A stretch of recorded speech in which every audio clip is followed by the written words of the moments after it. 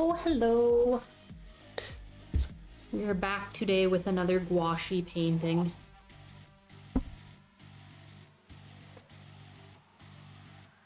Let's see, let me make sure everything is functioning as intended. Okie dokie. We're just gonna do a little foresty scene. That you can see I have my reference photo popped up on the left there. This one is just pulled off of Pexels, which is like a free youth photo site, stock image site. So I just yanked it off of there. We're just gonna do a little foresty situation. Yeah. I didn't clean my palette from the last time we did a gouache thing. As you can see, it's a big old mess. The nice thing about gouache is you can rehydrate it and reuse it, so we'll see if I can reuse some of this paint to get this started, and if it starts to get annoying, then I'll take a break and I'll wash it off and start over. But it just seemed unnecessary for me to go all in on cleaning it when I could potentially use some of this paint, so. We are going to be just drawing the basics in before we start painting. Hey Sandflea, how are you doing? My paper is... actually, maybe it's not. I was gonna say I thought it was a little bit longer than the reference photo, but I don't know that it actually is. Maybe a little bit, but...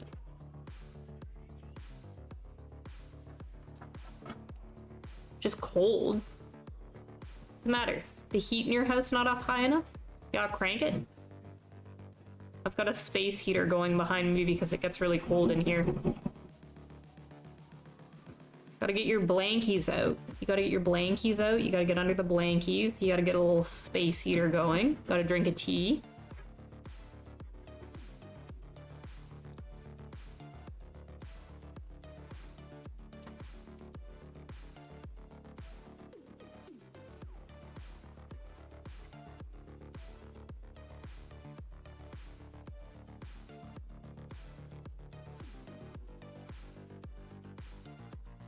Similar to the last gouache painting, the goal is speed,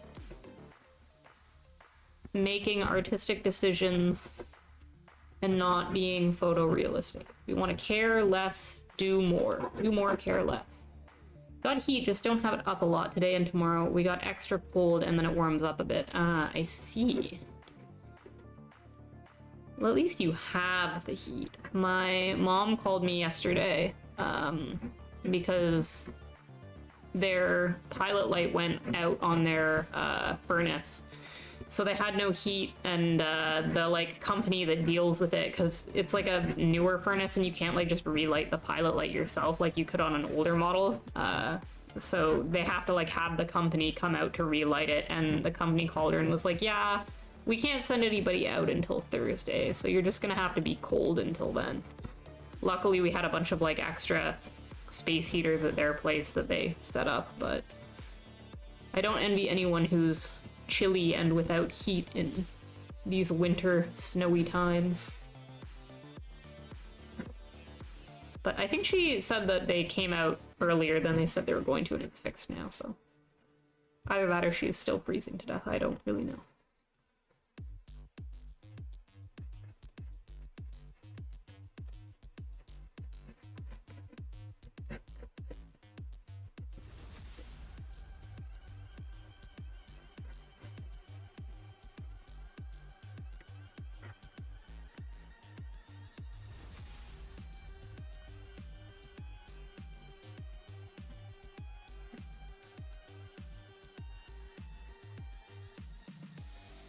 Trying to be loose and gestural here. Get the gist in there. Okay, our shapes are in. We can retire the pencil for the evening.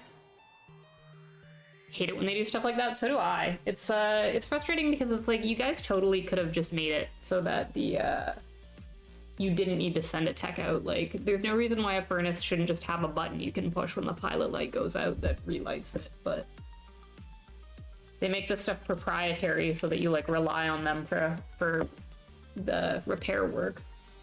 It's rude. It's just rude.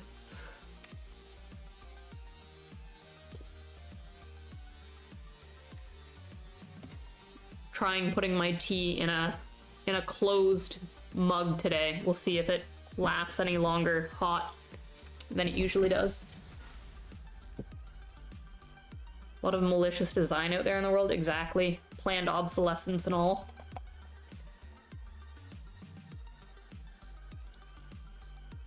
Yeah, they looked into it and they couldn't figure it out. And granted, like, they're not like the world's most techie people, so maybe if I was there and could like look up a manual online, it wouldn't actually be that hard. But luckily, I think, like I said, she said, I think they got it fixed, but it's just frustrating. Like, don't do that to people. It's the middle of winter. We live in Canada. Cars have so much crap in them, just designed to discourage home mechanics. Yeah, absolutely. My brother's a car boy. He loves to work on his cars. And we do a lot of our like repair work on our car ourselves as well. And we have an older vehicle. We have a 2008 Honda Element, which is relatively easy to work on. But the new ones, it's just like full of technology that no one wants or needs. I like would love not to be driving a like really ancient vehicle, but then I look at like a new car and they're all like touch screen. They've removed all the buttons. You want to like change the like hot air in your car and you have to like interact with the touch screen instead of being able to like just twist a knob without looking, and I just hate the idea of that and I refuse to upgrade. I refuse. There is no car that will replace my Honda Element. You can't make me. YouTube it? Yeah, exactly. I feel like half the like handy renovation things I've learned, it's just like you just struggle through a YouTube video and you figure it out. I'm trying to figure out this painting. I think I'm gonna try and do the background first, this like gray sky situation, and then layer the darks on top of it. I don't know if that's the move or not, but that's what I'm gonna try. So I'm just making a mess of this dried puck of white with my brush, trying to rehydrate it. Carboy? Picturing a half car, half boy freak of nature that drinks gasoline and weeps wiper fluid. Yeah, that's basically him. It's like a transformer. It's like he can turn into a car or into a boy depending on which mood he's in. No, car guys are just like, at least in Canada, when you say car guys, you mean like those boys who like, them and their friends all hang out in the garage. They like have too many like car magnets on their fridge. They like work on their cars all the time. They're obsessed with cars. They all drive like cheap kind of rust bucket vehicles that they've spent too much money and time trying to soup up to look cool, but they don't look that cool because they're dealing with rust buckets in the first place. You know, you're car boys. They're car boys. My brother's a car boy. But I wouldn't put drinking gasoline windshield wiper fluid past him. I'm just gonna gray this out with this miscellaneous blue we've got on the palette. Just like absorb a bunch of this in. Like I said, we once again are trying to make artistic decisions and not true to picture decisions. We want to push colors, we want to care less about shapes and forms and more about vibe. We're chasing vibes here. And the vibe is care less, care significantly less.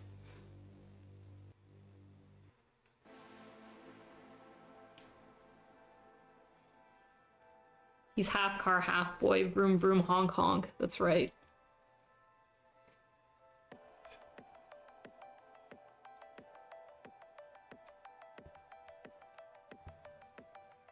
Can't tell me you guys don't have car boys in your lives. Come on. You don't know anybody who's just like too into cars? It's the car boys. They're all in like clubs. They go like riding with their friends and like crews. They have like a crew and they name it something. It's like a car club. They like get in their cars together and go for like joyrides at night as a little like car gang. They take pictures of their cars and like on a cliffside and they like pose with their arms crossed in front of it and they post it to Instagram. It's car boys.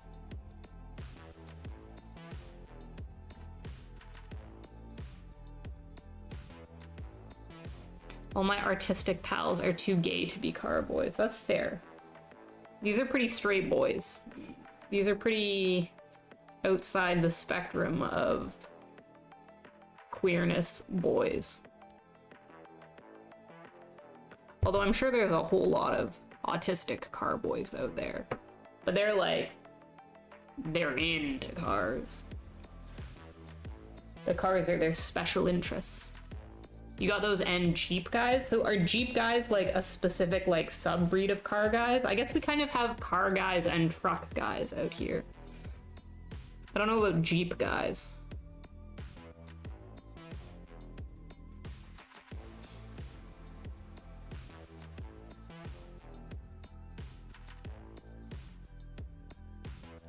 Could you guys let me know if the music to my voice level is okay? We're listening to some glonkier beats than we've been listening to. I just want to make sure it's not too loud for you guys.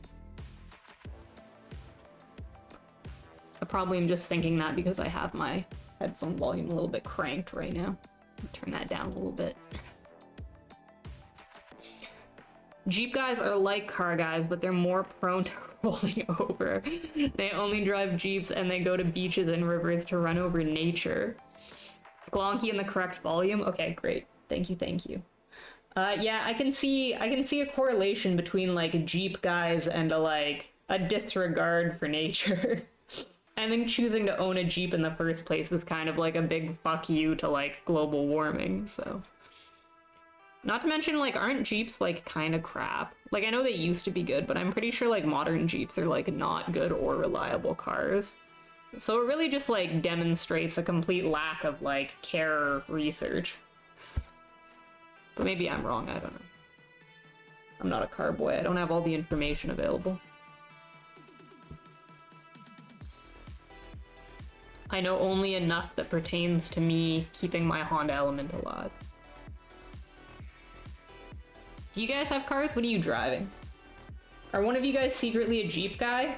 Are you saying these things, but like it's gonna turn out you guys drive Jeeps?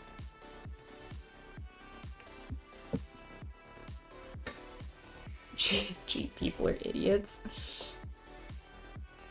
That's right. That's right, Chad. Go out into the world and find all the Jeep people. Tell them who's boss. Teach them a lesson. You drive an unlikable Ford Focus. I test drove a Ford Focus the last time we needed to get a new vehicle, and I didn't hate it, but I didn't like it enough to buy it, so. But as long as it's unkillable, that's what matters. You are not, but you need an off-road vehicle, really? Well, I guess you said you live in the mountains. You need a mountaineering vehicle? What's that, like a donkey? You need a donkey to ride around? Four-wheeler?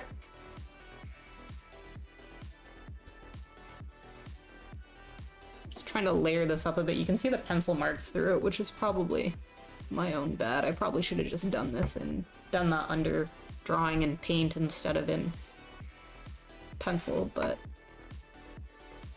I'm also layering the gouache on kind of thin, so we'll just keep waiting for it to dry and keep putting more layers on until it gets up there.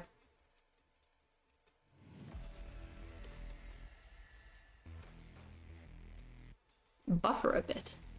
Interesting. Ooh, yeah, there was a big dip in my stream health. What would that be from? That's really weird. I hope we don't come to find out that my stream crashing problems have nothing to do with dual streaming and have everything to do with my internet just being garbage. Let me know if that keeps happening, because it didn't end stream like it usually does when I get the internet issues, but I can see in my stream health that I did have a big old dip, so I'll keep an eye on it, but hopefully it was just a one-off. Maybe Jeep has some, like, secret ties to our internet service provider and they heard that we were shit-talking them on stream, so they throttled me just for a second to teach me my lesson. More like a Jeep, there's a lot of off-road trails where you live. Honestly, like, that's the only, like, acceptable reason to own a Jeep, is if you live somewhere where you actually can drive it like a crazy person over a bunch of sand dunes and stuff, then, like, yeah, go off. For me, it's like, if you live in, like, suburban Ontario and all you do with your Jeep is drive it to Walmart, like, what are you doing? Don't do that. That's a waste. Ontario is really bad for truck people like that. Like, everybody has to have a Ford F-150, and the only thing they don't work construction, they don't live in the woods, they live in suburbia, and they drive it from their suburban home to, like, the shopping plaza and back, and just take up unnecessary amounts of parking real estate, and make everybody annoyed that they're in their way. Whatever happened to the love of the small, tiny economy car? Why is everybody gonna drive these, like, big boaty trucks and SUVs now? It's fine now? Okay, as long as it's fine now, we'll, keep an eye on it. Should probably be waiting for these layers to completely dry before I put the next ones on, but I'm not gonna. Sue me.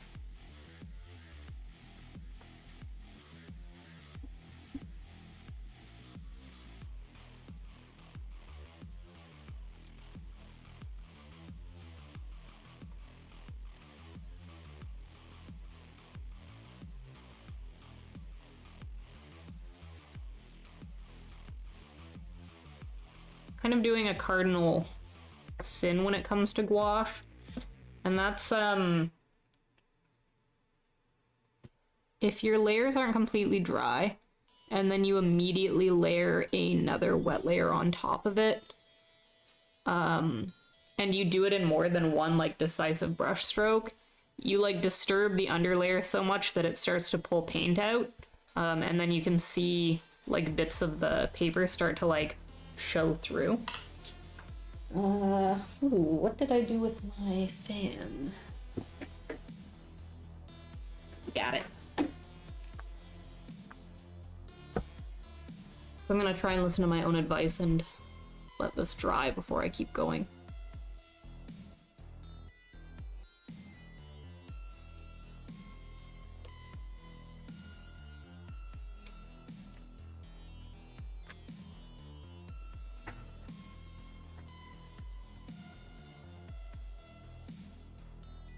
I always have the fan.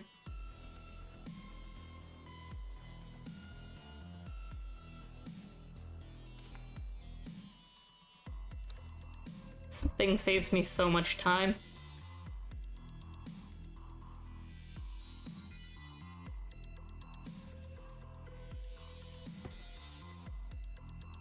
It's very wet still.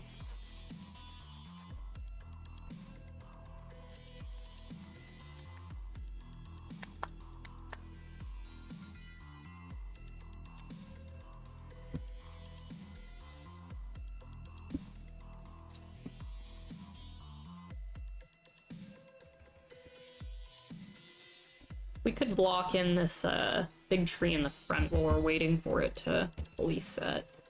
Yeah, let's do that.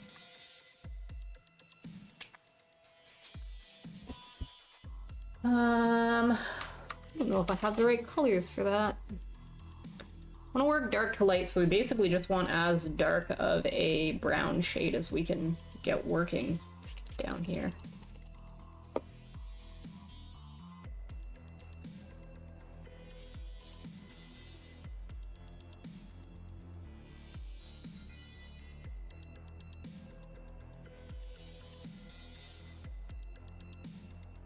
Because too much white has contaminated a lot of this palette. I'm probably gonna have to cave and get some fresh paint out. I went to Costco today, and you got so much stuff, which means tonight is gonna be a special dinner. Costco run, eh? What kind of special stuff did you get? What's the special dinner gonna be? I only get to go to Costco when I go visit my parents, because I don't have a membership, so I just exploit my mom's membership. She takes me and buys me large vats of better than bouillon and popcorn.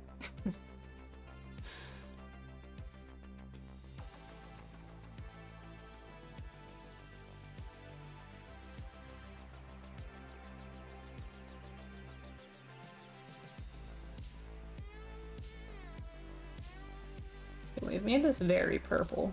We don't really have any yellow on this that we can... Well, maybe this one little dried yellow nub will provide us enough yellow if we just keep poking it for long enough.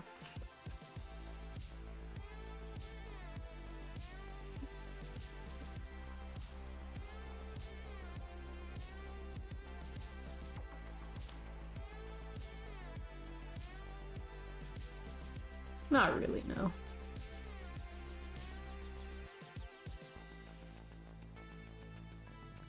Alright. I'm gonna go in over here to this yellow and see if we can get it pulled in.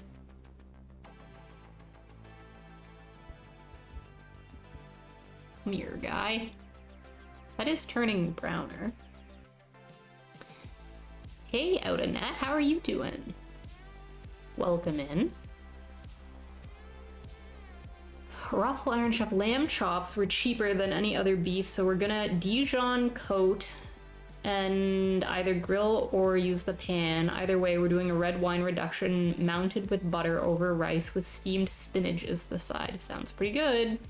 When I was younger, I used to hate mustard. Like, I absolutely hated mustard. And recently I have changed tune and I now understand the mustard hype. I get the mustard hype now, so the Dijon thing sounds pretty tasty to me.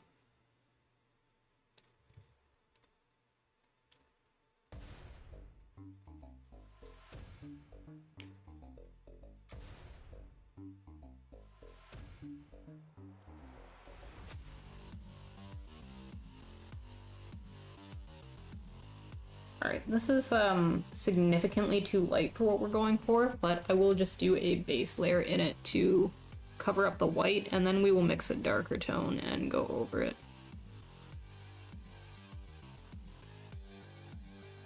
My unnecessary desire to use this paint up before I put any new paint on the palette is not that necessary.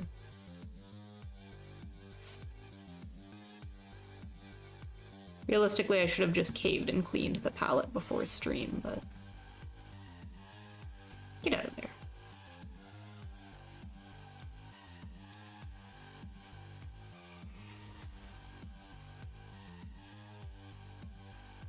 Ciro's in charge of the lamb. I will do the sauce, the spinach, and the rice. Do you cook your rice in a pot, or do you do the Asian household thing and own a rice cooker? Just know that if you say that you don't use a rice cooker, you will be judged heavily. Very heavily. Buy a rice cooker. Everyone buy a rice cooker. Cooking rice in a pot is chaos.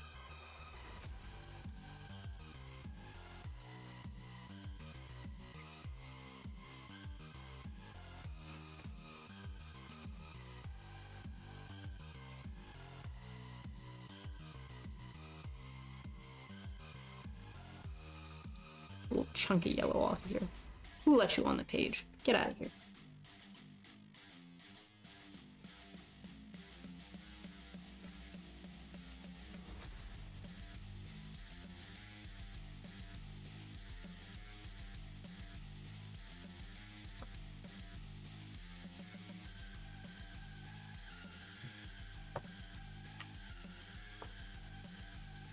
You use a pot and it turns out perfect every time I cook it because your autism is strong. If you say so.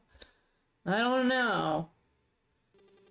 I feel like my spidey senses could differentiate a pot of rice cooked in a pot a mile away, but chef is right there in your name, so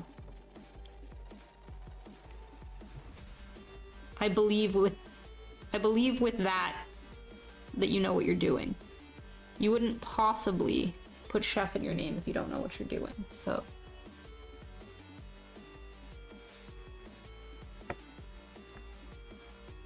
But you straight up couldn't pay me to cook rice in a pot. I'd rather just not eat rice.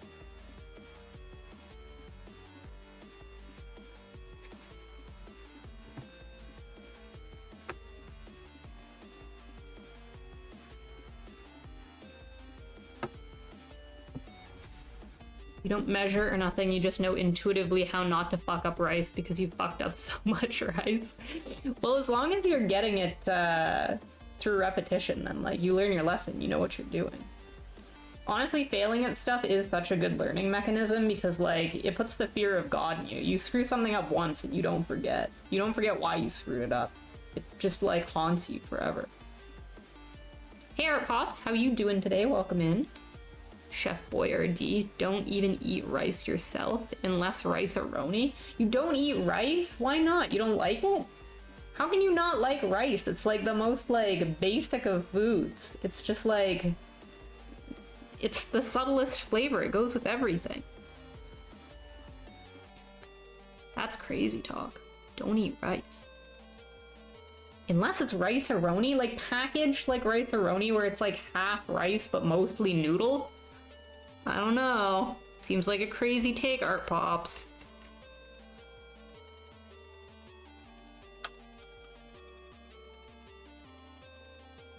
Not really? That's crazy.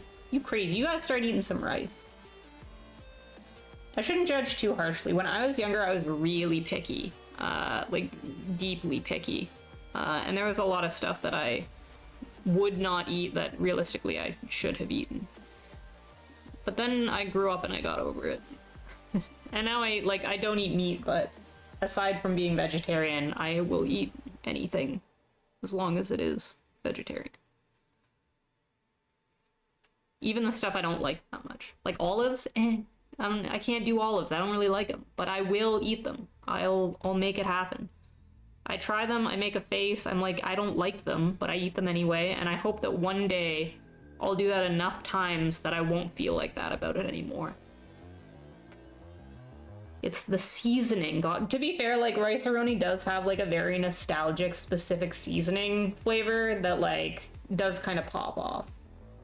I think all like crap packaged foods kind of have like a certain like overly salted nostalgic je ne sais quoi. Like, is Kraft dinner good? No, but it is though. Like, it's not good food, but it's like we all love it and we all want it and we all crave it sometimes. It's just like a good burger from like a good burger joint is great, but sometimes you don't want that. Sometimes you want the like crappy thin bun, thin patty like Burger King burger. They're different foods. It's not the same thing, and they all fill a certain kind of void. Oh, you have to remove the space. There we go. They had a freaking monkfish for like $7.99 a pound at Costco. You were tempted? I don't know about monkfish, man. Those things are scary looking. I don't know if I've ever had it like before I went vegetarian, but I don't know. They're just this scary looking, man. There's something scary looking about those monkfish. They look like they came out of the ocean, and the scary part of the ocean. But I know they're supposed to be good, so maybe you should have bought. Maybe you should have tried like just a single pound. Brought it home, given it a go. For all you know, you would have been hooked on monkfish forever.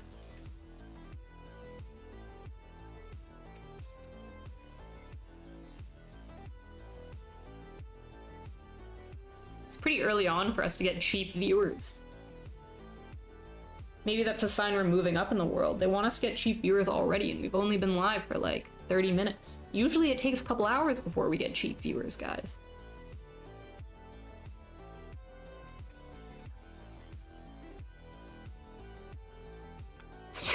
You're tempted. It's like eating a demon. It's so metal.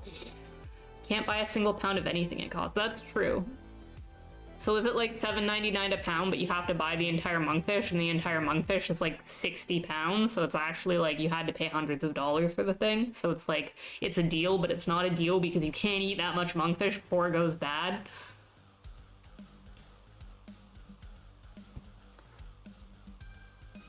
Just kind of mindlessly blocking things in right now in an attempt to use up some of this palette paint, and then I'm going to take a quick breaky to clean this off, and then we will come back in with fresh paint and actually get into the real details.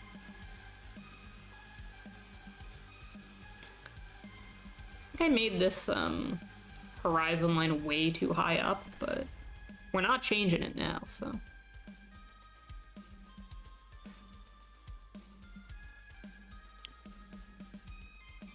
think we're cheap enough. It's like 4 huge fillets per package. All right, maybe next time. Next time, spring for the monkfish, and then send us a picture and let us know if it went well and if it was worth it.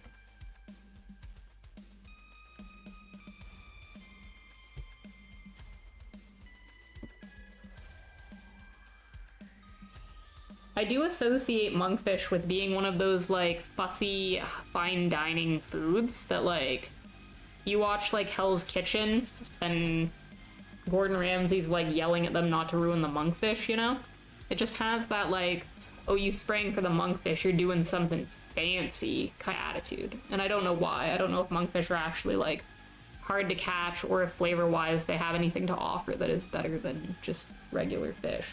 But be interesting to know. You could be experimenting on our behalf, and then we could all find out together. And I would do nothing with that information, because even if it was good, I still wouldn't eat it.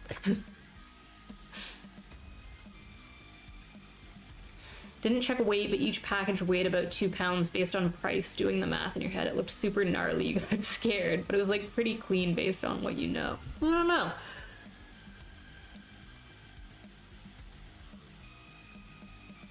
If it was just fillets, it can't be that scary, right? It's their, like, heads that are scary. Do you guys know what monkfish look like? Does everyone else know what we're talking about? Because if not, just do a quick Google, because these things are horrifying. If I was swimming somewhere and saw a monkfish, I would be traumatized. I would never swim again. They look like something that would come out of the Black Lagoon.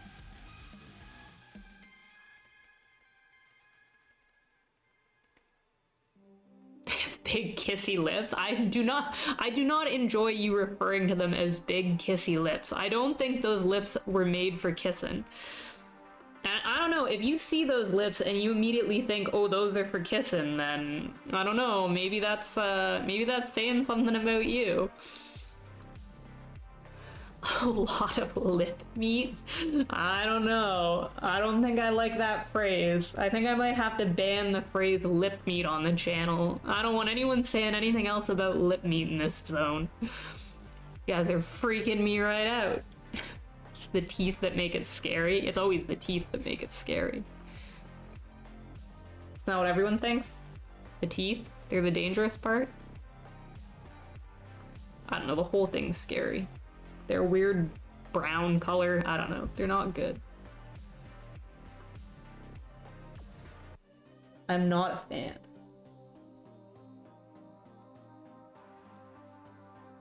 Okay.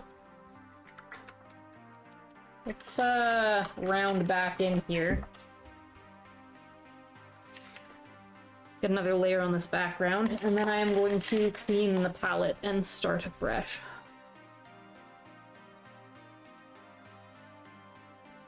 See if we can't get a bunch of this white mixed in here.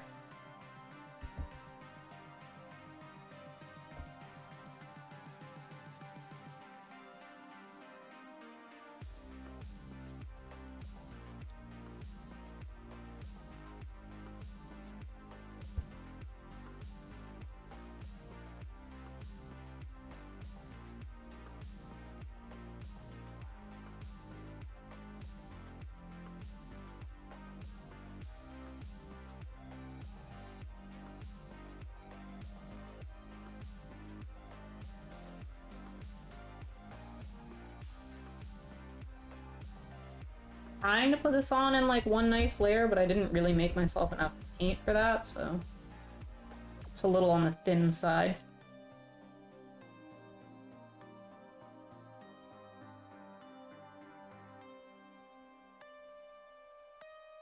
These little white chunkies would melt down. I wouldn't have this problem. Get in there. Come on, get in there.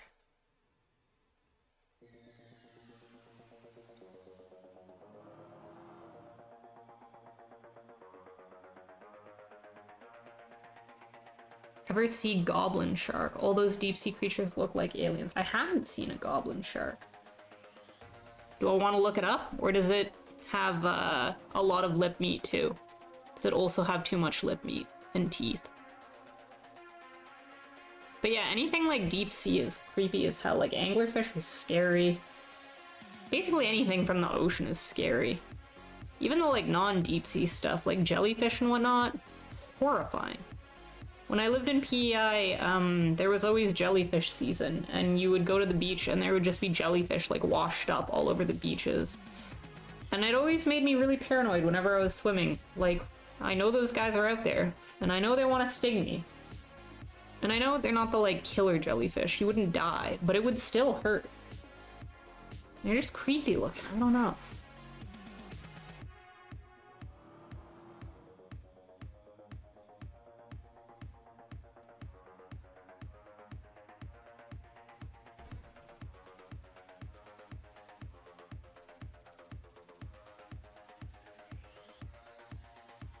Background doesn't have to be perfect because there are lots of like, what's it called? Old branches and other trees and stuff that are going to be covering most of this, so if the layer back here isn't exactly one nice opaque shade, it doesn't really matter.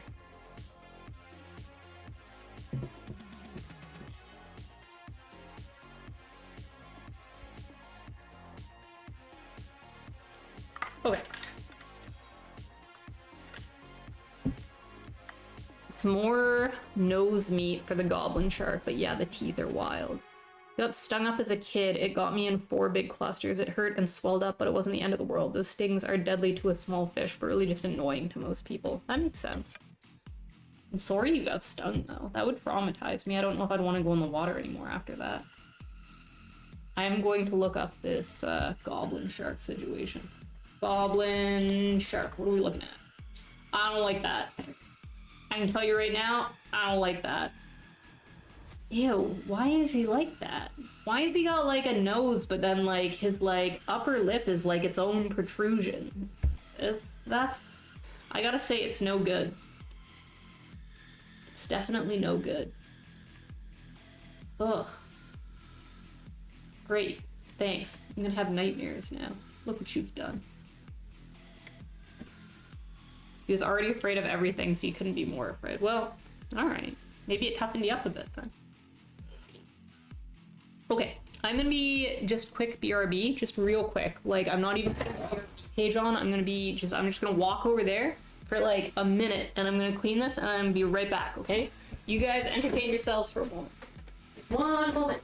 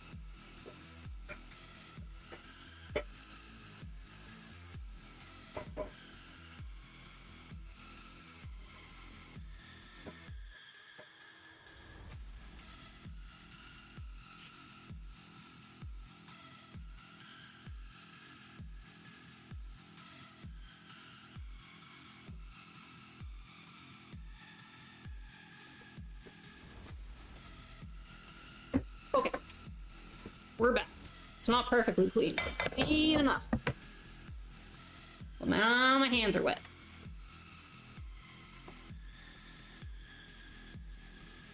You didn't tell me to look it up. That was all me. Yeah, that's fair. I didn't have to look it up. But I was curious. I was curious, okay? You did warn me about the teeth. That's true. There's something not right about those teeth. I must say, something not right about them. Okay. This is gonna need what? We should do the entirety of the background first. Before we start layering anything on this tree or the foreground, we gotta get all these other trees into the background put. So we're gonna need a bunch of white, that's for sure.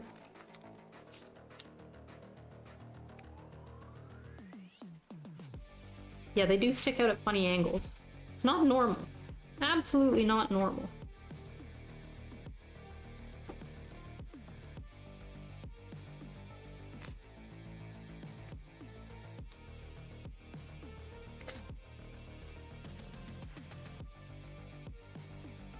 Wash tube does not want to open today.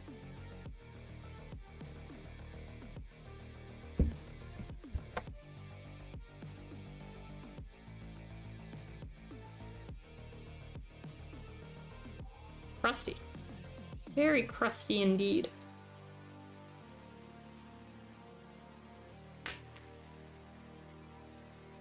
Going to segregate this white over here today.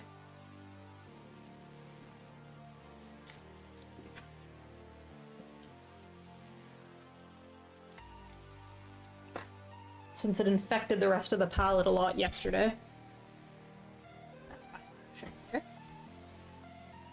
What else are we gonna need? Some red, some blue,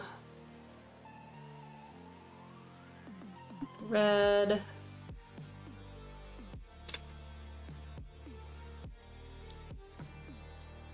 blue, you know what? Is this black or is this brown? Get some brown in there since we're working with a lot of nature today, but nah. I've been very clumsy today. I've dropped a lot of things. My cap went flying.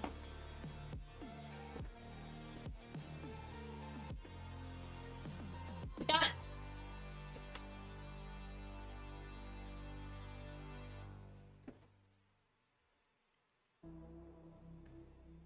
Some brown in there. And we need yellow. You want the medium or the light? Let's go light today.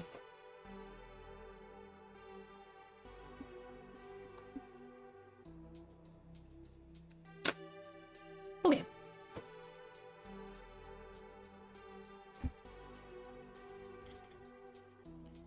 I want a smaller brush than this. What do we got? Where'd my dagger go?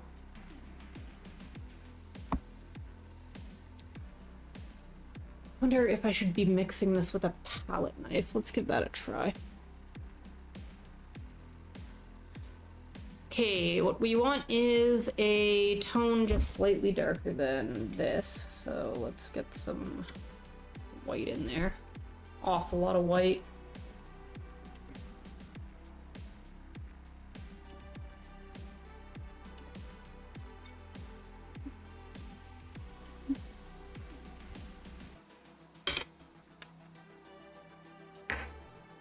And let's just see how this goes.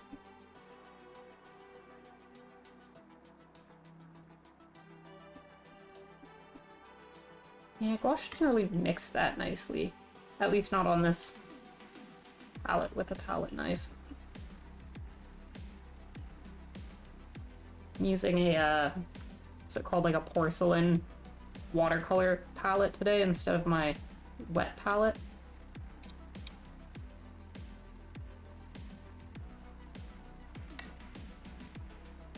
Kind of mixes the best with like a big brush. But if you mix with a big brush, then you waste a lot of paint. If you're just mixing it with the big brush and then using a small brush to apply it. Actually, I think that needs to be a lot grayer. This is very purple. Let's go... you know what? Yeah, full send. Full send on the brown.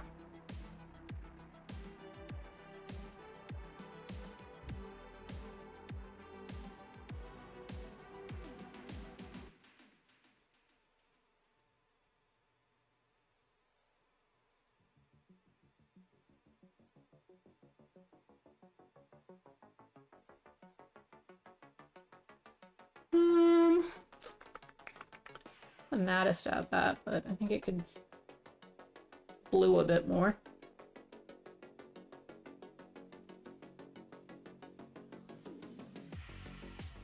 Problem is that now, I don't know if we're too dark. Are we too dark? No, I think we're fine actually.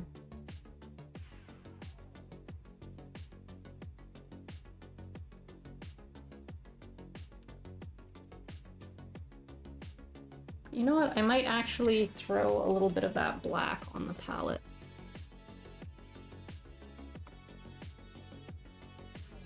A lot, but these trees in the background are a very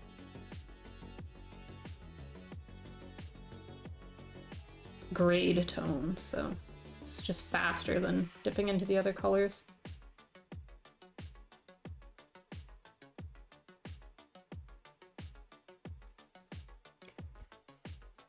The question is that too dark? I think so. I think it's too dark.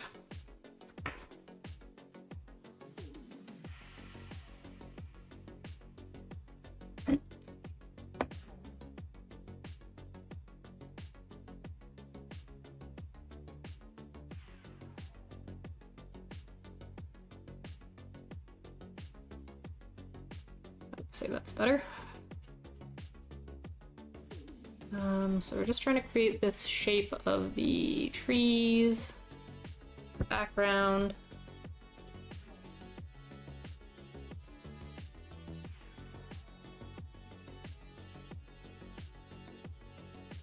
Trying to lay it in a little thick.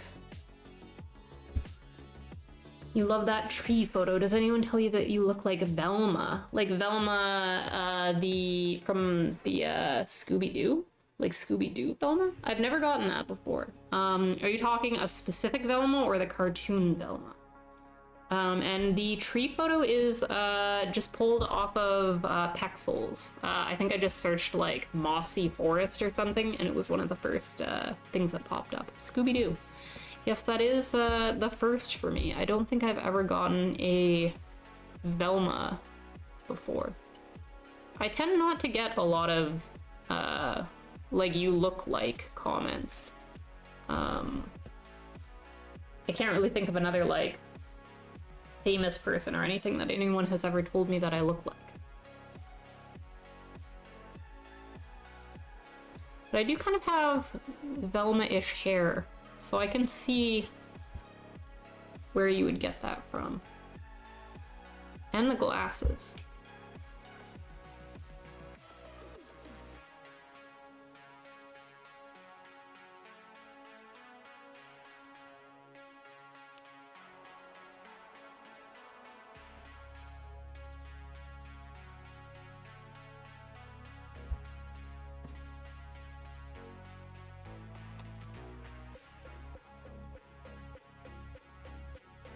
From the live action, not sure who played her. Like the live action Scooby-Doo movies from the like 2000s. I think that's isn't that the girl from Freaks and Geeks, I think? She was also in, if we're talking about the same movies. I haven't watched any. There's supposed to be a Velma like show, isn't there? I haven't watched any of that.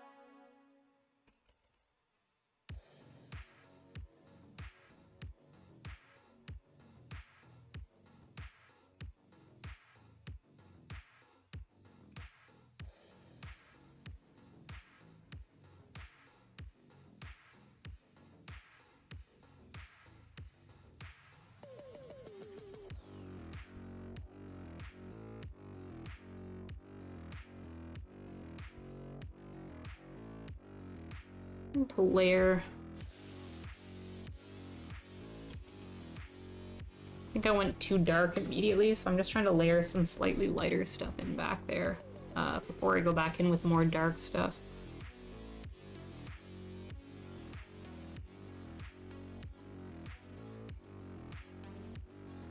I said we're trying to work quick and painterly today. No fussing. No fussing allowed.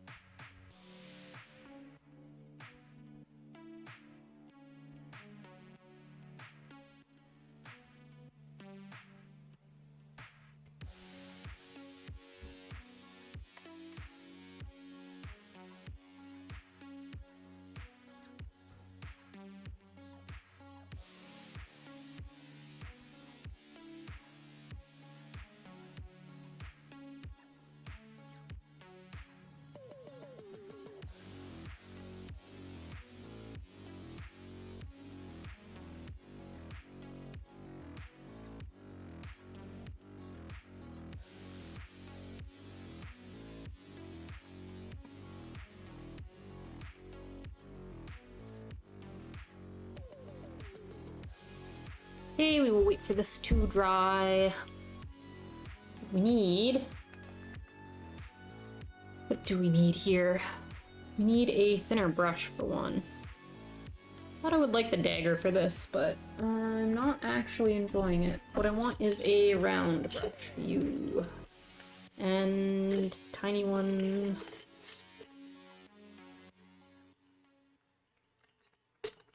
Gotta have one somewhere in the middle too. You don't drop anything. You maybe? Sure. So like a good spread. Clumsy today. Very clumsy indeed. It always happens to me the day after I've had a big headache. And I've had 3 days of big headaches in a row, so I take a triptan for them and then the next day my limbs don't function and I drop things and make a mess. Today is that day.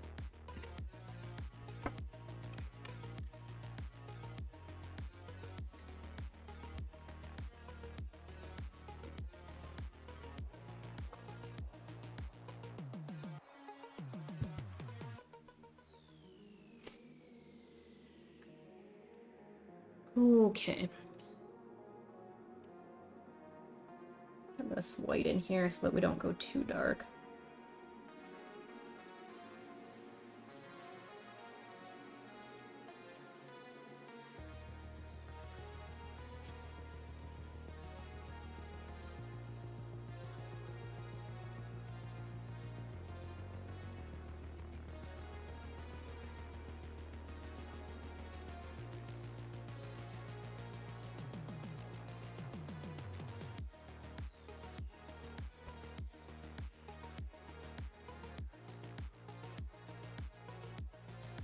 And pull in just a little bit darker, and let's get some of these.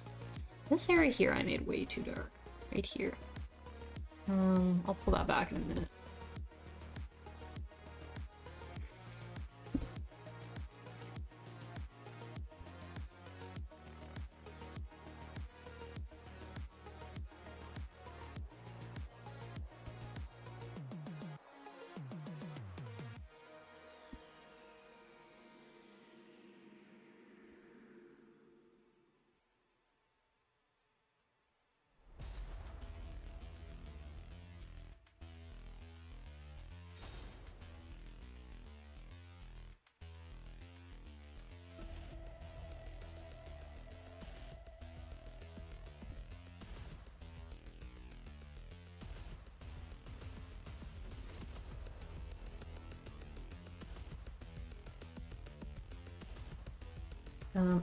Flip back right now.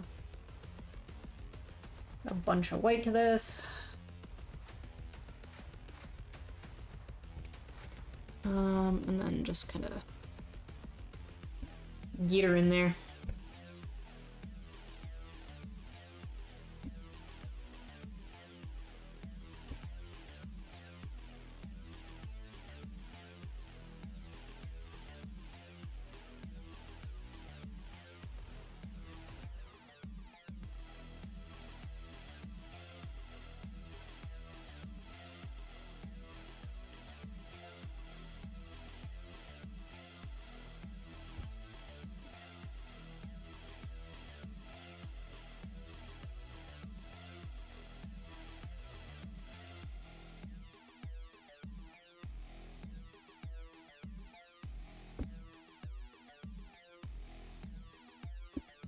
very difficult to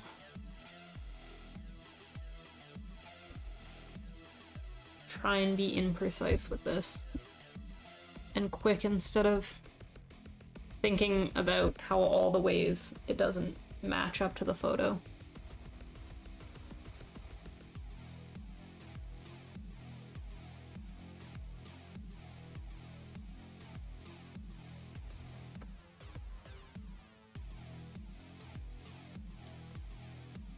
So we're just trying to be kind of painterly about it. I'm gonna use this really itsy tiny guy. I'm drawing a bunch of these like little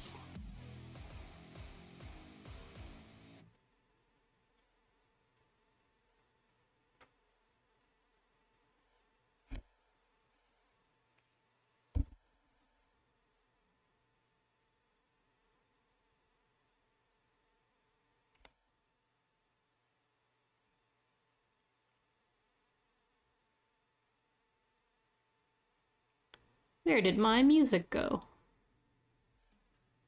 That can't be the end of the playlist. We've only been live for like an hour. Oh, it is. Short playlist. Okay. Find a new one. What do we feel like? What do we feel like? Need something a little bit less chill than the last couple times. Something's gotta keep me moving, so. What do you got? What do you like? Synthy? A little synthy, I don't know. What about you? What do you got?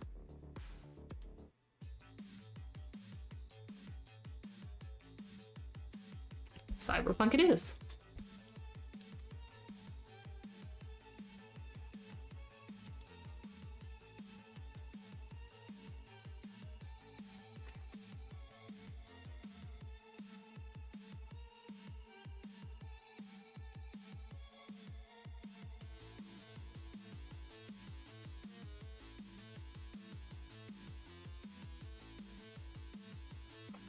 Am I crazy here?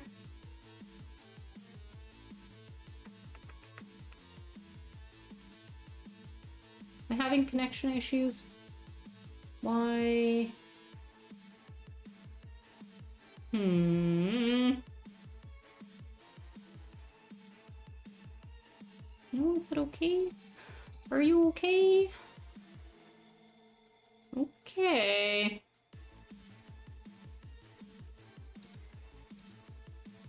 Getting some weird, Streamlabs is just doing some weird stuff to me. It looks like the stream is still live though, so I'm gonna just hope that we're not having issues. Bitrate looks okay. Okay. I don't know. I don't know. All our cameras are still functioning? Okay. I'm paranoid after all of those dropped streams. Very paranoid.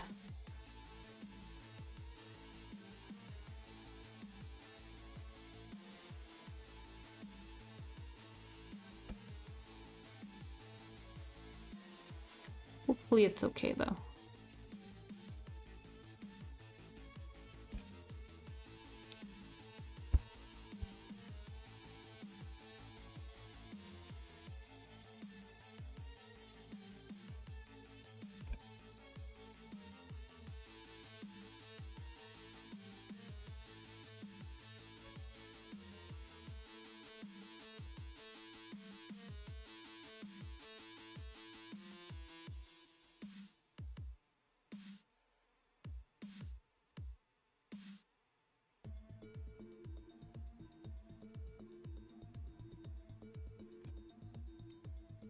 This little tree guy in. A million little painterly squiggles.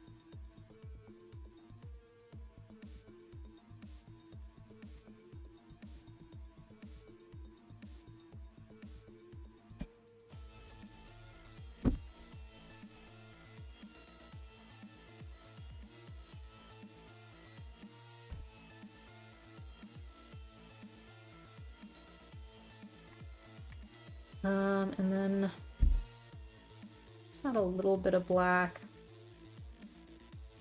It's even darker up here. Slightly. Okay, we said slightly. A little bit more than slightly. It's alright. And we will add...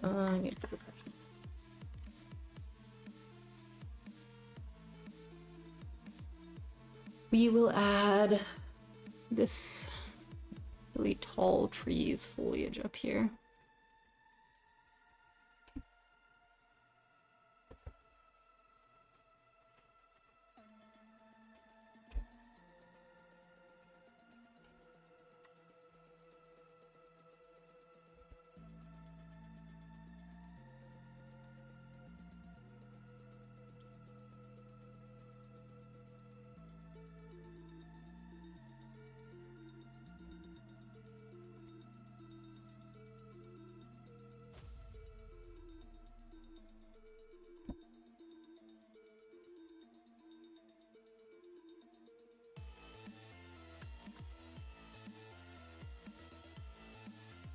And we will pull him in as well.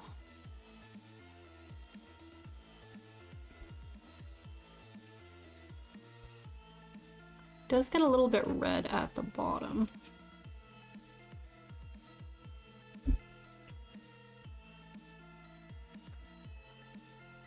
Cut this top shape in and then add a little bit of red on the way down.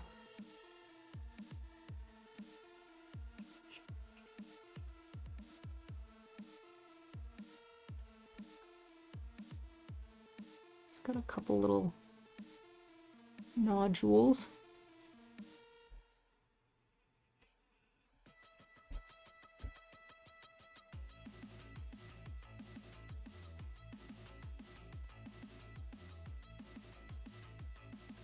Red. Probably too much, but...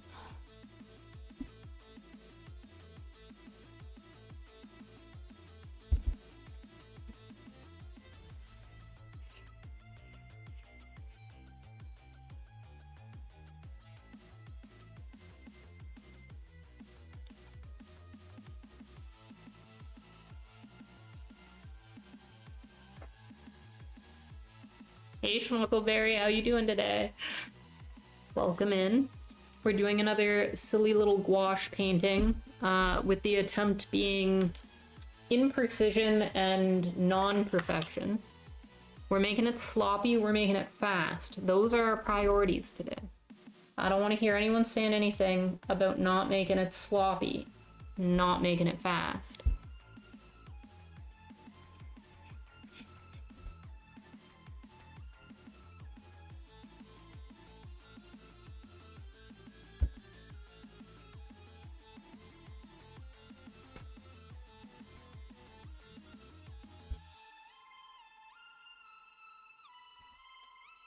We did the one 2 days ago in I think 3.5 hours, which is altogether too long, so we can do under 3 hours today. I will be pleased. That's the goal. Under 3 hours. Get it done in under 3 hours.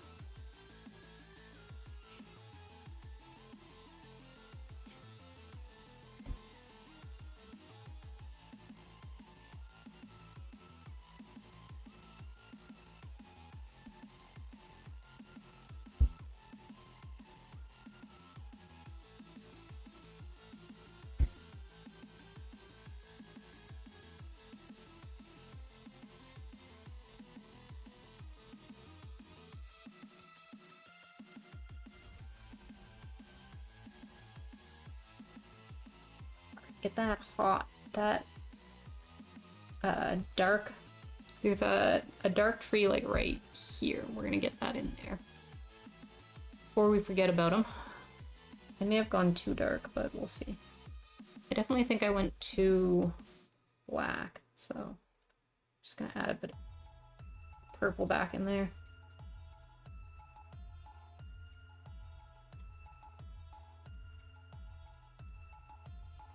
Could be construed that that was too much purple.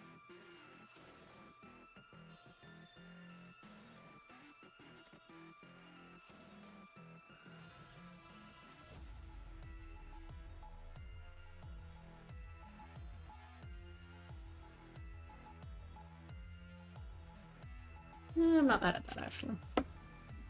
Actually not too mad.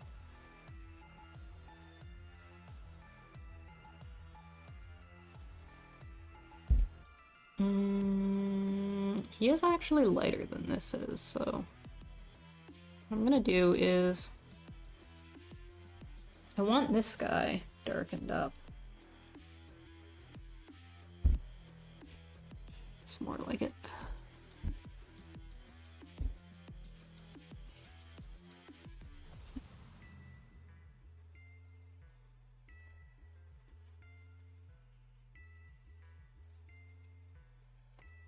See if I can zoom you guys in a little bit more.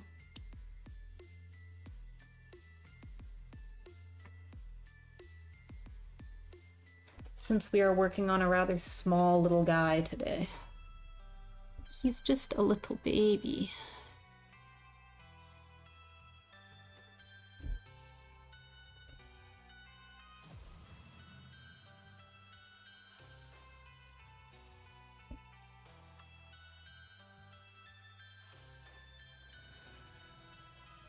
Okay. Lighten this up with the white just a little bit and get this guy in there.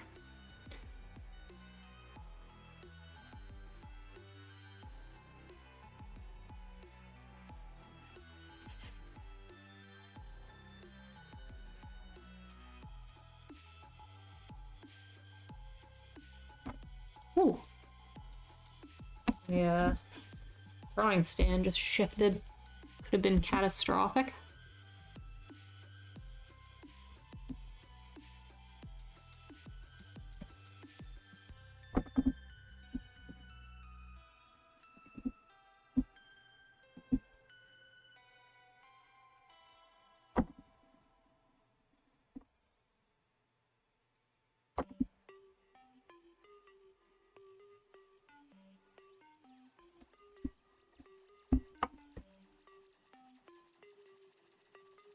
I wish this would dry so I can see what I'm dealing with here, but... a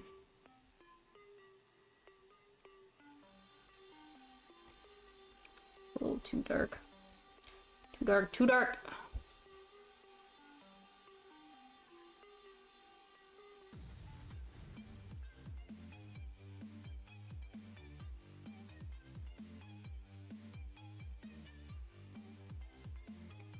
These guys need a couple branches here and there.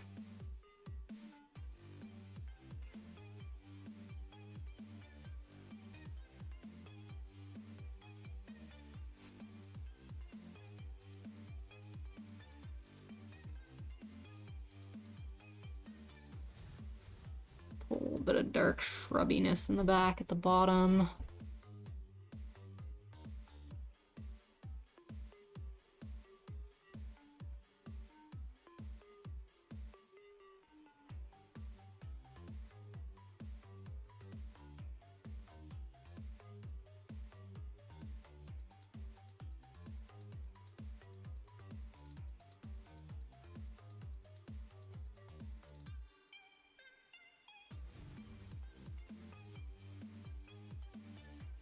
Big tree who lives, let's say, about here.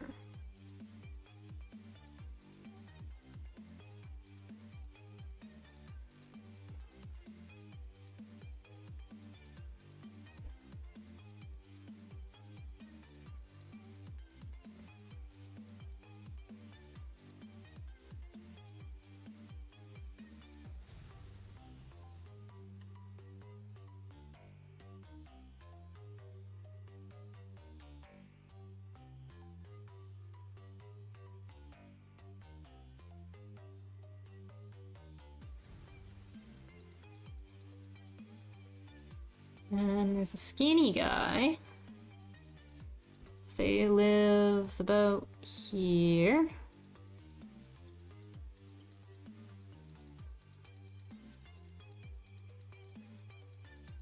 And he's kind of got a friend right here.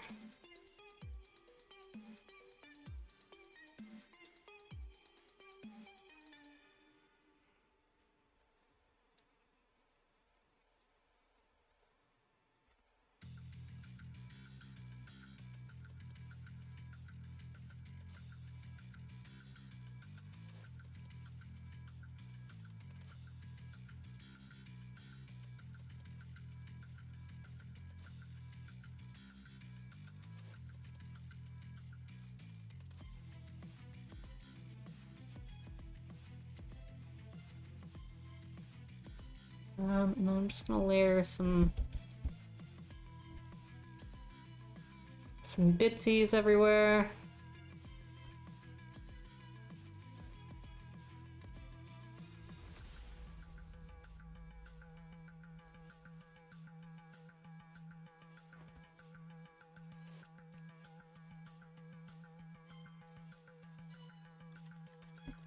Switch out to the skinny, tiny brush. And just get some texture in places.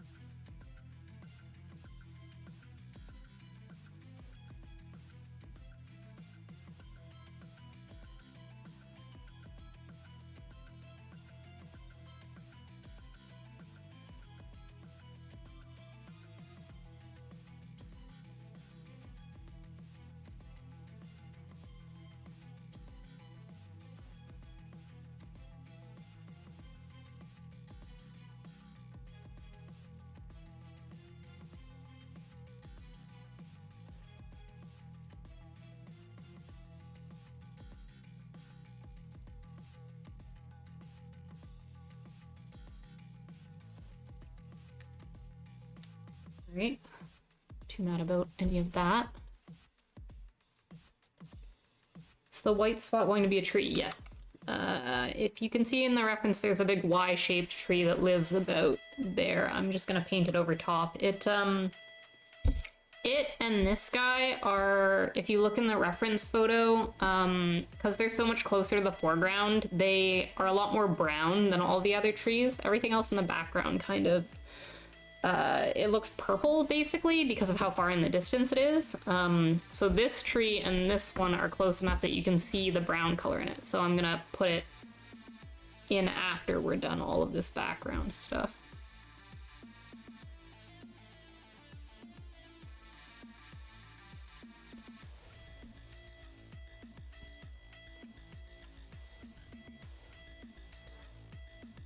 Looks like there's fog. Yeah, I would say so too. It does kind of look foggy.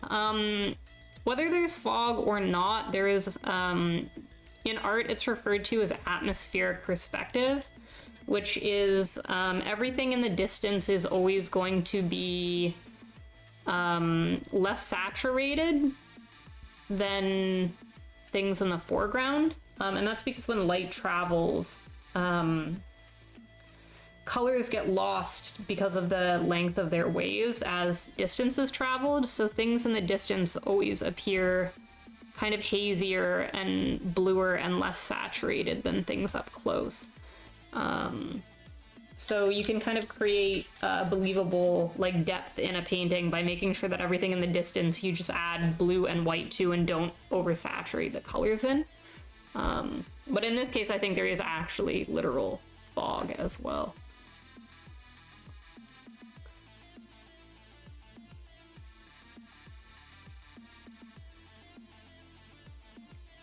Okay, now I'm going to start darkening this up into something we can use for these two trees.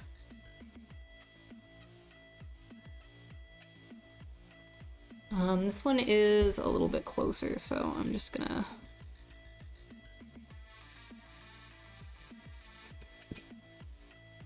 Before I go too ham, give him a little bit of brown.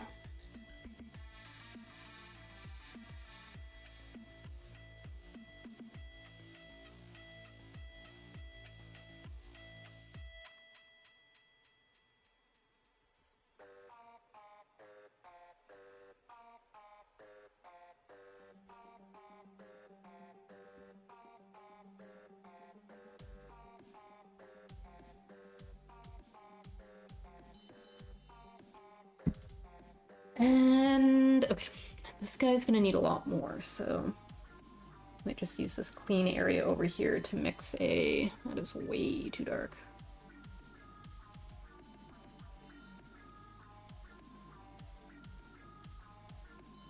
Yeah, something like that. Has to be definitely darker than the stuff around it, but not so dark that when we put the foreground stuff in, it will be as dark as the foreground stuff.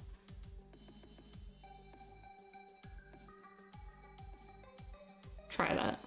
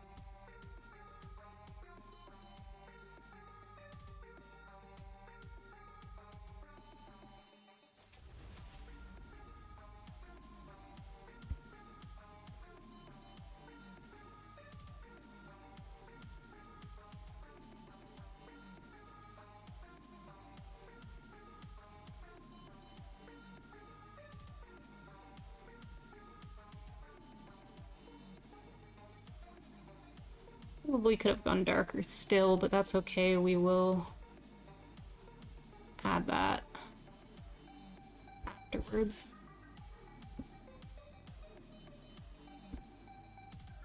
Once we get a fun little shape cut out.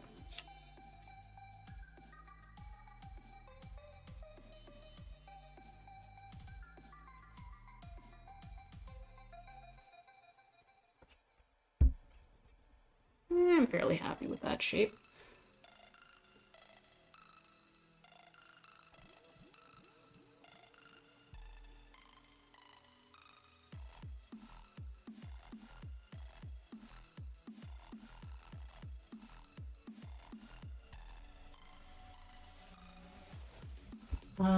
So there's kind of like a speckling on the tree. Now that we're getting into the closer foreground elements, you can see a lot more texture in things, so I'm gonna start putting pokey little strokes into stuff to try and make it look like texture.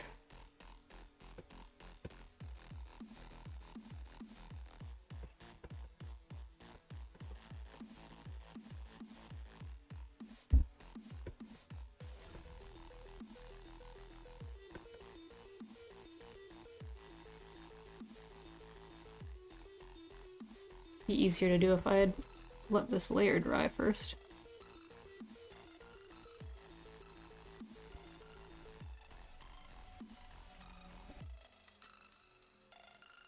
But I didn't, because I'm an impatient little lady who's trying to finish quickly today. I think 3 hours is a reasonable goal today.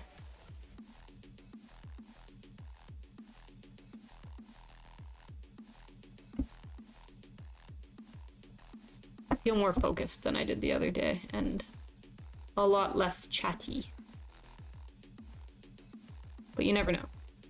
If a bunch of people turn up and start chatting, we might be in trouble.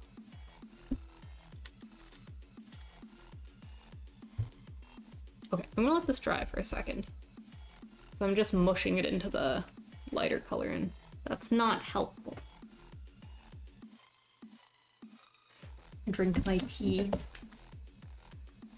This did keep it warmer for longer, although I still waited too long to drink it, and it is cold now.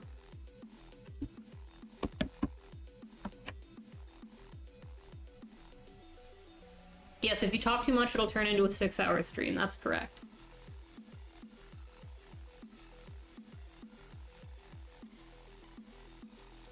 I mean, I guess I could just ignore chat, but I don't know if I could do that.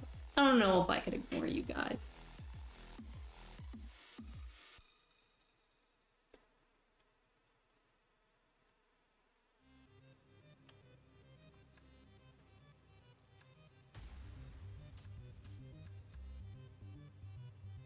I think we can do it in 3. Although we're at the hour-and-a-half mark, which means if that's true, then we're halfway done now. I don't know if we're halfway done right now. I don't know. Maybe the foreground's gonna get pumped out real fast.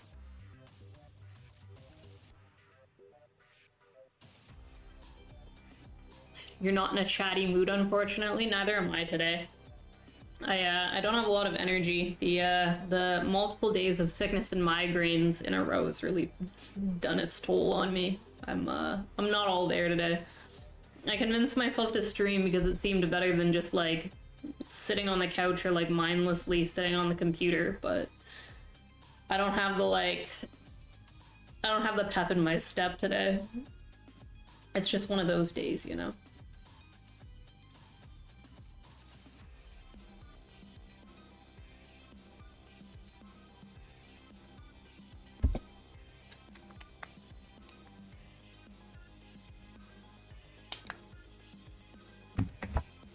Okay. Yes, you can all just stay quiet and watch. As long as you guys don't mind that I am also a quiet lady today. I don't have a lot to say. We're just gonna get the painting done.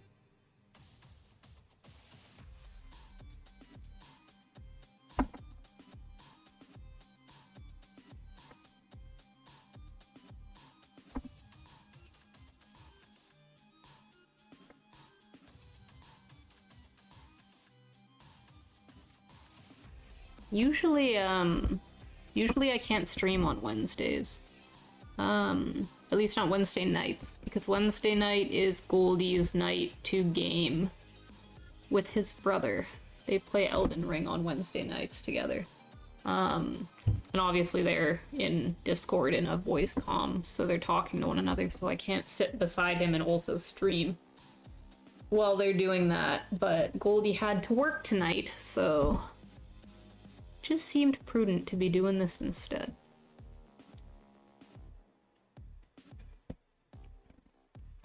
Yeah, he had to work. They made him work. Usually doesn't work on Wednesdays, but he had to go in. I think he's going to play his Elden Ring tomorrow, though, which means if I'm streaming tomorrow, it's gonna have to be during the day. But, I'm trying to get as many streams out this week as I can handle, because I have friends coming to visit me next week from PEI. I've got 3 of my friends from PEI are coming out to visit on the 25th. They arrive on the 25th and they stay until March 3rd. And so probably for that week I will be gone with them places and will not be able to stream. So I'm trying to get a lot of streams out this week, because next week I will not be streaming probably at all.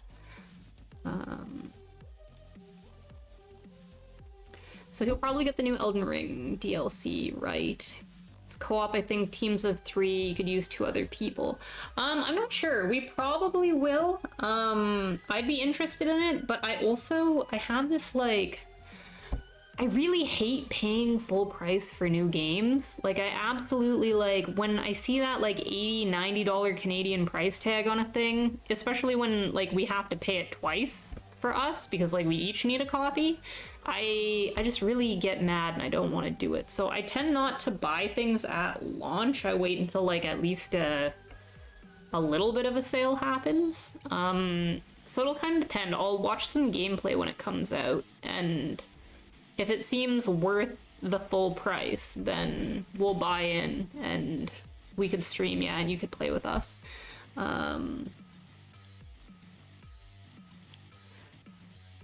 Too bad, put some pics then while you're away. Yeah, that's a good idea. I will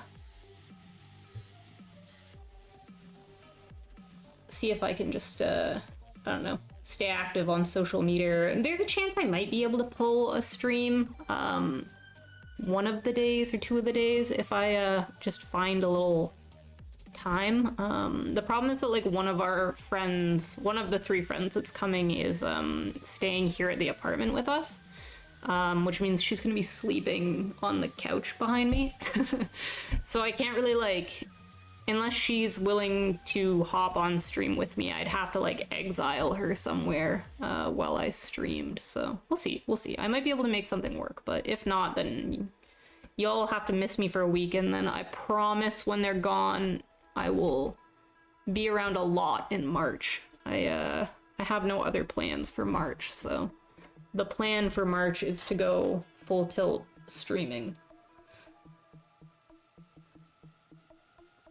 So far, I've been really enjoying streaming. The last couple times we got into it, we didn't do very long stretches before we kind of lost the time to be doing it, but I feel like I've gotten a better rhythm now, and I'm enjoying it, so the plan is for March to be a streamy month.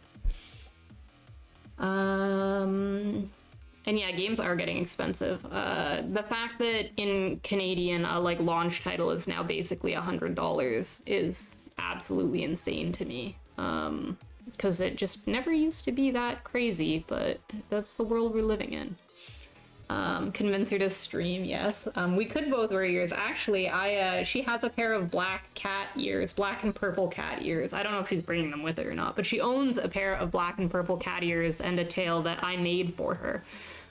She liked me and Goldie's sets, because she's one of our friends that comes to the like EDM raves we go to together. She's our rave buddy. So she really liked our ear and tail sets that we wear, so I made her her own ear and tail set. That's a black and purple cat set, because she's cat obsessed and she loves purple. And she's kind of an emo kid like me, so I gave her ear set like little a bunch of piercings and stuff like that, like silver jewelry. They're cute. If I remember, maybe I'll tell her to bring them. March is the new Killing Floor, so I'll probably play that nonstop for 3 months. Oh yeah.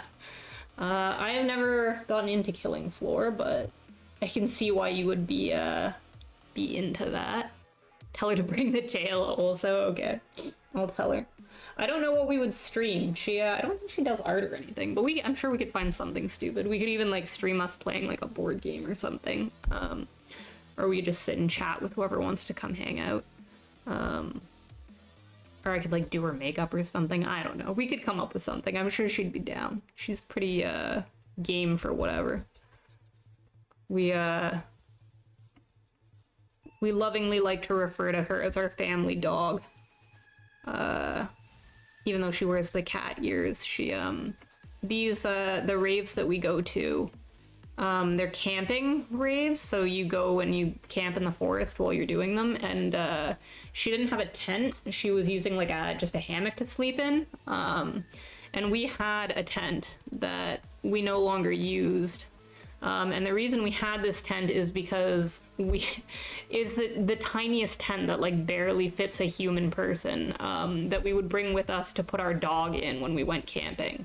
Because our tent was too small to fit us and our dog, so we had a second extremely small tent that we would put the dog in. And we no longer needed that, so we gave the dog tent to her, and now she sleeps in the dog tent when we go to raves. Just like a good family dog does. And we also have rented like a lot of hotels together, going to different events and stuff. And Chris and I, Goldie and I, always sleep in the like bed, and then she always ends up with like the trundle bed like on the floor at the foot of our bed. So she is our family dog. our well-loved family dog. Or yeah, watch YouTube videos. That's true. I'm sure we could come up with something. What if she rained? She'd just get wet. Actually, though, she was living like a heathen out there. She wears fox ears and sleeps in a dog tent. No, she wears cat ears and sleeps in a dog tent. She's a cat living a dog life. She's a cat lady. She's that cat girl. Or that gremlin girl, if you like. She's a bit of a gremlin. She's our beloved gremlin. I miss her dearly since we moved off island, so... But she's come to visit us. This is the second time she's coming to visit us. And some of our other friends are also coming with her this time, so it should be good fun. I am very much looking forward to it. We don't have much of a social life here in Ottawa yet. We've been in the city, I want to say a little over half a year now. But we just haven't, like, gotten to know very many people. So we only have a few people we really know in town. So our social lives are kind of smaller here than they were when we were living in PEI. So it'll be nice to have some pals here to do some stuff with.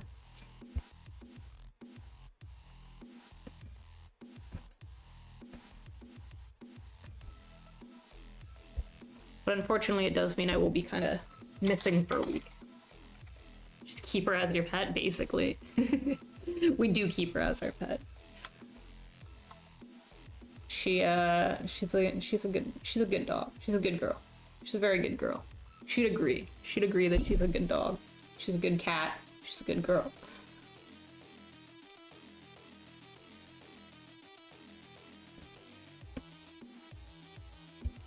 But yeah, no, the year before, before we gave her this tent, she had been to the festival we went to before without us, because she went with other friends before we knew her that well. And I don't remember, I think she just slept in like a friend's tent for that one. And then the first year she came with us, she only had a hammock, but it like poured rain. And she also set her hammock up like on the top of a hill and couldn't get up to it. So she like just ended up having to sleep, like, there's a place called the Tea Hive, which is like a big dome with like blankets and pillows and stuff that you can go to if you're having kind of a rough time and you need somewhere to be. And there are people there who like give you tea and take care of you. So she slept there a lot the first year. But then we gave her the dog tent. Now she has a dog tent. And she also crammed one of her friends in the dog tent with her, which I don't know how she managed, because I swear to God, it is like 4 square feet. It's like the tiniest thing. And she had her suitcase and her and a friend sleeping in there one night. And I was like, what are you guys doing? You need a bigger tent. Buy a bigger tent. You guys are crazy. But we're even more interested to see her on stream. All of our strange rave animal friends. We're just a crew of like borderline furries. We're not like full furries. We don't do fursuits. We're not like that.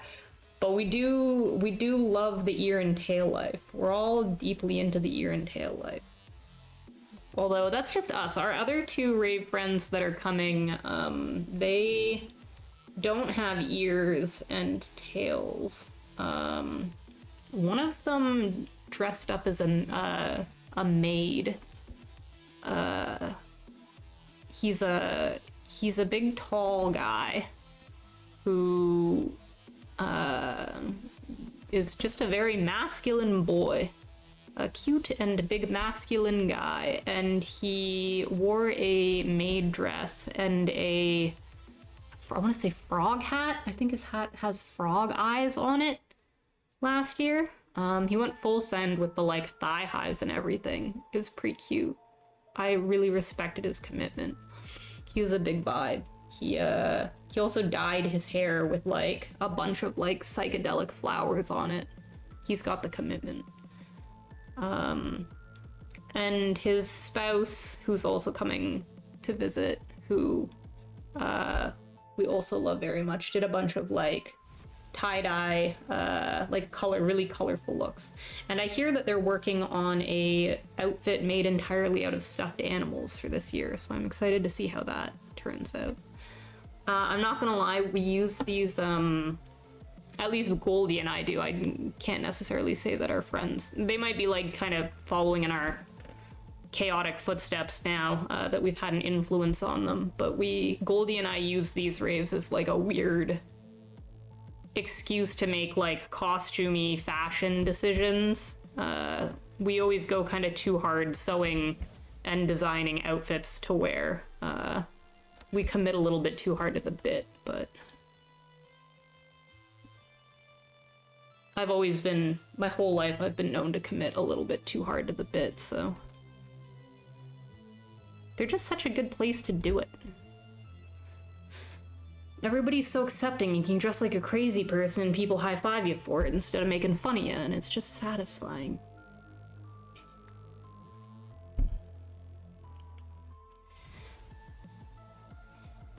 I think the guys in maid clothes is getting overused, too many of them on conventions now. Oh, I believe that. I can see that would be a very popular convention thing. Sounds like the best part to make the clothes. Yeah, Goldie and I taught probably a year or two ago how to sew, because he'd never done anything like that before, and because we were going to these things and he wanted to make some custom stuff, I taught him how to use a sewing machine and how to like draft patterns, how to read patterns and stuff like that. And he made some really cute fits. Actually, let's see if I got a picture of them somewhere.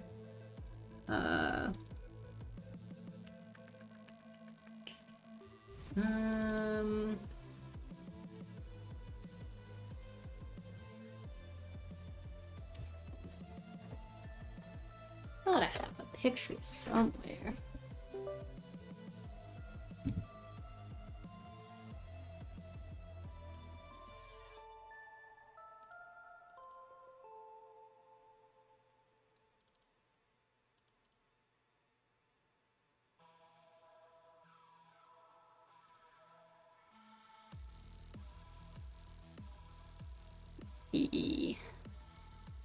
Add, how do we add this? How do we add this in here? Where is the image?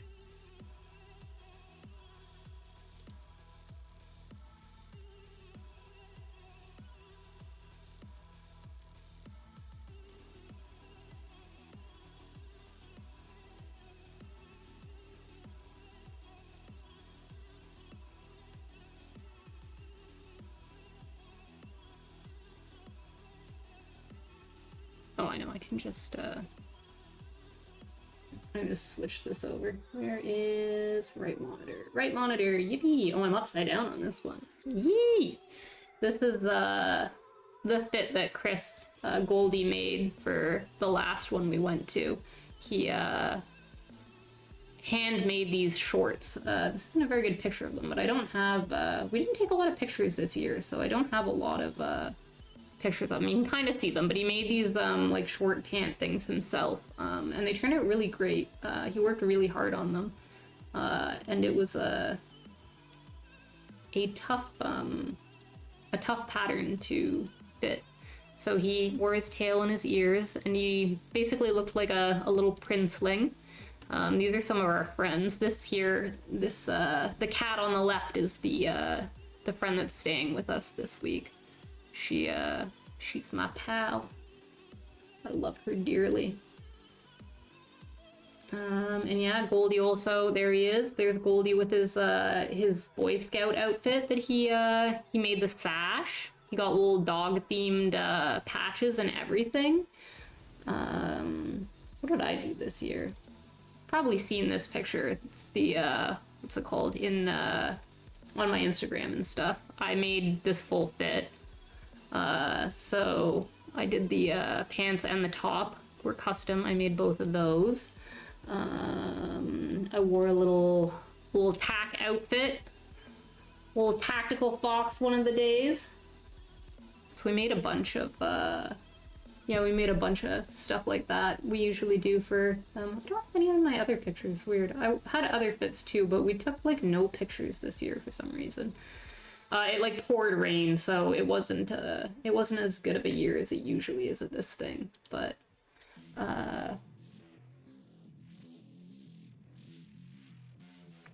where'd my art cam go? There we go. But yeah, the thing basically we just use as an excuse to like design stuff and make it. We probably at some point, if we can figure out how to set it up, when we start working on our stuff for this summer, we'll probably be doing sewing or design streams, just because it would be fun to stream it instead of just working silently. Although I don't know what any of my ideas for this year are going to be. I usually full commit and go fox every day, but I come up with like a different outfit for every day.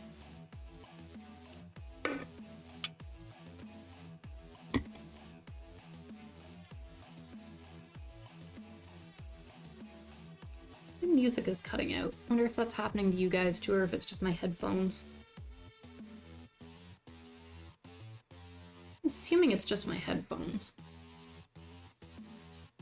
Looks like the desktop audio is picking up fine. I don't know why that's happening. Had so many issues with these headphones lately. Got me. You once saw a girl make a whole outfit, shirt and skirt on stream in one day, and then the next day she did it all again because she didn't like the zipper. That's talent. That's fast. I don't think I can work that fast. The last time I made something that quickly was before we went to the Toronto Fan Expo, or was it Comic-Con? I don't remember. I think it was Comic-Con. We went to last year, and I didn't have anything to wear. So I made a Kagome from Inuyasha cosplay in a day, which turned out okay. It just okay. It was passable. I wasn't mad at it, so... but I don't have a lot. I make a lot of clothes, like, for me to wear, but I haven't made a lot of cosplays. So it would be a fun thing to get into.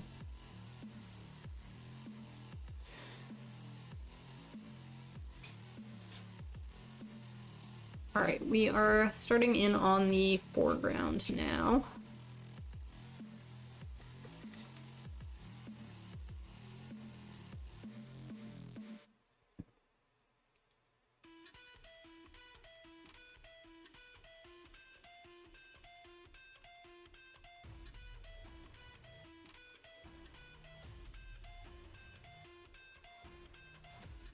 A Don't Starve cosplay would be good. I actually already have a couple flower crowns that I've made. I think they're actually, hold on, I'll show you. They're quite accessible.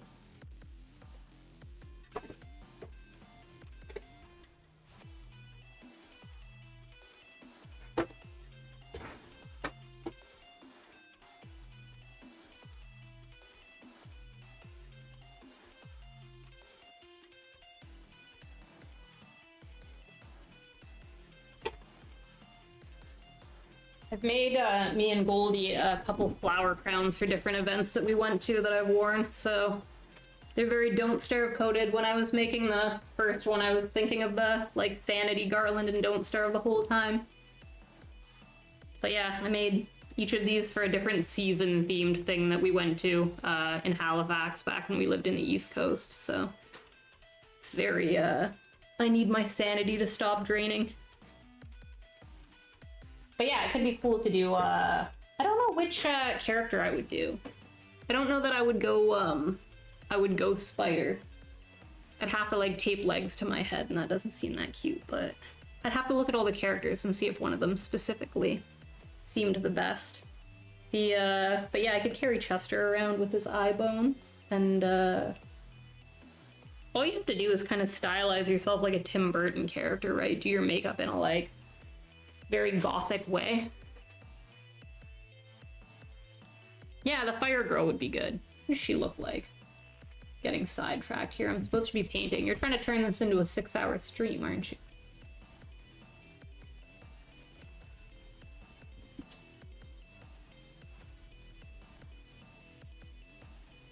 Oh yeah, she's got the like curly pigtails. Or Abigail, the like blonde chick with the flower. Either of those would work pretty well, I think. If my hair was longer, I could pull off the Viking chick.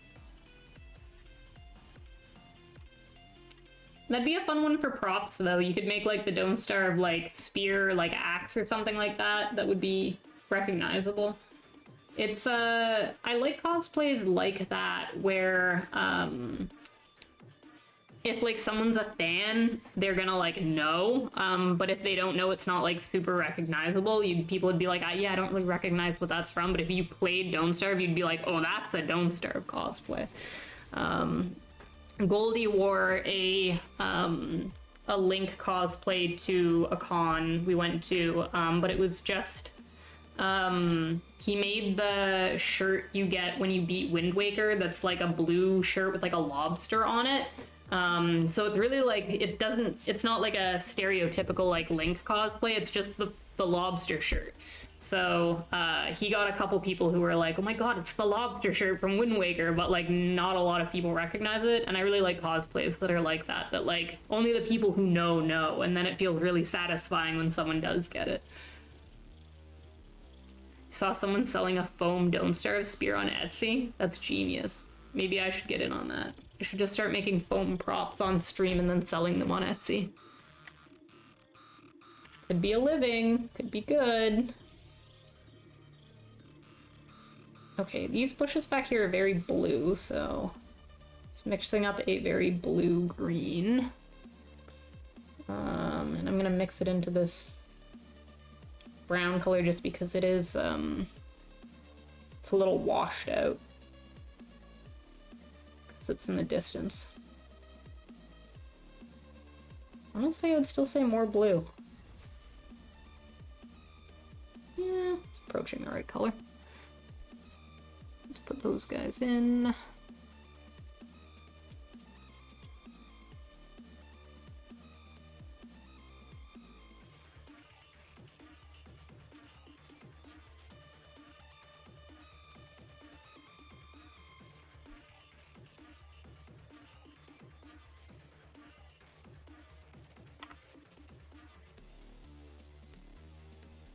Seem like the under of it is darker, so I'm gonna go back in and just use this really dark brown color that we made, and then I'm gonna let that dry and go over top it with that same green, just so that some of this dark is peeking through. And similarly, I am going to just layer this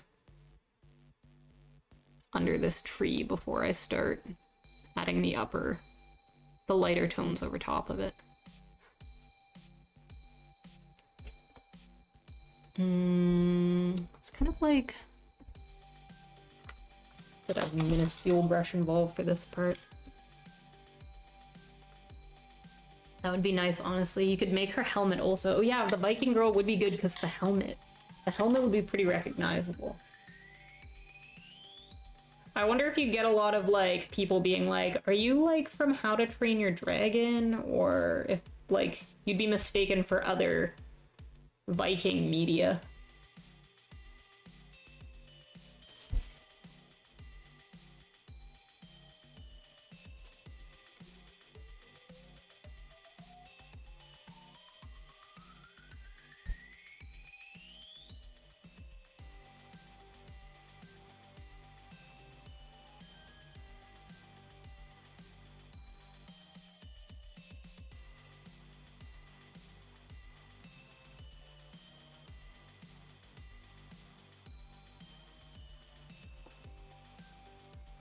True, but it will be like a lobster shirt. The good ones will know. Yeah, exactly. That's true.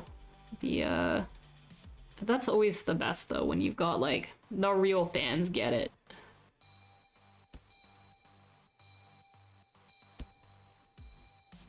Even when I did the Kagome cosplay, I got a couple people who were like, obviously like, oh, you're Kagome, they get it, they're totally into it.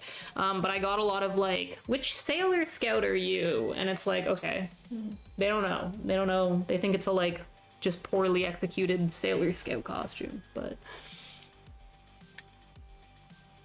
I can see why you would make the confusion. Because the Japanese schoolgirl outfit is just kind of a Japanese schoolgirl outfit. I'm sure there's probably like a million properties that use some variation of it, so.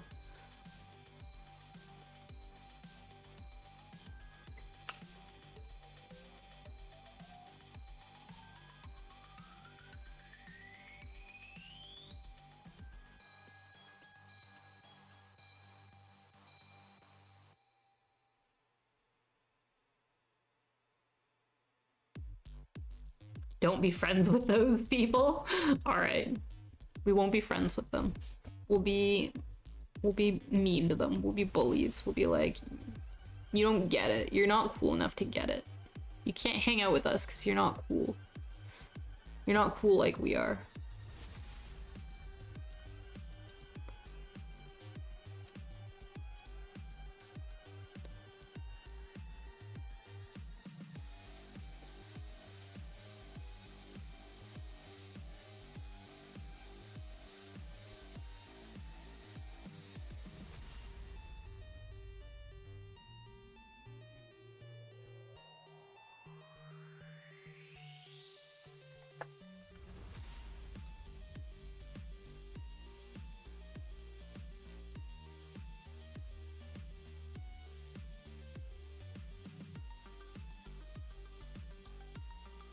This one bush right here is very vibrant.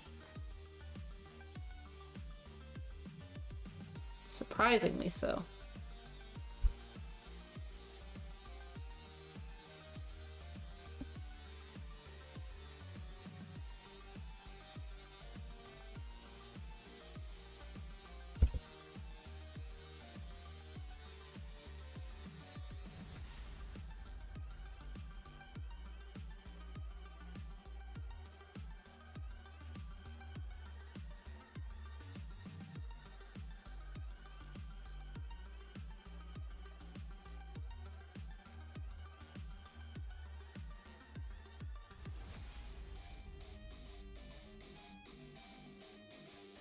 We have to put some darkness in this area as well, so we can layer on top of it with the green.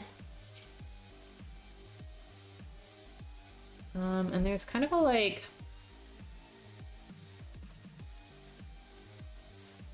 this, there's a line coming from the back, and it kind of like comes out, goes back in, and then comes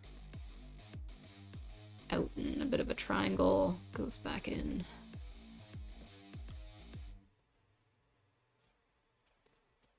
Cut that in there.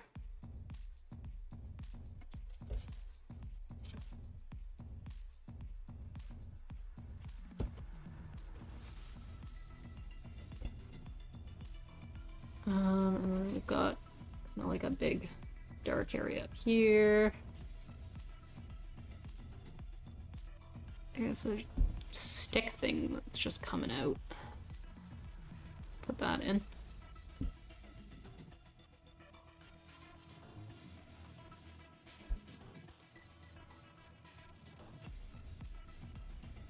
And there's a skinny little twiggy tree. I guess we'll put that guy in.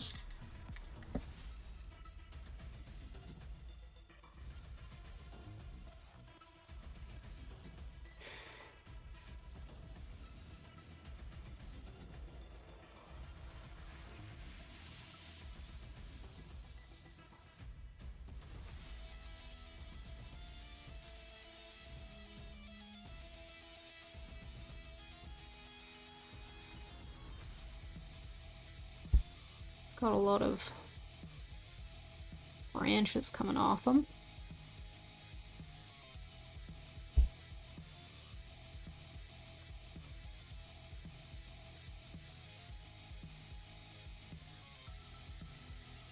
Don't have to be exact, or realistically anything like they look in the actual one.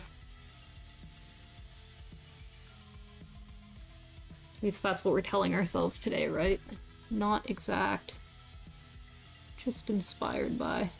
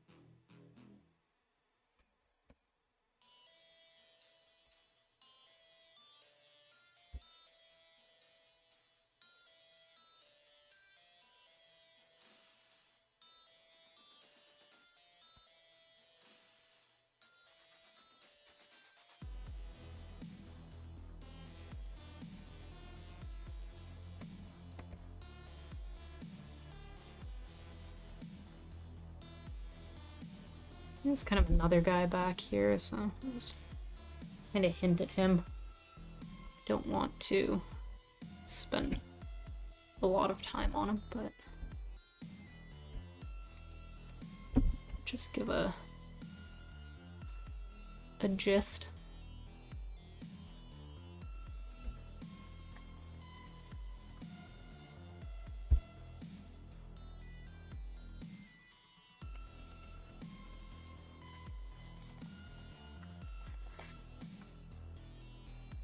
Be cool if you painted the Slender Man in the trees behind. I can see that. Something spooky just peeking out. I find when I do what's it called? Landscapes that are just like plain landscapes, I like struggle not to want to put like a subject matter in. The last time I did a gouache painting of just like a little forest like this, I painted a Kodama from Princess Mononoke in, because when I was done, I was like, it's just missing something. It needs a little guy in there somewhere.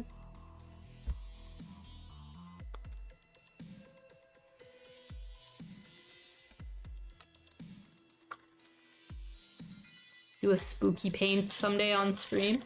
Yeah, when we roll the year around to Halloween, maybe we'll paint some creepy guys. A leprechaun? Yeah, leprechaun would work. Even a little forest guy, even like a little fox. There's a little fox in there. A little bulldozer in the background.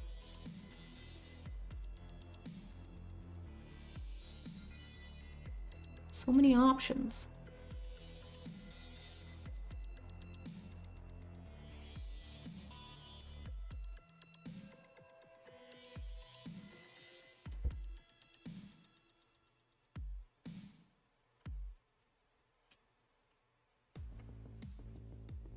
Some hidden fox. I should do some, I painted 2 foxes in recent times. One is a practice, and then the other was in that self-portrait that I did. And they're just a fun subject matter to paint. I should paint I should do like a woodland creature stream. If not a fox stream, then something else foresty, animally. Wildlife is just fun to paint.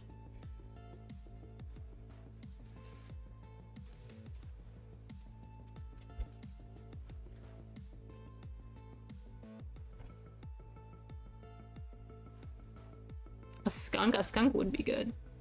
I love skunks. They're so cute. I'd have a pet skunk if I could. I know you can get them, like, de-stinked, but I think in Canada it's illegal to own them. But apparently they're just kind of like cats. Stinky little cats.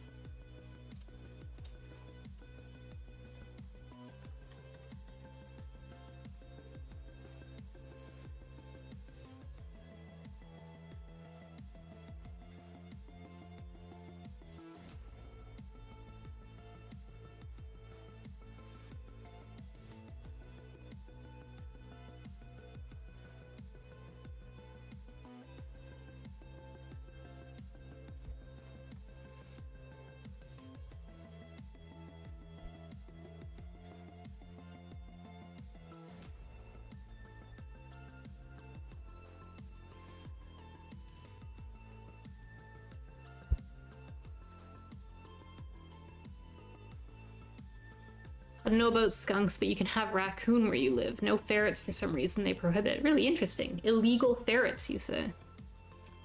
I think I would rather a raccoon than a skunk myself. I really like raccoons too. I like their grabby little human hands. But I'm sure a raccoon would probably be a more chaotic pet to have than a skunk, because they have such like ambidextrous little fingers. I feel like they could really get into trouble. I don't know why this whole thing needs to come down more. Better.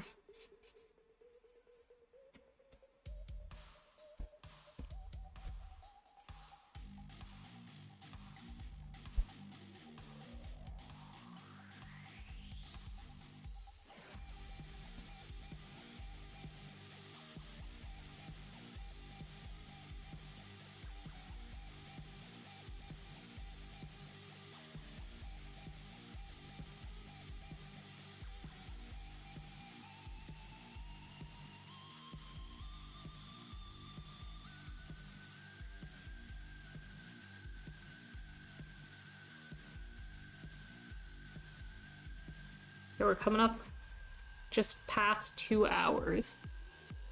And we haven't touched the big tree yet, and we're not anywhere near close to done the foreground, so... The notion that this is going to get done in 3 hours is slowly getting smaller and smaller, but... Not, like, totally without hope yet. We just gotta work faster, so, you know what, let's do some of this tree. Get some of this big old tree in there.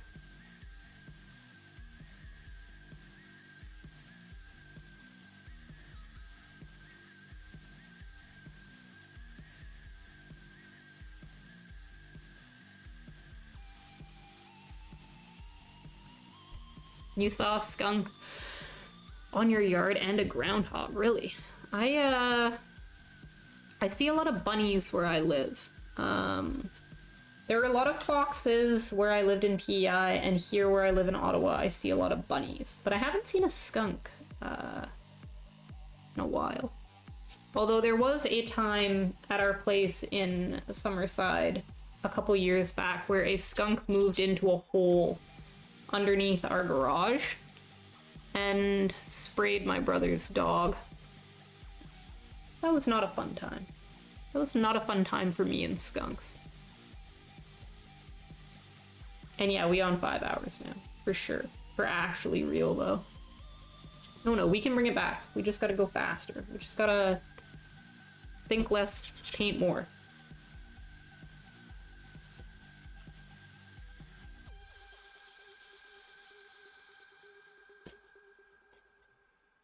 Maybe a bigger brush would help. Here.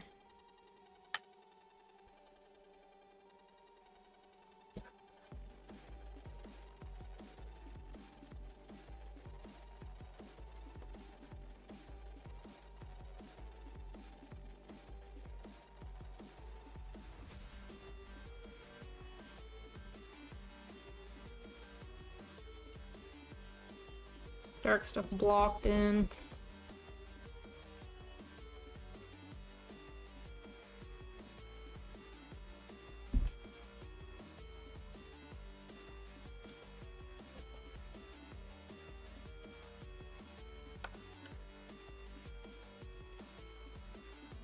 I think tomato juice helps with that smell. Yeah, I think we tried... What did we try? We tried a couple things that I think we read were supposed to help. And it did... What we used did help a bit. I think we ended up going to the, like, pet store and buying a, like, specific product, like, marketed to help take it out. But she got sprayed pretty bad. Our dog was sprayed, as well at a different point, but she only got like a tiny bit on her like head, so it wasn't that hard to get it off her. But my brother's dog got like absolutely annihilated. Like, she was pretty stinky for a while. I think we gave her like a bath a day for a week.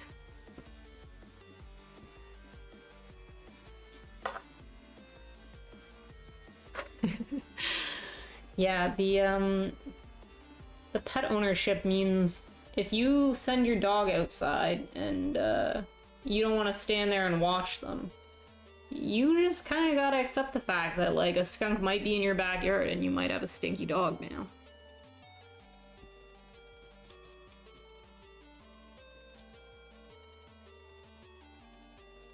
But my brother's dog is honestly a bit of a menace, so I was not surprised. She's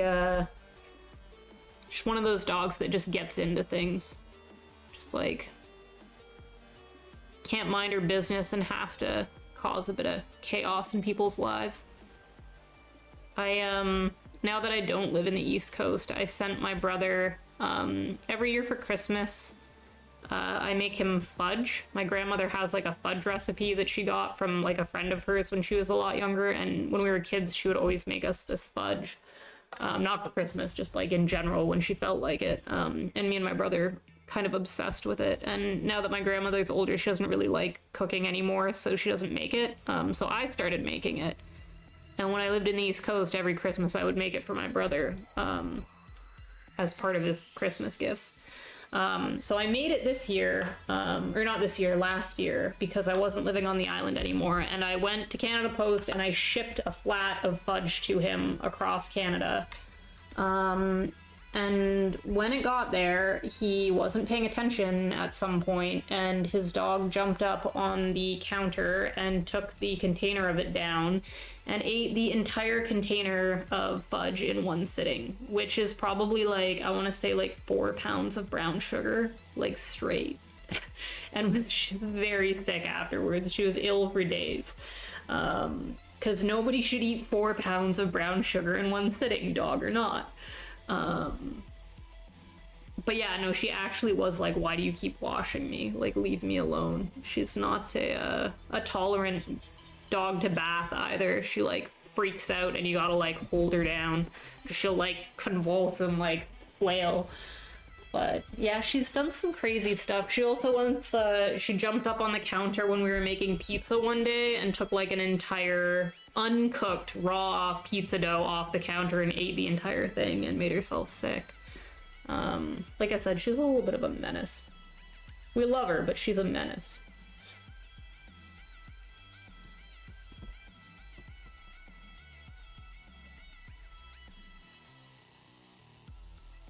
But she's, my brother's dog is, half golden retriever, half husky. And I don't think any of the golden retriever, won. I think she's pretty much just a husky. She's got all those, like, stubborn husky traits.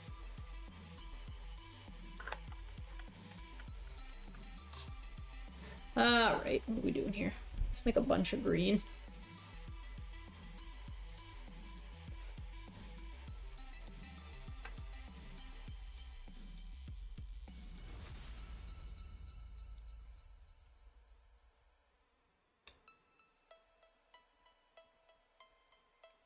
Trying to get a pale tone we could put in around here.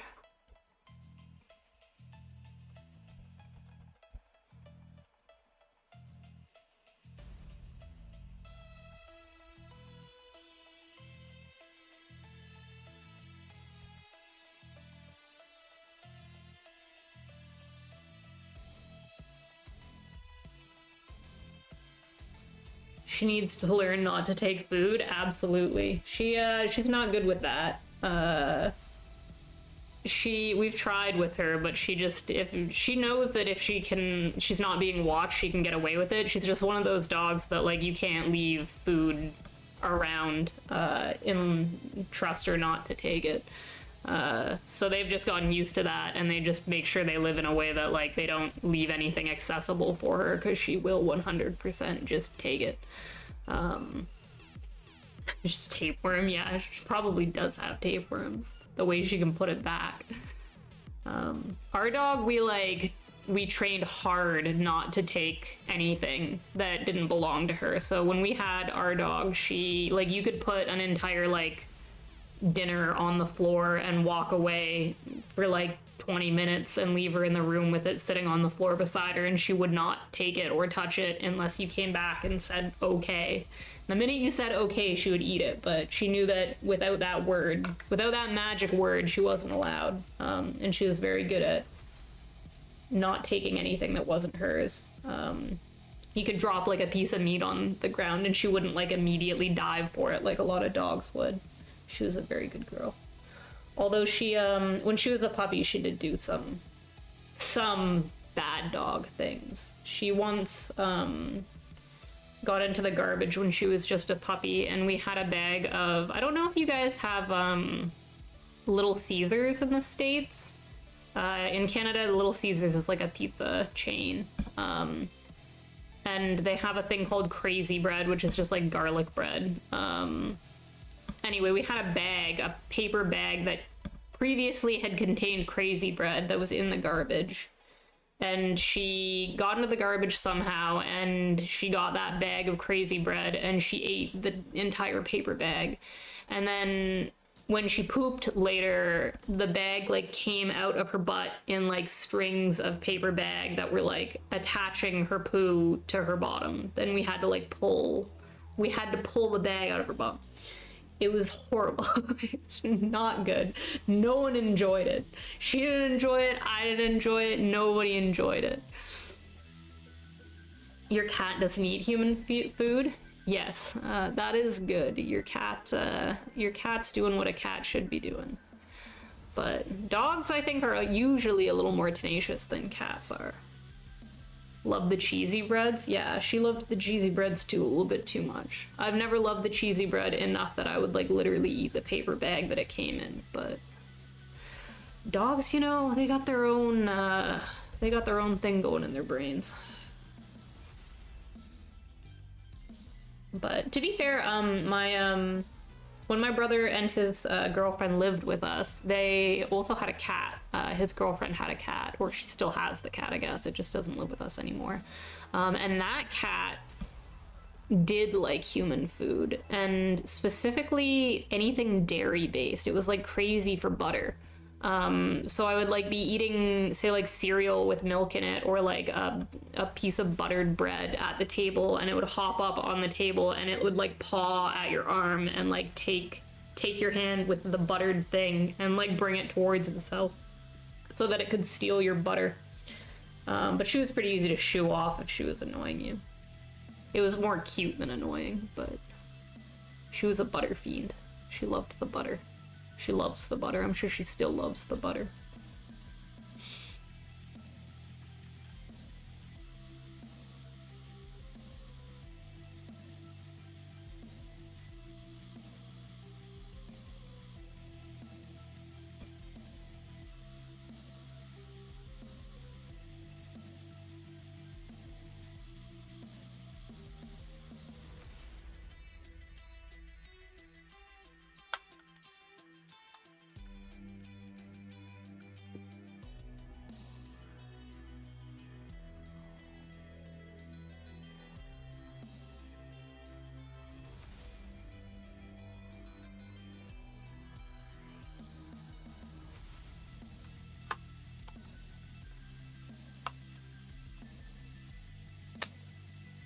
I gotta start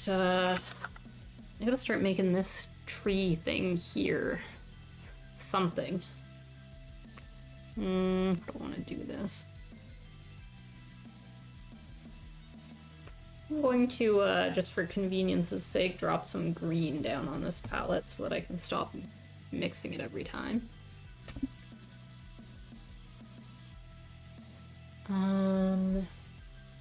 It's way too light though, so we'll put some blue in there, a little bit of brown in there. And then I'm just going to figure out the shape of this by laying this down. Don't want to do too much at the top so that we can see some of the background color through it.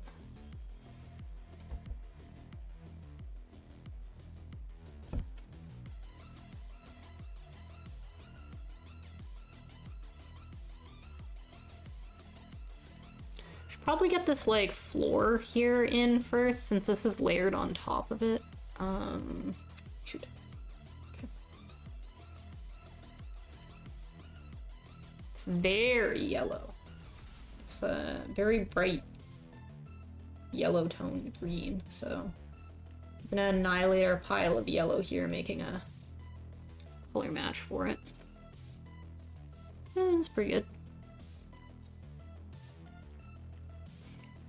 So what else has my brother's dog eaten?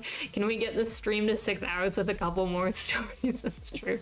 We're at 2:19. We're not making the 3-hour mark. I just know it. It's okay. Goldie's not going to be home until like 10 o'clock, so I've got time to kill. Realistically, if I end stream before he gets home, I'm just going to be like probably playing Overwatch alone, which it's not better than sitting here with you guys, so... We can come up with some more dumb stories to tell, I'm sure. What else did my brother's dog eat? She didn't have any... I think she stole a steak off one of my family members' plates and ran off with it once. Because they were eating, like, at a couch with, like, the steak on the plate in their lap, and she just ran up and took it and ran off.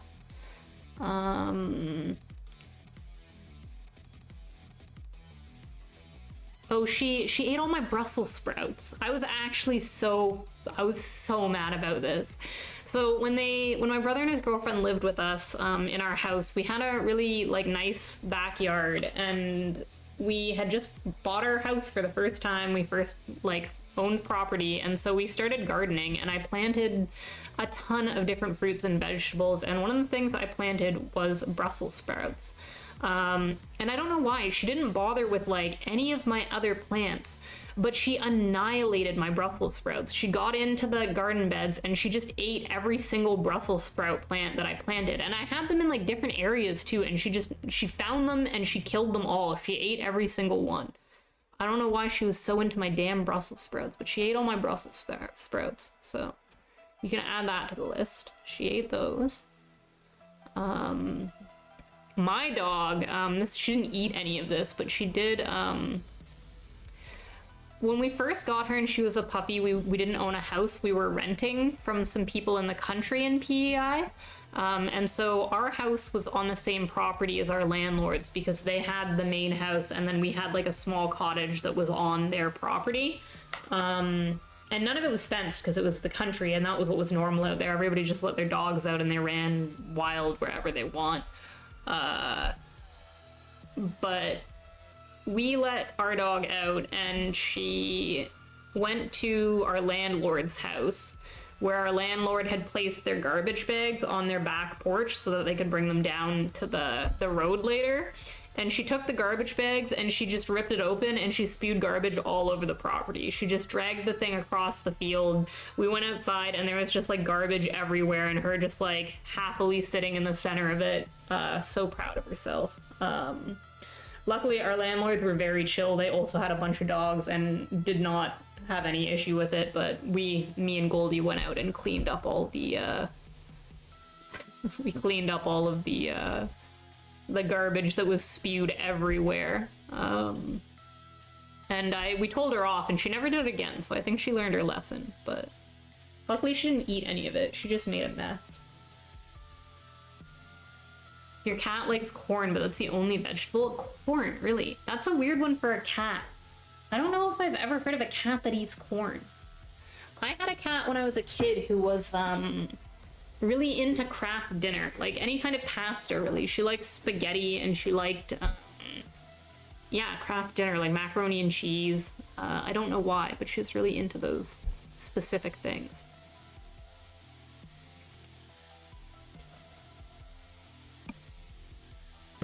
Okay, the fact that this is, like, not staying down is annoying me now that we're working in this corner, so I'm just gonna tape the bottom of this. Stole a bag of corn once, woke you up eating it. Dude, that's so funny. How'd she even get a bag of corn if you were asleep? Like, out of the freezer? Like, frozen corn? Define bag of corn. Or are you talking about, like, corn on the cob? Did she, like, drag an entire cob of corn into your bed?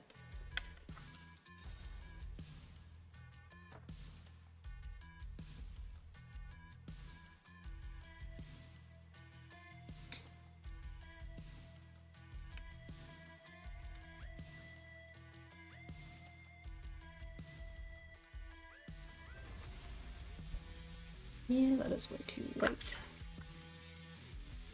You forgot you had bought some stuff and the bag was mixed in a bag you didn't check. I see. Interesting. Yeah, I have never heard of a corn-obsessed cat before. That is a new one for sure. Animals are so weird. They have the strangest little quirks.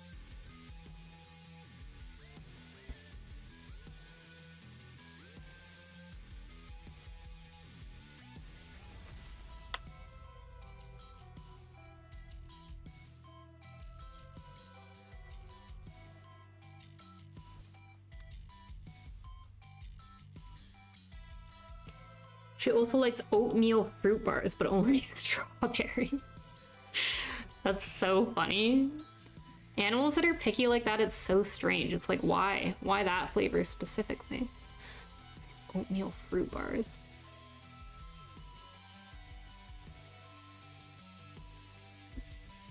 When I was a kid, I had a golden retriever. Our family dog was a golden retriever, and she wasn't that picky. She would eat like pretty much anything. She was just a hungry dog who would just eat like table scraps if you offered them to her. For some reason, she was deathly afraid of Jell-O, like horrified of Jell-O. If you put Jell-O anywhere near her, she would like freak out and like skip around and like bark at it, and she'd get totally wigged out. I don't know what it was, if it was like the smell or the way it moved or something, but you could not show her Jell-O or she would lose her mind. And it's like, what kind of like ancient trauma do you have with Jell-O that is making you behave this way? It's just Jell-O, man. Cool it. But she hated it. She hated the damn Jell-O. She also, that's funny. Yeah, she also liked, I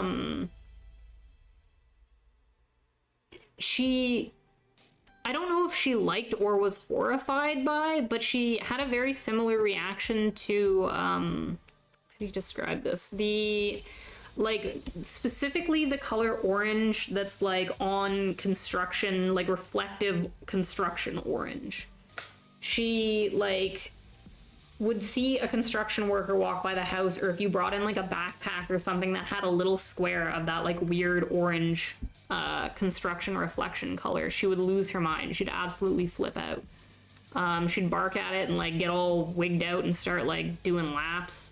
And I don't know if she, like, something about it excited her or if she was, like, scared of it, but she hated it and she'd freak out.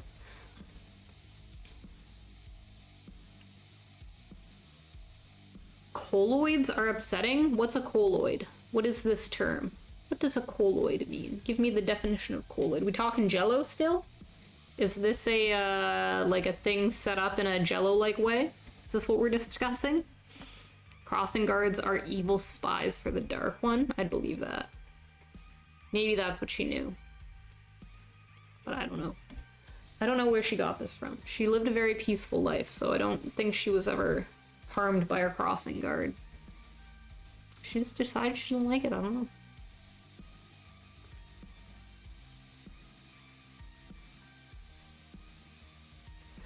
Colloidal, a liquid-like suspension with some non-Newtonian properties, like lacking laminar flow. So we talking like oobleck? Like cornstarch and water? Is that what we're saying?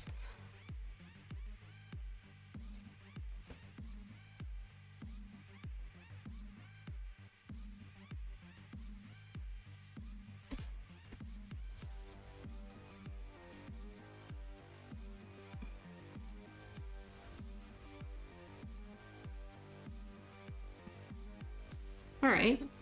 I'm catching you. I'm familiar with the non-Newtonians. I'm just not familiar with the colloidal term. Although, I guess that, the only time I've heard the term colloidal is in regards to oatmeal. In a lot of skincare products, you hear the phrase colloidal oatmeal. That is my only experience with the colloids.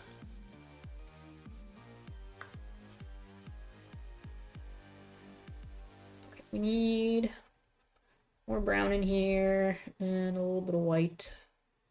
That was probably way too much white. I keep underestimating the strength of the, what's it called? The gouache white. The acrylic white that I use isn't quite as powerful as the gouache white is. Have to be lighter handed when I dip into the white. Either way, Jell-O is upsetting. Yeah, I don't know if I agree that Jell-O is upsetting. I think Jell-O's alright. I don't hate Jell-O. Colloidal oatmeal is just homogenized oatmeal goop. That sounds tasty. Colloidal silver is silver that is trapped in liquid form. Colloidal Jell-O is just Jell-O. Alright.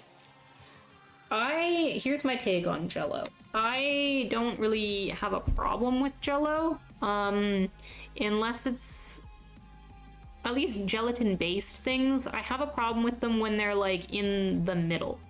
So there's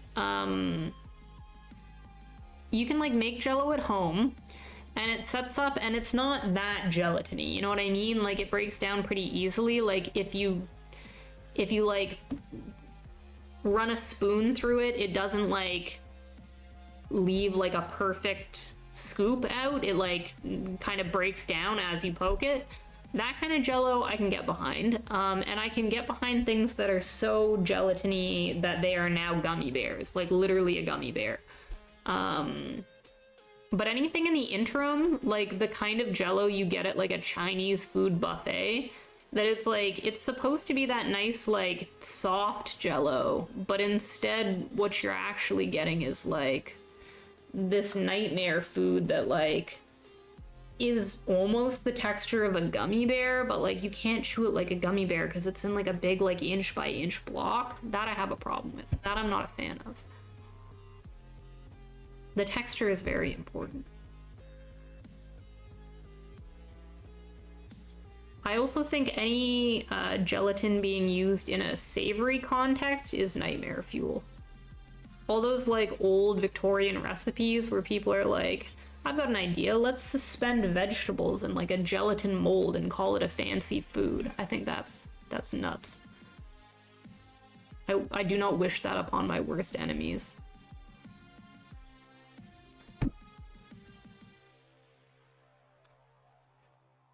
You did a deep dive on molecular gastronomy a few years back for a writing project on using gas infusions in mixed drinks.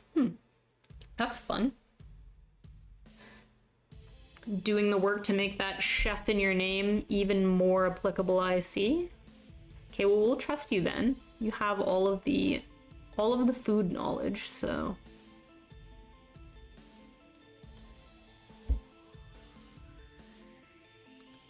Sounds like fun.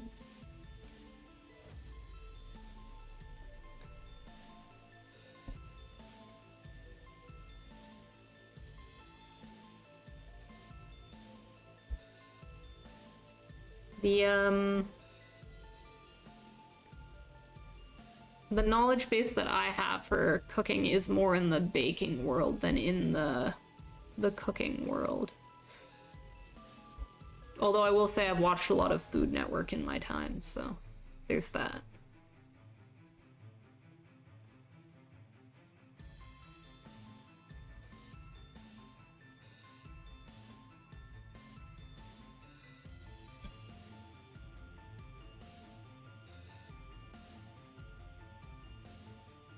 Try to test yourself too and actually make the stuff you learn about. Pretty neat. I haven't been in a big like cooking phase in a while. I kind of go through little phases where I get into things, and it's been a while since I've been in a like cooking or baking mood. Mostly lately I've only been cooking for the sake of needing to be eating. But certainly in the past I've gone through phases like that where I like watch Food Network too much and then I get like too into it and do a lot of like experimental learning-based cooking. But lately the cooking here has been very for the sake of snacks. In fact, it's been soup week. I've made three soups this week because we've been sick. Well, I've been sick and Goldie just really likes soups. So me being sick made me think like I should make soup, and every time I suggested it he was like, yeah, soup, make the soup, I love the soup. So we've been in soup mode.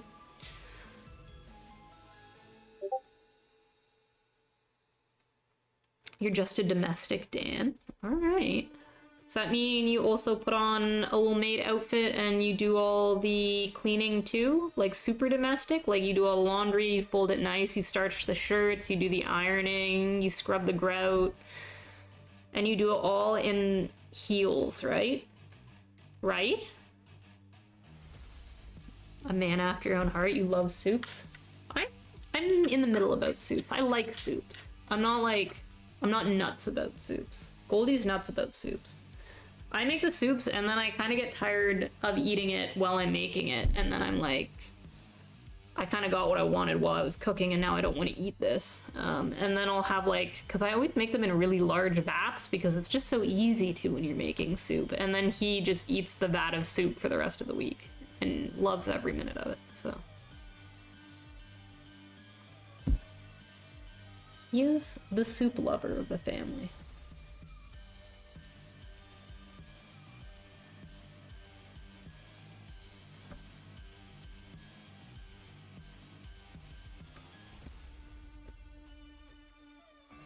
Okay, I started working on this like bush thing and then I forgot that I was doing that. So we're gonna come back around to this bush thing right now.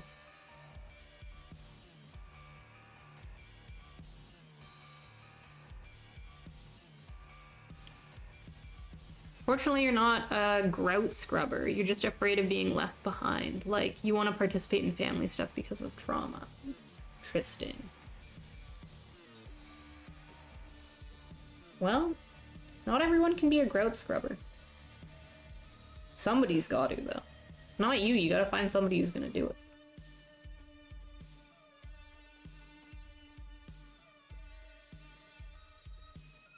I'm always lukewarm about the participating in family stuff situation.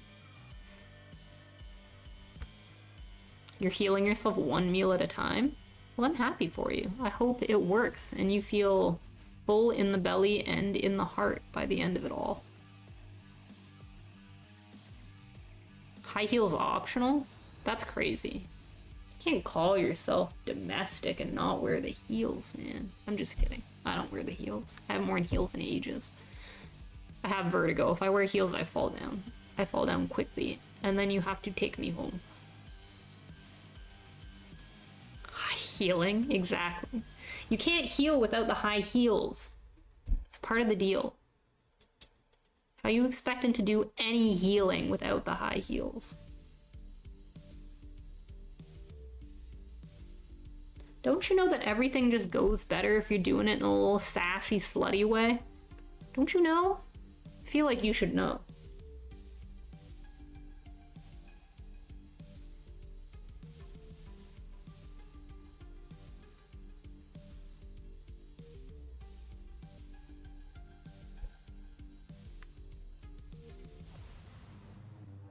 You think that level of open kink would terrify Sierra, but honestly, you love it? You terrify him, really. Why? We got a shy boy? Is your husband a shy boy? You can't handle the crazy? You just gotta, you know, drag him out, take him to a couple kink raves.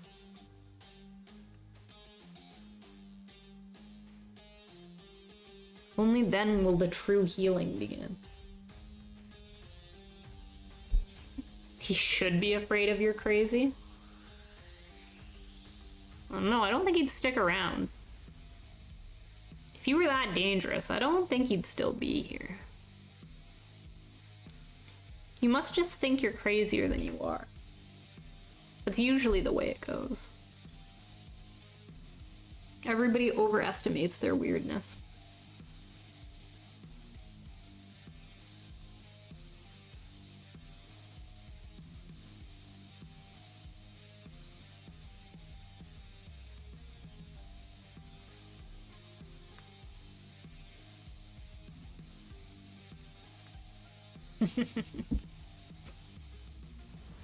But he's the crazy one because he married me knowing you were crazy? I mean, that's fair logic.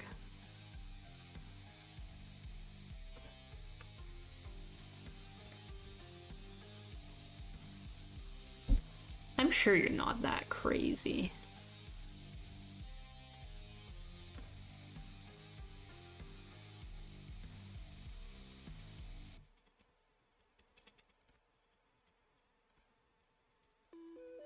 This little bush underneath this tree is a lot bluer, so we're just gonna make a very blue-green up here to do it with.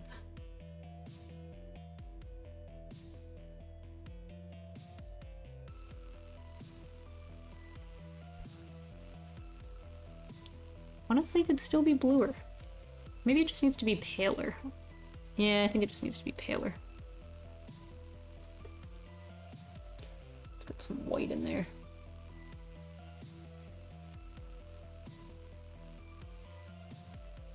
We were less heavy-handed with the white that time and it paid off.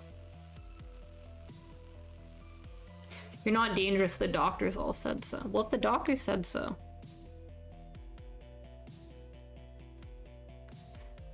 But if you were dangerous and the doctors didn't say you were safe, would you tell us that? I kinda doubt it, so maybe we shouldn't take your word for it. Maybe you are crazy and you should be outlawed from the community. We couldn't do that, you're like, realistically, like, probably 20% of the community at this point, so. We can't accept that shrinkage, so every crazy person we get, they just put them in the room. We need them in the room, come on, more crazies. We'll take anybody. They're not wanted elsewhere, put them in, we need them. Get them in here.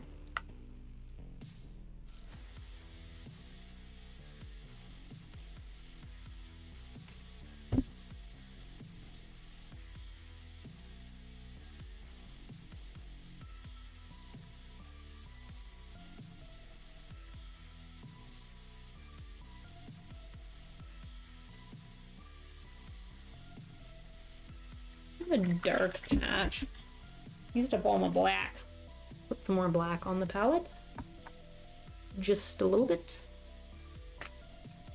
Because there's just this little like dark patch that I kind of overdid the the green on this stuff, so I'm just gonna take a little bit of this darkness and kind of put a couple bits of it in here to kind of bring it back down.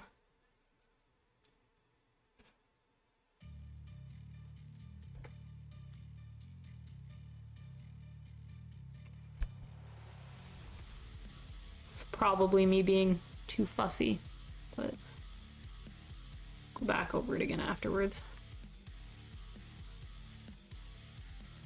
I know I said we weren't gonna fuss and we were gonna try and do this quickly, so should stop immediately what I'm doing. This is me stopping immediately what I'm doing and moving on. I'm totally stopping and moving on right now. You did get committed once, it was bullshit and it turned me off emergency rooms for a long time. Came in trying to explain seizure-like symptoms without self-diagnosing. I gave them your history, told them you have autism, the intake nurse left the room, and then they asked to move my backpack and you were like, sure. Don't know where this is going. I have also had a couple bad hospital experiences, not in terms of being committed, but going to the hospital for migraines and getting treated a little on the terrible side for it. But this is in Canada. I can't imagine, I'm assuming you're in America, and I can't imagine what kind of a mess must be possible down there with your healthcare situations. They put you in a locked ward for no reason other than liability, you guess. You're under the care of your psychiatrist, following their instructions about stopping meds. It was terrifying. Yeah, that does sound very scary. The healthcare power in the world is sometimes just a very scary thing. There's a lot of situations where everybody kind of runs with the like doctors know best idea, and that's just not actually always the case.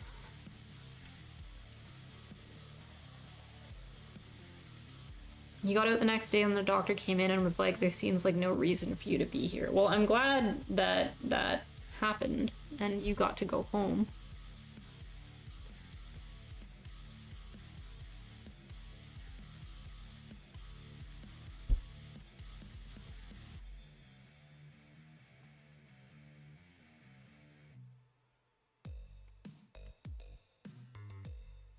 But yeah, I feel like there can be a lot of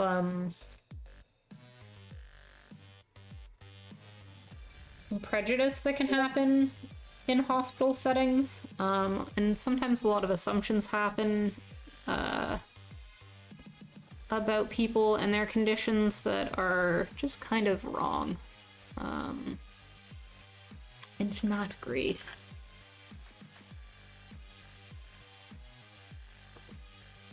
I have been hospitalized for severe migraines a couple times, and basically every time it has happened,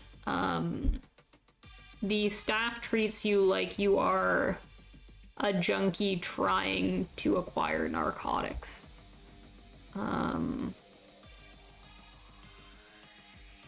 The first time it happened, I think they only came around to not thinking that way. When they realized, because this was a long time ago, I am no longer scared of needles, but at the time I was very scared of needles.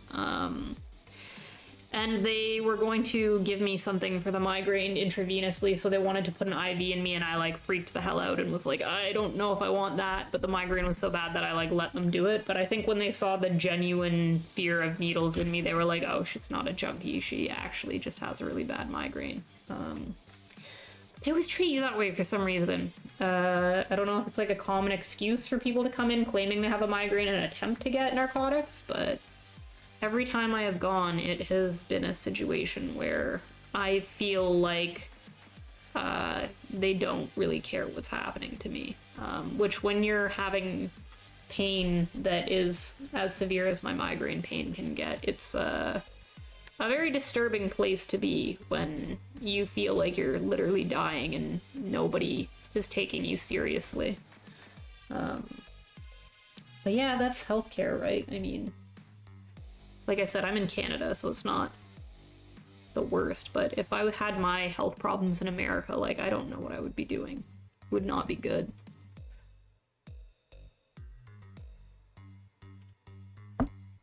The pinched vagus nerve, we think causing blood pressure changes, dizziness. We don't really know if it was causing full-blown seizures, but you've worked on your posture a lot and lost a bunch of weight.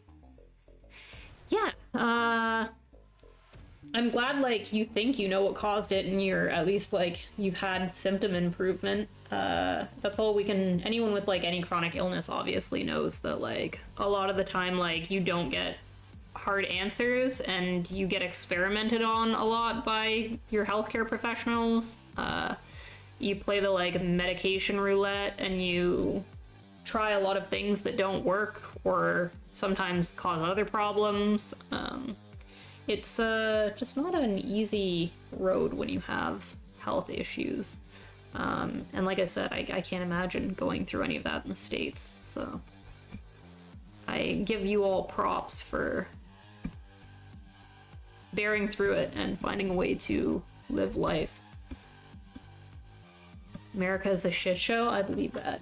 Canada's honestly a bit of a shit show too, more so lately than it has been in the past. Our healthcare system, while we actually have coverage, which is nice, is still kind of a shit show. We have a ton of shortages. We don't have to pay for our healthcare, but it's like, that's only a selling feature if you can acquire healthcare. There's just a lot of waiting lists, a lot of, we don't have the doctors to see you, a lot of, like, we don't have time, we don't have space, we don't have the materials. So while we don't have to pay for any of our health stuff, like, I mean, I guess technically we do via taxes, but we don't have to pay out of pocket for any doctor's visits or anything like that. We do have really long wait times, and that can be even more frustrating, I think. It kind of makes you at points wish that you could just pay to be seen, but privatizing healthcare is also a terrible idea, so it's all trade-offs, right? Horrible, horrible trade-offs.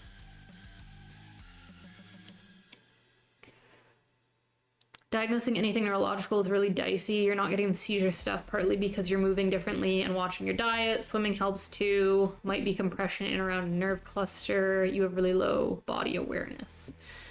I hope you get other people in chat. When you do, you will talk less obviously. You can talk as much as you like. I appreciate anybody who hangs out in chat and talks to me, even if it's just me and them for the stream. It's almost like having friends. Almost. Not quite, but almost. But no, I appreciate you guys just hanging out and talking, no matter what it's about or how many people are here. But yeah, I agree with the most of my health problems are also what's it called, neurologically based. I obviously have migraines, which I was just talking about, and I've had those my entire life, but my main health problems are related to vertigo. About 4 years ago, I was at work and all of a sudden I got kind of severe vertigo. And it's been 4 years straight of it not easing up. I've just learned how to deal with it. And the diagnosis for it is kind of dicey. There's kind of like two running theories that my doctors have. One is that somehow the vertigo is tied directly to my migraines, which honestly seemed like less likely after I managed to get my migraines a lot more under control and it didn't change the vertigo at all. And the other option is that I have something called a tonsillar ectopia, which basically means that the back part of my head in here, my skull, is slightly too small to fit my brain. And so my brain doesn't have enough room at the back of my head, and it herniates just a little bit down the like hole that your spinal cord comes through. So I have a 4.5 millimeter, a 4.3 millimeter tonsillar ectopia, which is, in the grand scheme of tonsillar ectopias, is a really small amount. It's not severe by any means. But the concept is that the pressure that herniation causes on your spinal cord can cause all kinds of different neurological symptoms. So I get really bad neck pain and really bad upper back pain and really bad tension headaches in my neck and shoulders. And when those tension headaches in my neck and shoulders are really bad, so is my vertigo. So that's why we're kind of running on the assumption that maybe that tonsillar ectopia is the cause of my vertigo. The problem is that because my herniation is so small, if it is true that that's what's causing it, there's basically nothing they can do about it. But similar to you, I've done a lot of things to get better on my own over the years. I do exercises and stuff to try and keep my posture better and to keep that area, to give it as much space as it can have by not like crunching and stuff. Try not to test the bounds of parasociality, but like I have met up with people I've met through Twitch and it's mostly pretty chill. You just got to remember that people are like real people and not a TV character on your screen. Yeah, totally. I think people in general, you can meet in both like digital or real ways, and you can make really good friends in places that some people would be wary of. Like I've met roommates that I've lived with, like finding them online and stuff, and as long as you're careful about the way you're going about it, I think it can be perfectly safe and it's perfectly fine to make friends in that way. And there is something to parasociality, but it's also different when you're dealing with a really small community on somewhere like Twitch, where you're having text chats with people really often, and you get to know them really well. It's different if you're a big streamer and your chat just flies by, right? But when you get to have like real small conversations like this with people, you can really call people friends when you maybe have never met them in person, but like probably by the end of this year, there are going to be plenty of viewers that I will have spent more time directly talking to than I would, say, be talking to my brother in the course of a year. So I don't think you can like discount all of those relationships as just parasocial just because they happen through the internet. Because yeah, we are all actually real people. We all have real lives and real feelings and everything. So, but no, like I said, I just appreciate people hanging out and chatting. So, And that explains the vertigo. Does it cause any backflow of cerebrospinal fluid? So we haven't done any, me and my doctors haven't done any tests to confirm, like I haven't done any flow studies. They don't think that it's herniated enough that it should be causing any of that. And I'm kind of in a weird interim right now because I moved, and so I lost my neurologist from the island, and I'm waiting for a like transfer to a neurologist here and stuff. So I'm kind of in this weird interim where like nothing is being tested or worked on, and that's just kind of fine. But yeah, it does. There's a lot of symptoms when you have a tonsillar ectopia that is 4.5 millimeters or more in Canada. It gets diagnosed as something called Chiari, Chiari, Chiari, some people say. And mine is not that severe. Mine's only 4.3. To get the diagnosis of Chiari, you need 4.5. And there's mixed opinions online about studies done saying that like the severity of the herniation is equal to the severity of symptoms, and other studies saying that like, no, you can have a herniation under that and still experience severe symptoms. So it's just kind of a weird thing where there's no like good solid answers on any of it. So we all just, me and my doctors just kind of run on a like, well, we'll see what we can do and it's fine. But basically the only thing I've been able to do in the last 4 years to try and live with the vertigo is to just learn how to live with it. And I have gotten way better at it. I don't get nauseous anywhere near as much as I used to because I'm so used to it. And like I said, stuff like exercises that I do inversions. I have one of my other hobbies is I like to do aerials, aerial silks, which is like if you don't know what that is, it's like a fabric rope strung from the ceiling that you can like climb on and flip around on and stuff. So I have an aerial hammock rig here. You can kind of see it actually behind me, that guy over there. And he, you can hang upside down on it. And so that inversion like stretches all of your spinal cord, not your spinal cord, your spinal bones, your spine, I guess just your spine.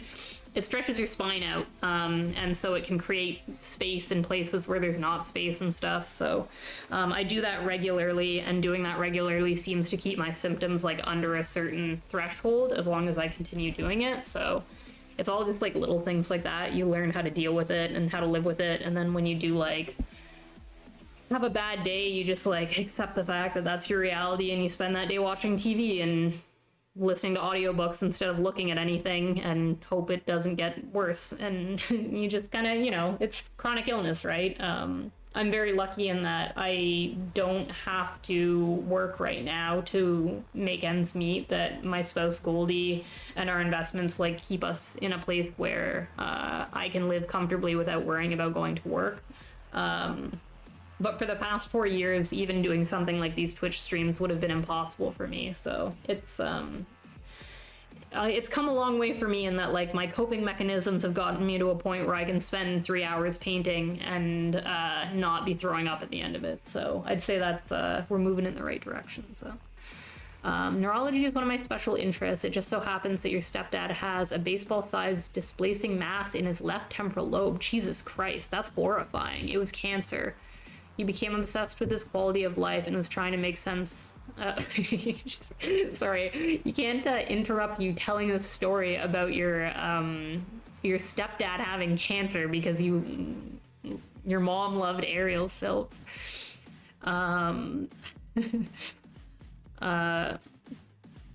Sense of trying to make sense of the trauma of losing a best friend. Anyways, he had a bad midline shift that eventually caused central vesicle, the head of the spinal column, to be crushed. Jesus, yeah, that is awful. I'm so sorry, Chef. It's brain stuff is scary. Spine stuff is so scary. When I got all my tests done and the stuff came back, I was so stressed out because when you're dealing with neurological stuff, it was pretty quick when I got my vertigo that we established that it wasn't normal, like ear-based vertigo, and that it was coming somehow directly from my brain. And when you get that diagnosis, like, oh, we figured out that your symptom is just something wrong with your brain, it's one of the like strangest things you can hear a doctor tell you. And it's just, yeah, honestly, like very stressful and very surreal and honestly like horrifying. And I was very lucky in that like everything came back in a way that like my problems can't really be dealt with, but I'm not in danger really of them getting worse or becoming like life-threatening in any way. And so I'm really lucky for that. So I'm really sorry that you went through that and that they went through that. That stuff is just awful. You can interrupt your own story whenever you want. All right, interrupt away. Gave him 4 months and he lived about 12 years. That's pretty good. Honestly, like, you have to, like, count your blessings where they are, right? And that's its own kind of lucky, so, but still, like, how lucky can you be in an unlucky situation, right? He practiced psychiatry for, like, the first 5 of those years with a lemon in there. Yeah, that is awful. Poor guy.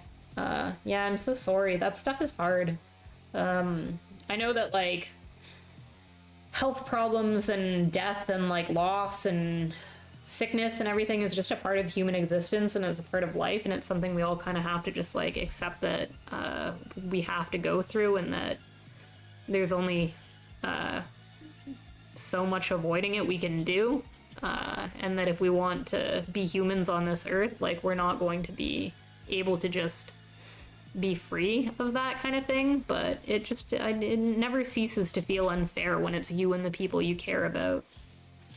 It also just seems crazy that like it's 2025 and we don't have better medicine than we do, that we don't have more information and more studies, and that more time isn't being dedicated to it. Like, you feel like we can take so much of the like workload off humanity with robots and stuff, and all we're doing is using it to get rich people really rich instead of using that like extra available workforce to like, I don't know, learn how to like solve people's real problems. But that's the world we live in. I don't know. It's awful, but the reason I brought it up is because you hyper-focused towards the end because of your siblings wanted you to help assess fall risk and stuff. To do that, I need to understand what was affecting his motor function, causing him to lose his passive muscle function. Yeah, that makes sense. I also kind of similarly have to like assess risk in my day-to-day life with my like vertigo. There's certain things that I don't do that I would like to do just because they aren't realistically safe enough for me to be doing them. I rock climb as my main, what do you call it, like workout. We have a rock climbing memberships at our local rock climbing gym, and I can very safely rock climb doing top rope, which is the kind of rock climbing where you're tied in with a rope on the wall. But in rock climbing, it's very popular right now for gyms to be bouldering gyms, which is a different kind of rock climbing where you're not tied in, the walls are just a little shorter, and that is not safe for me to be doing, obviously. So our gym has both, but I can't really use any of the bouldering walls because obviously if I fell, I have like no capacity to be able to land and not hurt myself. So, and obviously I can't, I have to avoid really tall, dangerous areas and stuff like that. But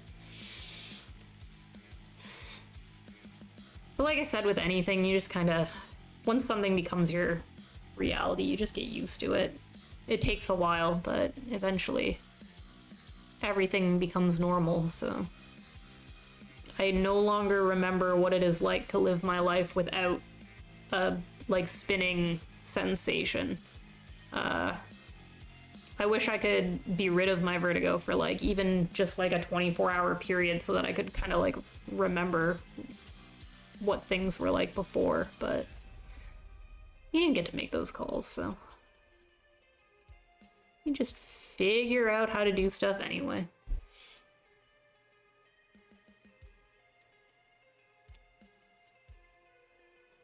Pressure is higher up towards the base of the brain probably that can cause nausea and vertigo, but there's a chance that your vertigo is caused by eddies in the cerebrospinal fluid. Aerial silks help. Interesting thing about that. Have you ever watched bubbles in a flask that is hanging from a string? They flow up smoother. Leave it to the doctors. You're not a doctor. I don't know. Yeah, it's all, I don't know. My doctors don't do very much about it either, honestly. They basically tell me to, like, experiment, and we've like, long since run out of, like, any options for, like, medications or anything, so it's basically all just symptom management now, but,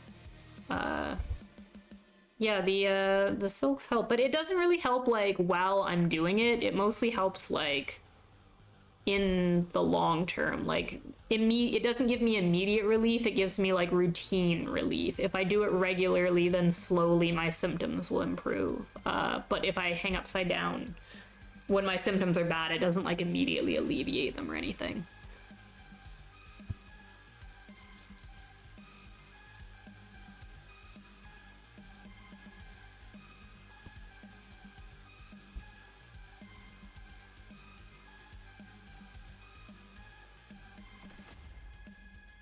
Wish I could believe that my autism made me a medical genius. It's just a popular trope on television. Yeah, honestly, there's a fine line with what's available, like, to research now that we have access to the internet, because it can, like, be really helpful to, like, look into other people who have similar problems with you and what's working for them, and on the other hand, you can, like, just go down rabbit holes of, like, information that you are not qualified to parse and, like, think you know more than you do, and you can start to believe that, like, you know what you're talking about more than your doctors do, and it's like I said, it's all fine line.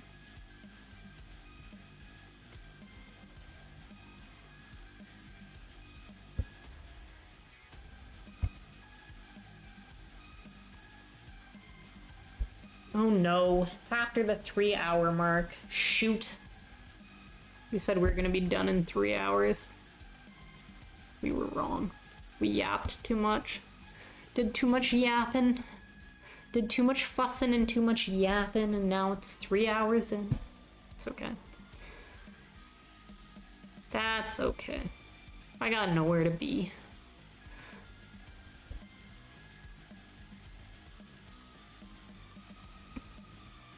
I'm getting close. I've neglected this row of bushes a lot, though. I should probably do something about them.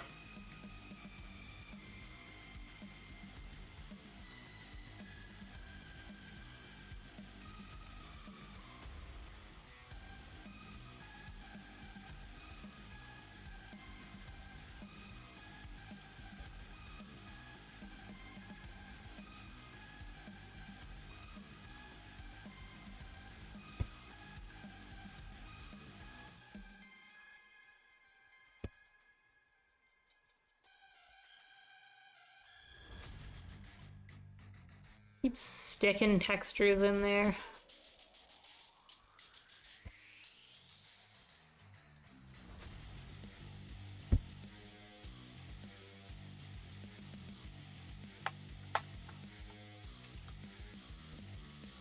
Tried sending your data to nonprofit clinics. John Hopkins took my stepdad's case because it was such an interesting outlier. They ended up debulking the tumor twice.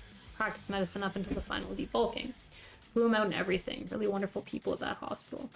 I haven't. I would consider looking into it. To me, it's like, it's weird because obviously, like, my condition is debilitating in a way, but it also is, like, not that dangerous. Like I said, I'm not at risk for, like, it worsening or becoming life-threatening or anything like that.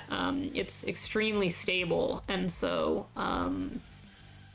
it feels weird to, like, harass, at least in Canada, what is already a very overloaded medical system more by, like, pushing really hard about it.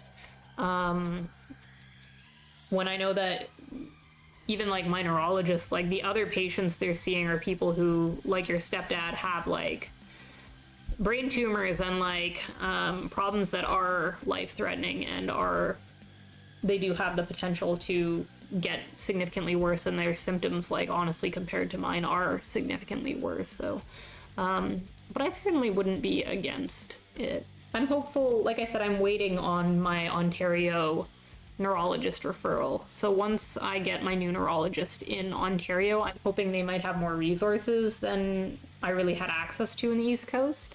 There is a like really well-renowned dizziness clinic here in Ottawa that I've been to once. And I'm assuming once I see my new neurologist, we will probably set up another meeting with them as well. So there's still avenues for me. So I also am I'm a very stubborn individual, and I thoroughly intend to just continue fighting on the lifestyle things that I can personally influence to see if I can eke my symptoms better and better if I just am very what's it called? Dedicated to the things that I know help and can help, so.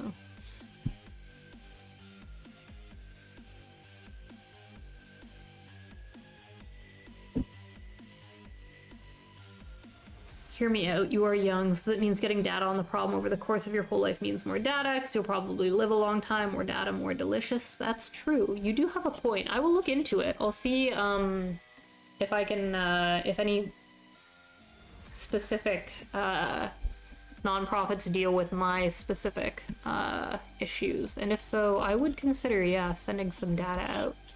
And thank you for calling me young. That's just extra delicious of you. Sometimes I don't feel like it anymore, you know? You remember those wonderful childlike years when you were really young and you had like your full health available to you and you didn't remember like the last 25 years of your life? Edible kicking in. Mention that you are a contemporary artist too. Why will that give me anything special? It'll be like, oh, she's an artist, prioritizer.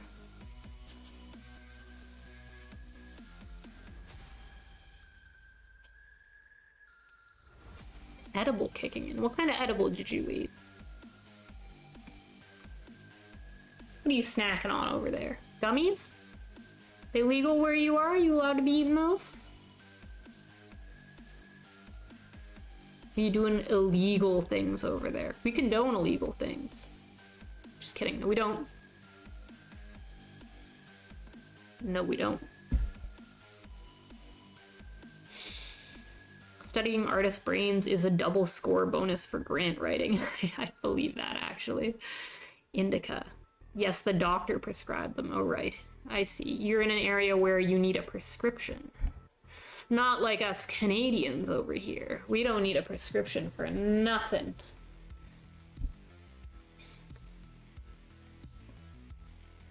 Do crime another way, don't worry. Good. Very good. Need everybody doing more crimes. The good kind of crimes, though, not the bad kind of crimes. And I expect you all to know which ones are which without me explaining any further.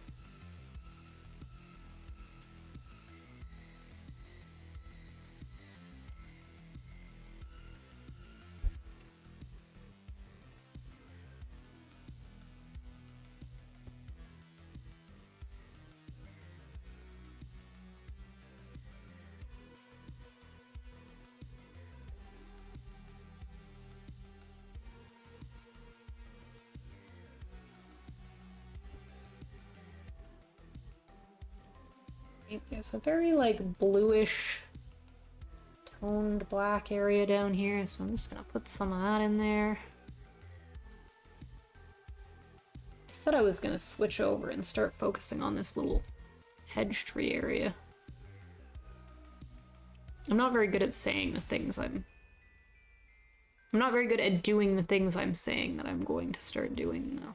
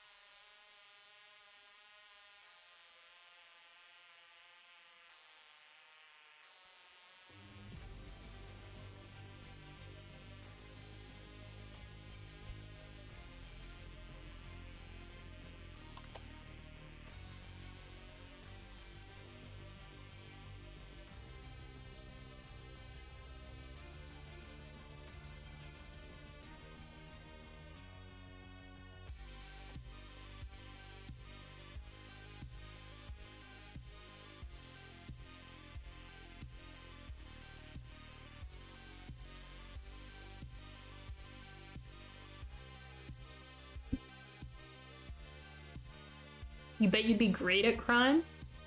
Only one way to find out.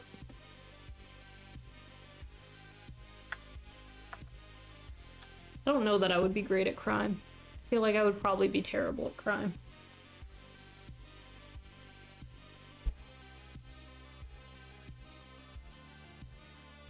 But you never know until you try.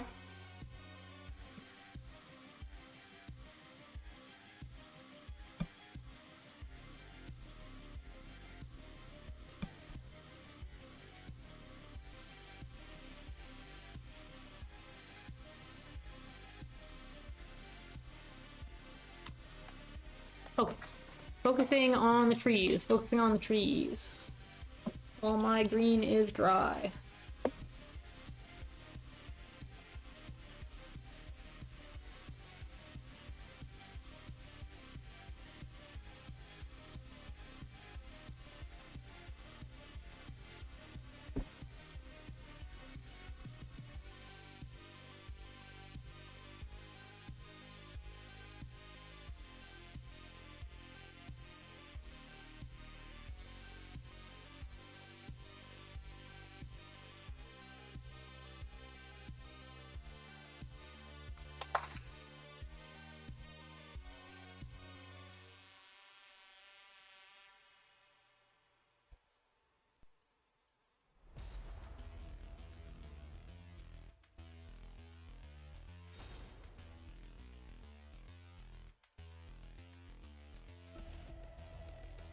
Okay, we didn't get it done in 3 hours. Can we get it done before the 4 hours, then? We just move the hour mark every time we fail, right? That's how it works. Our new goal, 4 hours. Less than 4 hours.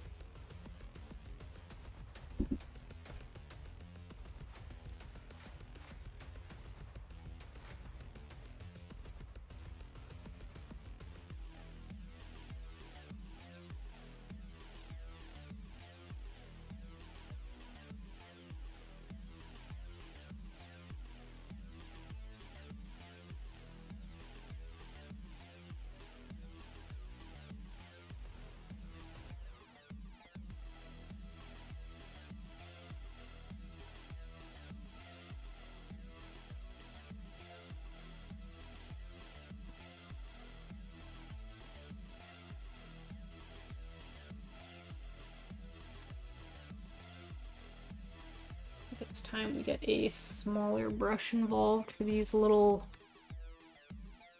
bits and bobs of leaves. This one's too fat. He's too fat. You just zoned out. That's cool. Zone out. Stare into the void somewhere. Zone out. I have to zone in. We gotta zone in. We got 40 minutes to finish this. That's our new goal. 40 minutes. Which means I have to really get in there. I really gotta focus. I don't know that I'm capable of that. Feel a little cross-eyed.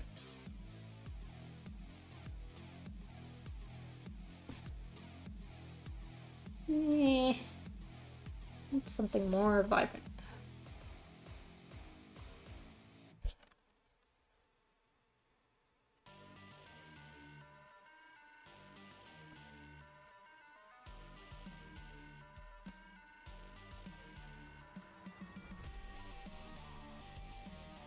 Go Super Saiyan and paint super quick. Yeah, that's the goal. That's what we're doing. We're focusing in. We're poking a million dots a minute. We just gotta get it in there.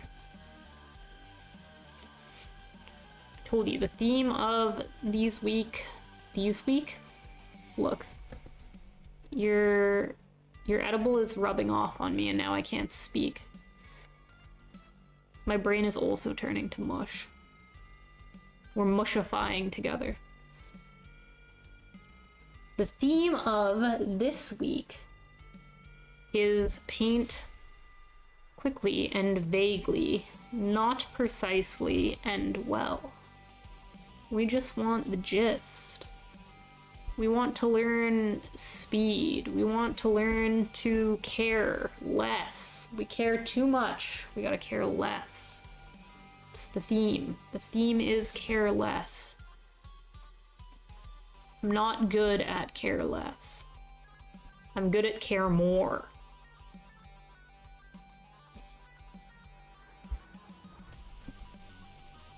But we have to stick to the theme.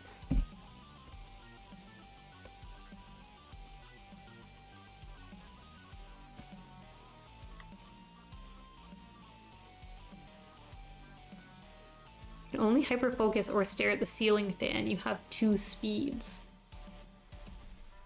Does your ceiling fan that you stare at also have 2 speeds?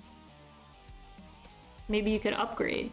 Maybe you could upgrade the ceiling fan to a 3 or 4 speed fan, and then maybe you would also get 3 or 4 speeds.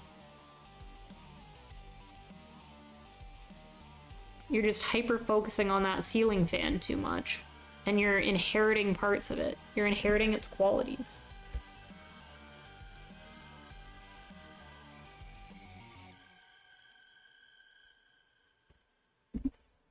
If you may. If you may what? You may. I don't know what you're maying, but you may. Lorca was correct. Great art requires only madness and duende, dark spirits of the earth that encourage madness. I don't know. I don't know about the madness part. Does it really need the madness? Can we do it without the madness?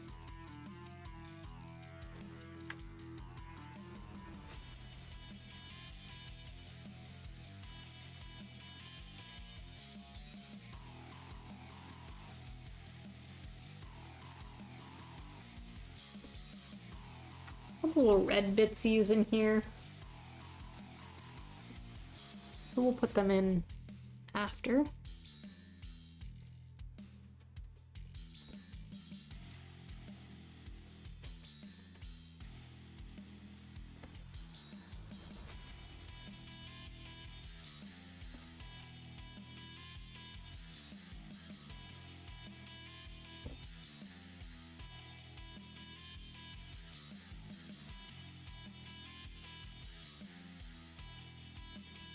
Getting somewhere.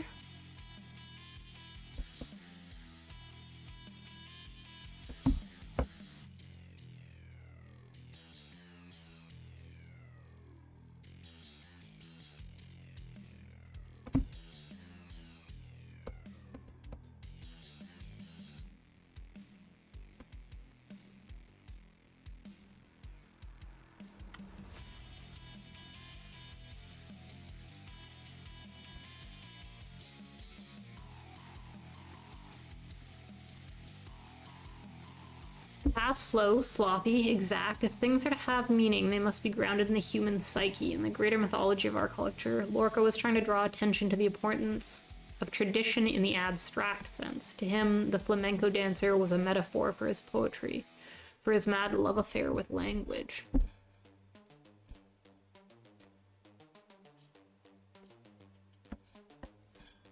What era are we talking? When's Lorca from? Is Lorca a modern guy?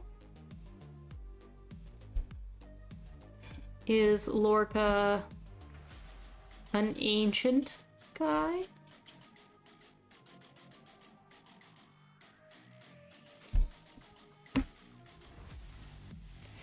Era where they had a lot of heavy metals.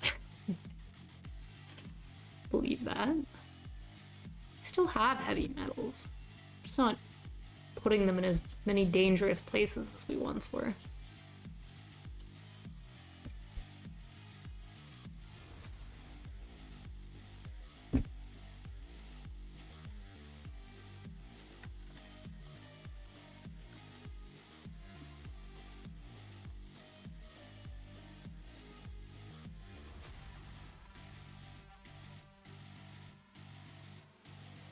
Born 1898, he lived through World War I. Ooh.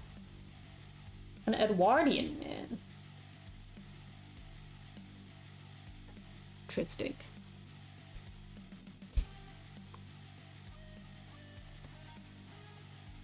It was altogether too bright. Oh well. We're gonna work with it. It's brighter than it should be, but... Remember we said we weren't doing things exact this time, we were just inspired by, so... Live with the too brightness. Put it in anyway.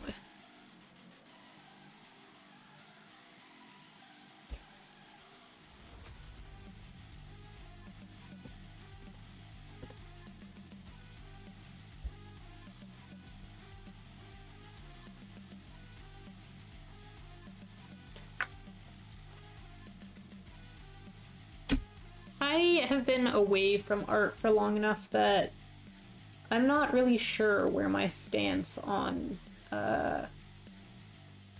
what good art is. I don't know what I actually believe about that anymore.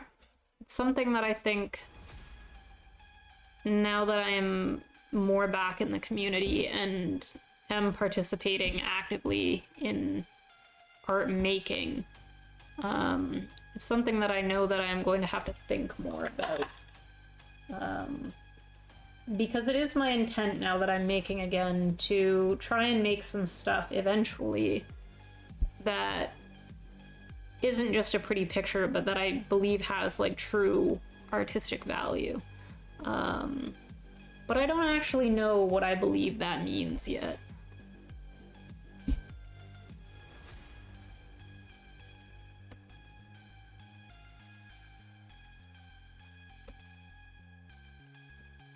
There is,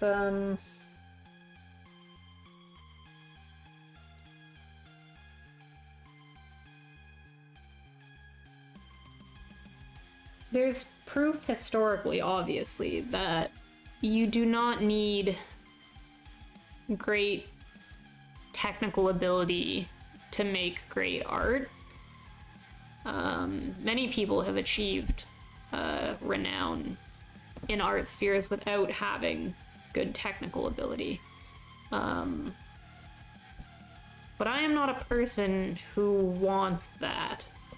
If I am going to make art that I believe is valuable, I want it to be both valuable conceptually as art, but also valuable technically as art. And I don't believe that technically I'm as proficient as I need to be to really be delving into making stuff that I think would have staying power in any like artistic sense. I think I'm still very much in the it's a pretty picture portion of my journey as an artist.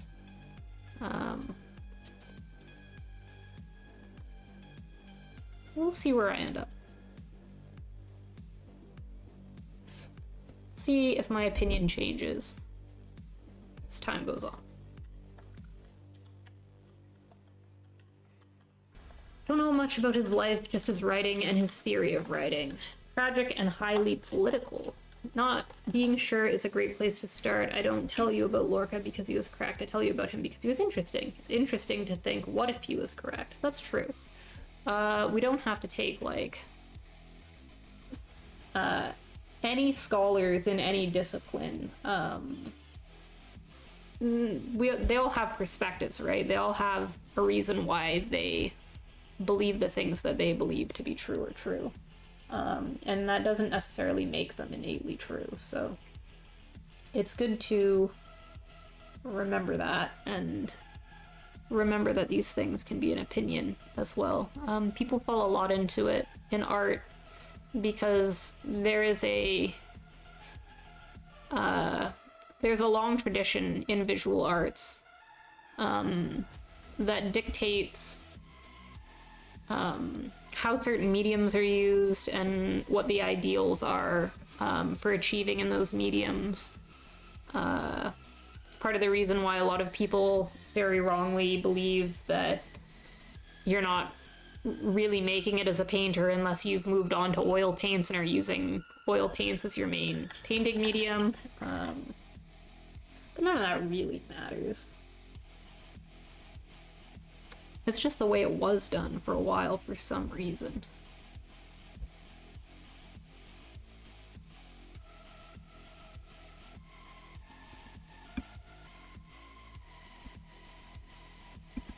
Okay. I'm happy enough with those. Oh no, we said we're gonna put some red in. Never mind, let me put some red in. Let's stick some red in there. Couple little...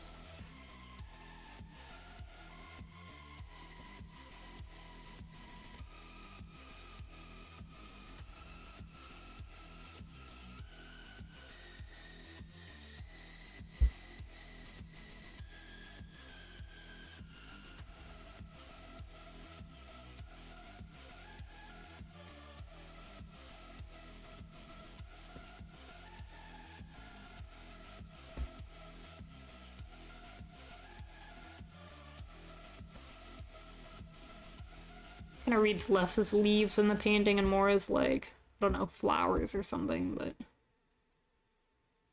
whatever. Okay. We're now going to get this grassy area cleaned up a tad, and we're going to start putting the moss on the tree. Because oils are the most stable, vibrant medium for several hundred years during the most defined classical period for visual arts. Yeah, I mean, that might be like a long, that might be part of the like influence, like a carried influence in modern day. But even in modern art, where that like hasn't been the case for many years, there's still just a stigma. And I think some of it has to do with the feel of oil paints versus stuff like acrylics. A lot of people just like see people working in acrylics and think like, oh, like, but you could be doing so much more if you worked in oils, instead of really like separating them for their own values. Also coincided with the Enlightenment, so there's a notion that art from that period carries the torch for all human hope. Maybe, honestly. And yeah, there is a degree of, I think, a lot of the like famous known works of art do come from a period where oils were the defining medium for that period. Like, if you go into somewhere like the Louvre, it's gonna be more oils than any other medium up there, and it is just because that was a standard for the time, and it's not necessarily anymore. But there is just a like remaining stigma for using other mediums that is a little silly. You would think that the digital era, modern uses of art like animation for... Dropped my brush, sorry. Using art to make things like animation, you think would have had a larger effect on the popularity of certain mediums. For example, gouache is a medium that is pretty much exclusively used professionally by animators, cartoonists, and it's a medium that if you take, what's it called, animation or illustration in school, you will become very classically trained in the use of gouache. However, despite that, it didn't become popular among just the generic artist population until recently, and I think part of the like recent blow up in it is TikTok. Gouache videos have done extremely well on TikTok. I have no idea why specifically. Maybe because there is a like popularity with like animes like Studio Ghibli films now, and the bulk of those animated films are painted with their backgrounds done in gouache, and so it's finally like seeped its way up. But it's just interesting that, like, artists for, like, years and years have been using gouache for animation since, like, the 40s, basically. But it's just only recently become, like, a common medium for non-professionals to be using for just their home art. It used to be like you could not purchase gouache at an art shop. Like you would go to a Michaels or Curry's or something like that, and they would not carry it. And they still barely carry it. Like you can get gouache at Michaels now, but like the selection is pretty meager compared to the oils and acrylic sections. Holy shit, AI overview. Spanish poet Federico Garcia Lorca was assassinated in 1936 because of his leftist politics, homosexuality, and ties to Freemasonry. Okay, go off. Can you like him even better now? That's honestly insane. I can't imagine living in that era with any political divisiveness. You'd think you would all just be so, like, scared to commit to saying anything or being anyone that was unaccepted is, like, nightmarish in that era. Not that, like, we're not looking at some similarly, like, nightmarish things coming up the pipeworks in America, but I mean, you have the technique, you know the history. I think you're ready to make a masterpiece any year now. I don't know about that. I think I need to think more about, sorry, I just lost my music. Give me a second. 1 second. Let's go chiller for this one.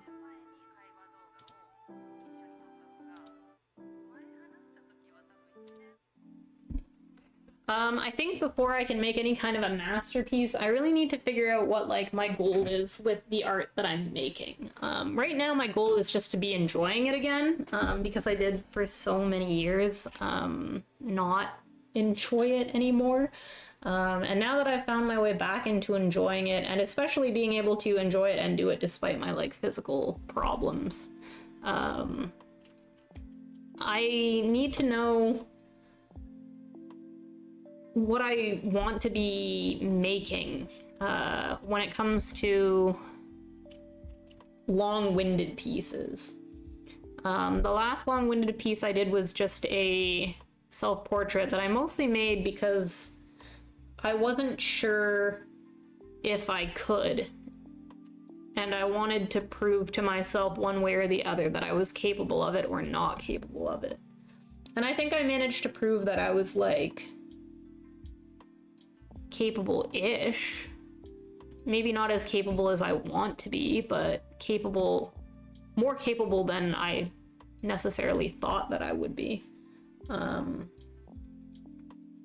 And so that work was just like a challenge to myself, basically. But if I were to make a masterpiece, I don't think I could call it a masterpiece unless I was really sure why I was making it and what I wanted to achieve with it. And it's hard because there's just so much in art that's already been done and already made out there that it does beg the question, like, is great art that hasn't been seen before? Is it something that's, like, breaking new ground? Or is it just something that's making a good enough statement about what you're trying to make a statement about? I don't know. There's just a lot to think about in it. Like I said, I think it'll take a long time for my relationship with art to get, like, to a point where I feel like the work that I'm making is really valuable, and not more like of a self-experiment.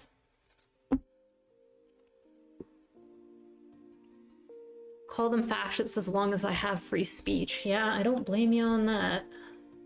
Didn't you call them fascies the other day? Weren't we being cute? We were calling them little fascies? To try and make their value diminutive. They're just little fascies. They don't mean anything. Just little fascies.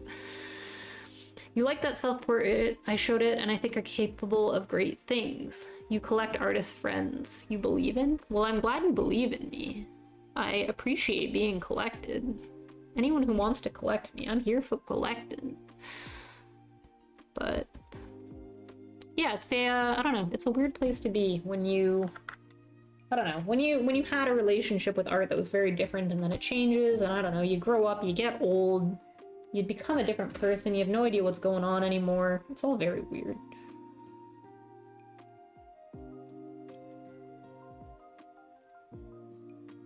I just hope that this time around I can continue without losing the drive.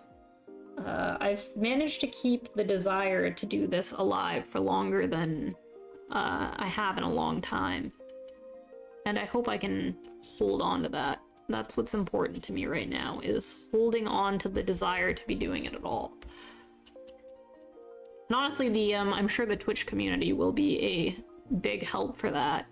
Sometimes when you have a hobby of any kind, really, it helps to be held accountable by someone for it. For me especially, I find I am not great at holding habits unless those habits affect people I care about. If I said I was gonna do someone and the only one who gets hurt if I don't do it is me, I'm like totally willing to hurt myself. If I'm the only one who's getting burned, then like no big deal, is fine. But if I make plans with like a friend, I will not bail on them. I absolutely will not, because I know somebody is counting on me and expecting me to be somewhere. And Twitch functions a little bit like that for me. Not that there is like a huge community here or anything yet, like on my channel. There is a huge community here in Twitch in the art world, but not specifically on my channel. The community is not large. But just knowing that like there's anyone out there who, if I just disappeared and stopped making art, would wonder like, hey, what happened? Like, I was showing up for that. I wanted to see more of that, is a huge kick in the pants, you know? We were joking the other stream saying that like people just gotta bully me into like getting shit done, but it's kind of true. Like I need the bullying.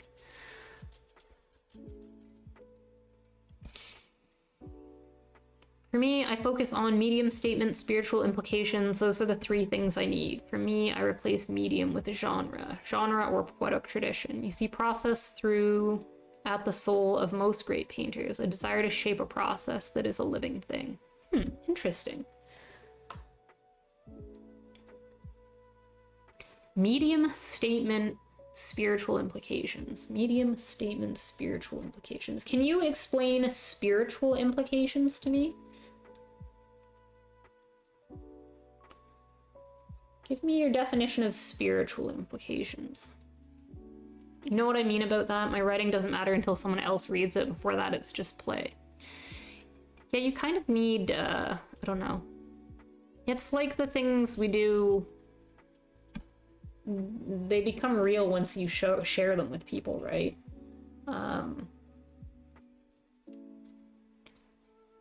it's not really like, it can be for some people about validation, but for me it's not really about validation. It's about like, I don't know how to describe it, like community, discussion, discourse. I'm not really interested in necessarily being praised. I'm interested in opening a dialogue. One thing that has kept me from making art in the last number of years is when I used to be much more into art and I did it very regularly. It was in a time period in my life when I had a lot of artist friends and I was in school for art, so I knew a lot of people who were constantly creating, and there was some kind of like feed that happens where you work together and you see each other's work and you comment on each other's work, and it drives you to do more and think about what you've done in a different way. And the way that people respond to the stuff you make, and either interpret it differently than you expected or interpret it as you expected, it gives you information to change the way you're doing it moving forward or to continue doing it the way you're doing it moving forward. It's just that feedback is so important in art for you to know if you're doing what you think you're doing or not.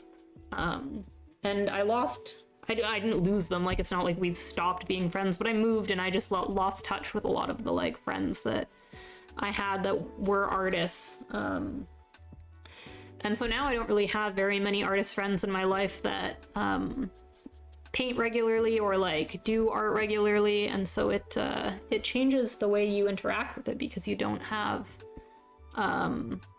someone showing you their things that are making you think about it, and you don't have someone to show your things that like will react to it in the way that an artist would. And the Twitch community is part of, I think, why it's been easier for me to get back into it, is because I can watch other artists stream on Twitch and I can see what they're doing and see the way they make their art, and both learn technique from them, but also learn about how I feel about what they're making by watching them.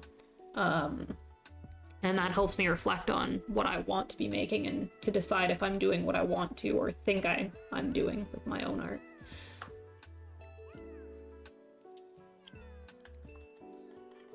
Spiritual implications. So this is not my idea. I stole it from a fairly famous Russian writer, but all right, hit me with it. Give me those spiritual implications.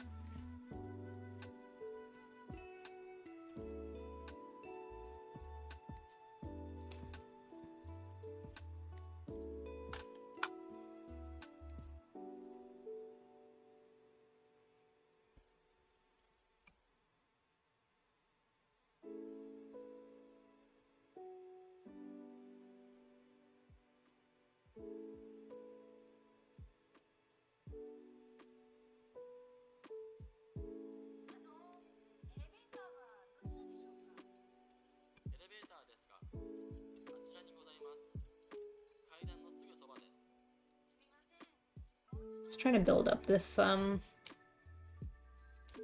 of bright moss green color down here. I'll add the climbing plant in last, I think. Doesn't look like we're gonna hit the 4-hour mark either. Shoot. Okay. Tolstoy was very concerned with what makes good art. He said that it's not enough for art to have meaning, whether the artist or to the poor, unsuspecting recipient. It has to mean something beyond that interaction. It's not so much a historical context to him, though. He frames it as a kind of noble religious endeavor. And even though it's hokey, and you're not a deist, I mean, I agree. I am, if not atheist, then at least deeply agnostic. I do not have any resounding religious beliefs.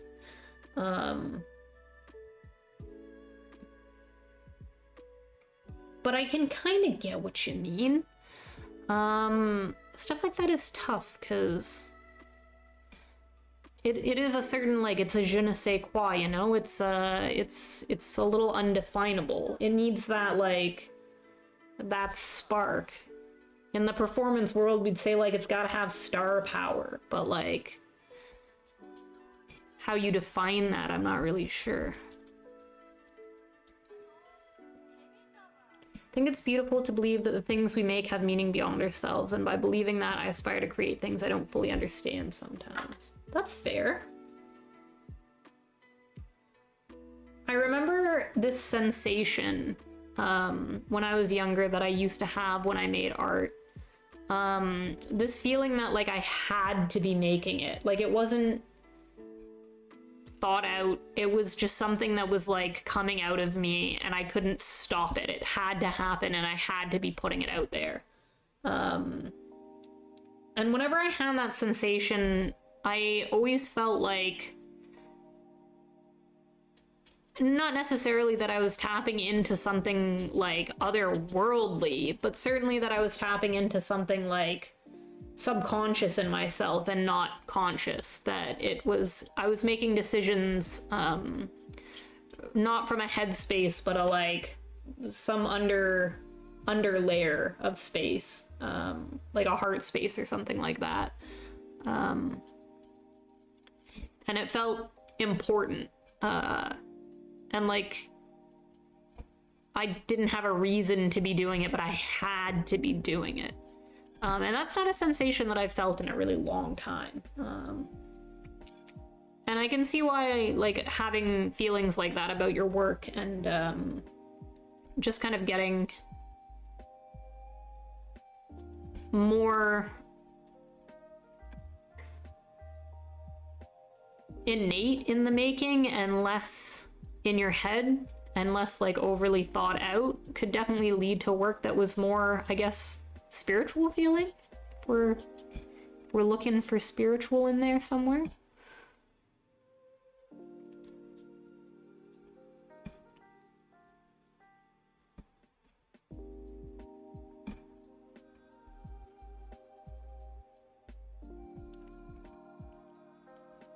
But all that could be bullshit. I take an edible and try to write something. The Jesuits call that grace. The idea that you can be guided by that compulsory feeling to create something good. Interesting.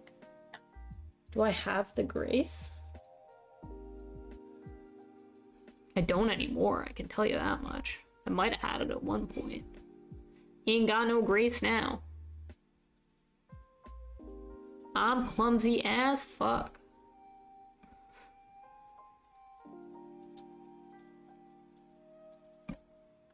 But yeah, no, it's all very interesting. But yeah, it's I go through phases of like feeling like, I don't know, there could be greatness to be had, and phases of feeling like that's silly and that doesn't really matter, and that it's not really about greatness or anything. It's about just having fun poking paper with colors.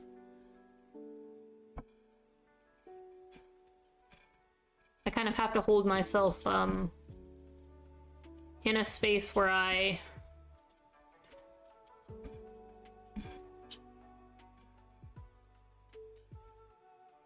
try not to think too hard about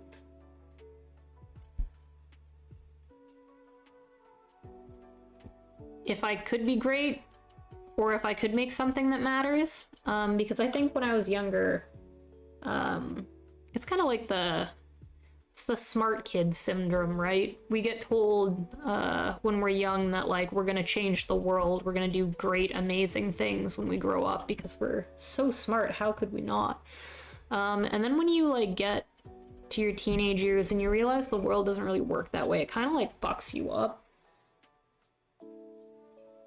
And that like stops you from ever making anything valuable again, ever. Or at least it did for me. Not like ever. I'm not like done life yet, so I've got time. But certainly if you ask like kid me what I would be doing with my life when I was like 32, I would not list my current life as my goal. And so as an adult, I've tried very much to make breaks from that notion that like value and impact on the world are necessarily tied.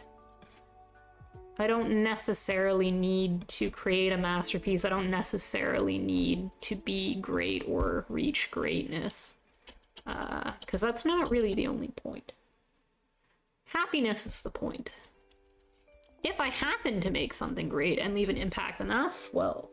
But I have to remind myself a lot that happiness is the point. I only have one life here, or at least that's what I believe. And so happiness is the point.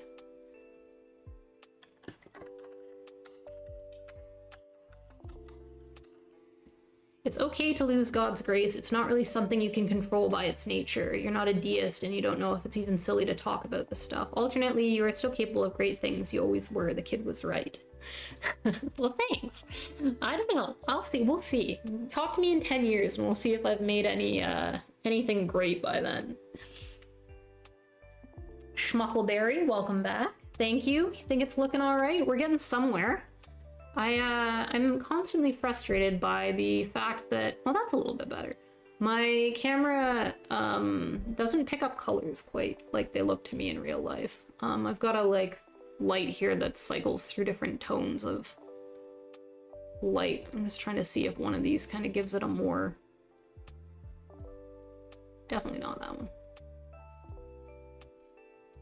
I think there makes it a little bit closer to real life.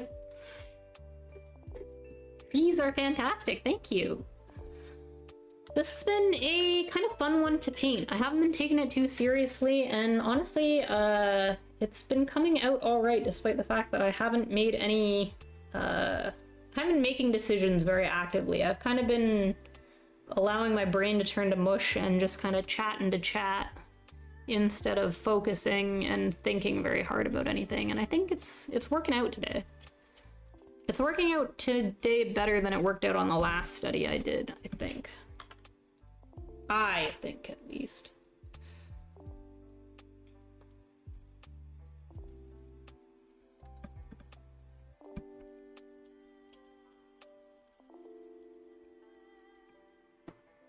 Me as a writer, I know the act of writing makes me feel more involved in life and that it creates a kind of feedback loop. If I work on projects that are interesting to me, I'm more likely to produce interesting writing. Choosing the project is really the difficult part. That definitely makes sense. When I did that self-portrait that we were talking about, it was the first idea I had had in a long time that I knew I wanted to make. I have a lot of ideas. I'm a big idea person. I come up with a lot of concepts, and a lot of them are fleeting. They're like, yeah, that's a concept, it's decent. I wish somebody else would make it, but I know I don't care about it enough that like I gotta be the one to make it. That self-portrait was the first idea I had had in a long time that I was like, I want to make this. I want to make this, and I have this idea and I want to see it through, and I want to see if I'm capable of seeing it through. And when I executed it,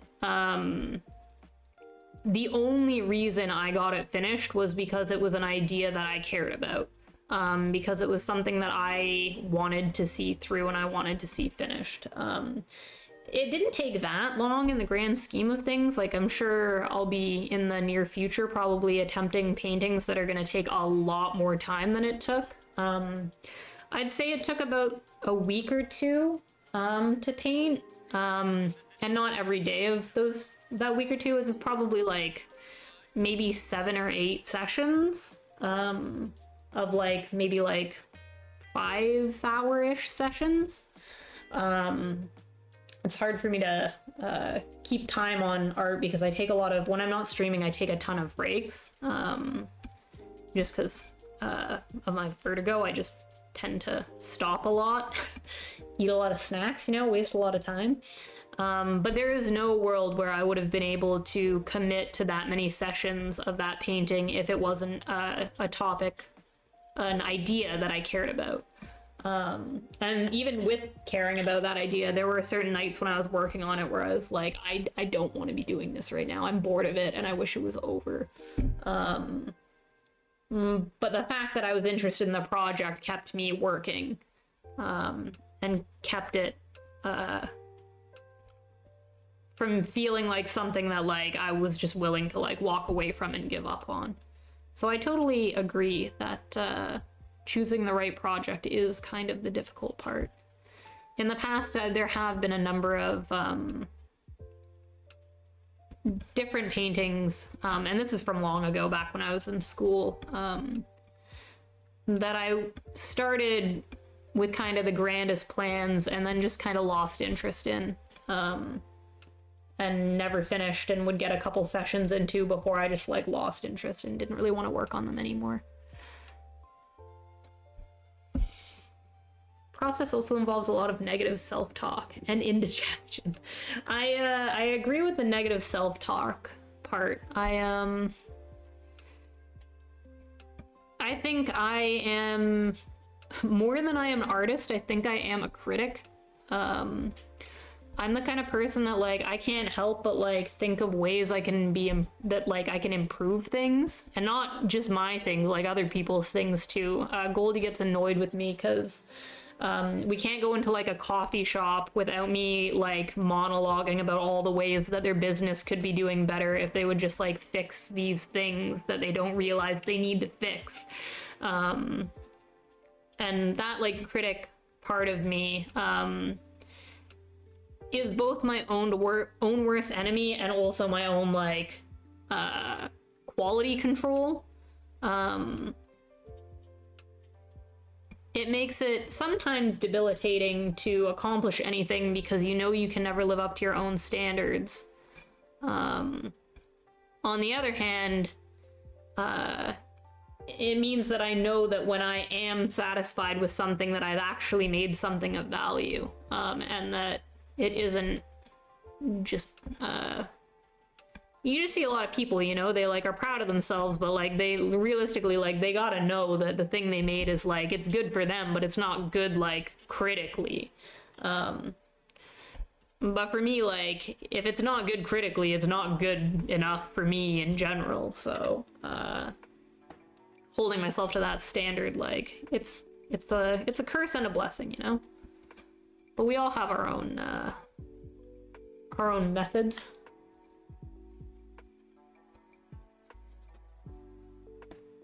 And having standards that are higher than I can reasonably achieve are part of my methods.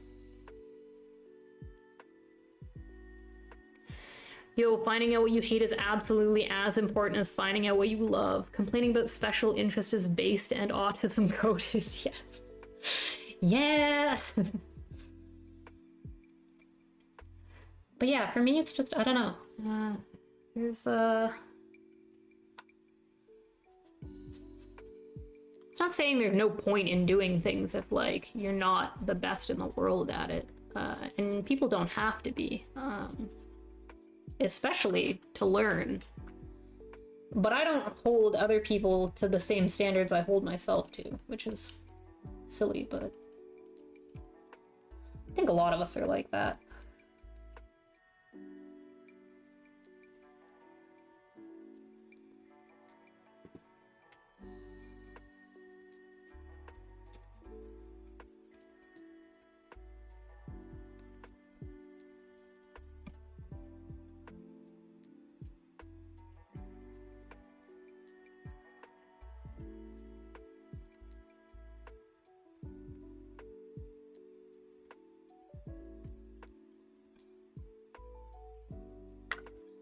Okay, I don't like how non-vibrant this is, and I can't seem to get it there with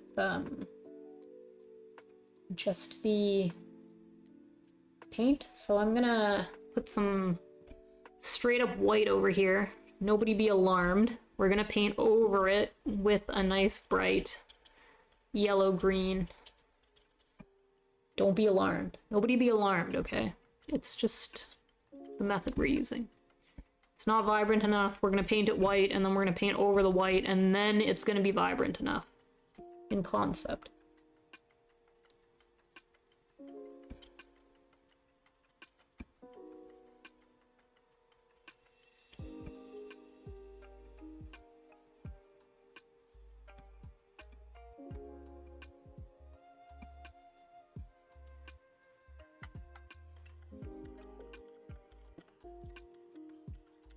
The other flip side of the spiritual dimension is that sometimes I don't know why I'm working on a project, sometimes it's an act of faith, sometimes I start on a blank page not knowing who or why or how. I used to work like that. I used to always just be able to open up my sketchbook and start just scribbling and something came out. I haven't been able to do that in a long time. I have to know what I'm in for, which is part of why a lot of my art these days is just studies. Because then I just pick the thing and just copy it, and that's easy peasy. The self-portrait is probably, well, that and I've done two other pieces recently that were more like concept pieces that I came up with before I started working. There's the self-portrait, and then I did a like weird peacock painting that was inspired by like a festival stage at a festival that I went to. And then I did it was kind of a study, honestly. It was a study of a crow tangled in string. Well, the reference I was working on, the crow wasn't tangled in string. but I made him tangled in string. I kind of changed the study to suit my needs, but it was still kind of a study. It was like a reference-based piece for the most part.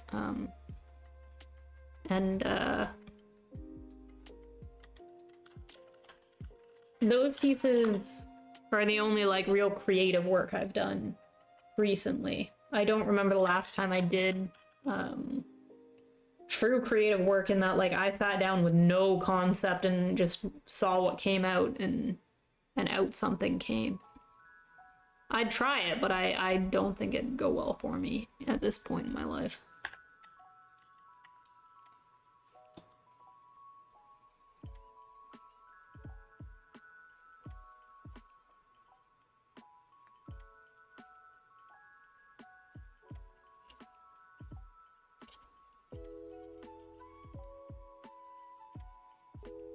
No.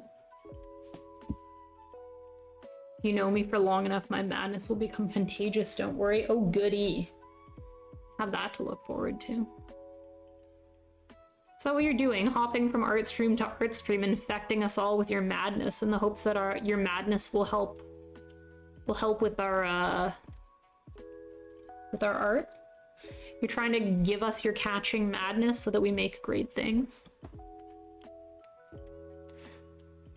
For example, today you looked up a goblin shark. Did not encourage you to. You did it on your own. That's fair. Shouldn't have looked up that damn goblin shark. Gonna have nightmares about that damn goblin shark.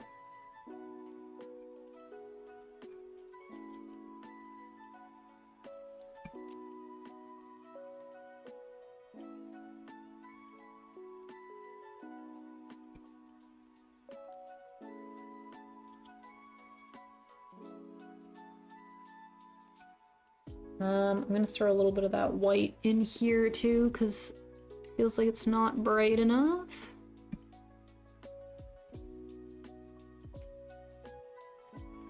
And then the same idea, don't be alarmed, we're gonna go over it with the pure green once it's dry. Nobody be alarmed. I don't want to hear any alarms going off.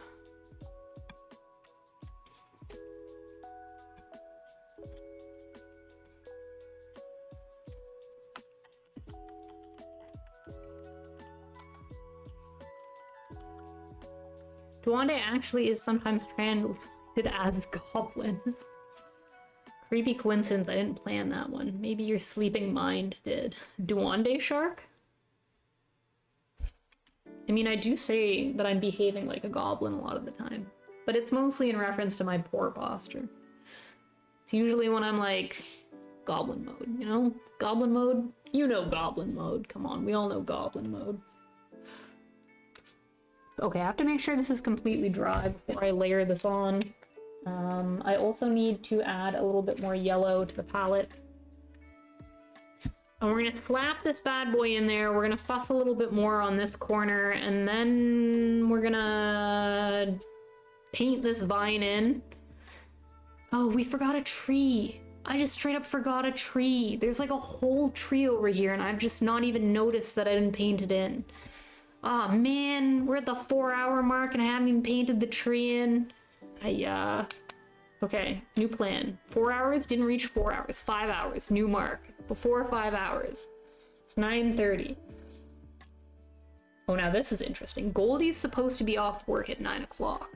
However, he's usually very late when he has to work nights like tonight. So if we can get this done before he gets home, then it's a win. That's the goal.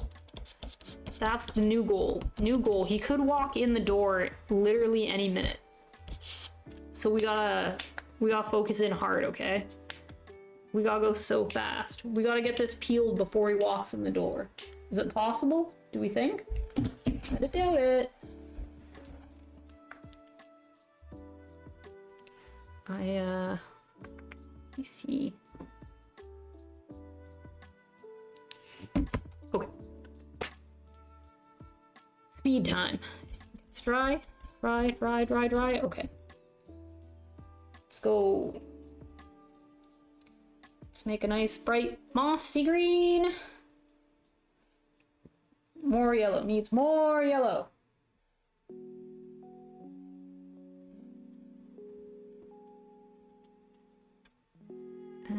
we paint over it.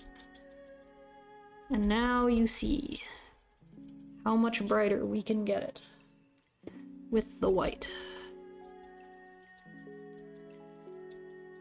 Ain't that something?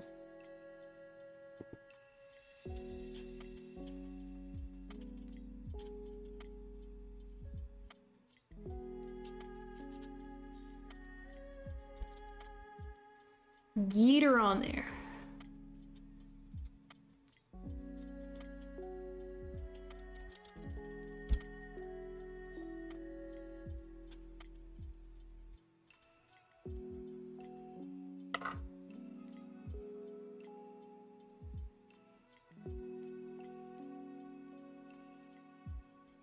It's good, it's good.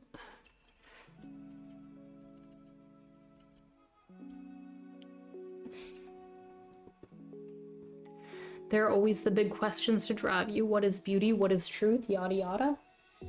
Me no know.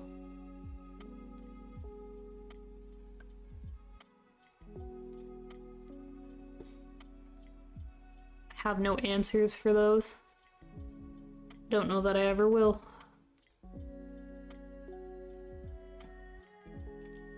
That's why right now we're going all in on the drive of time crunches.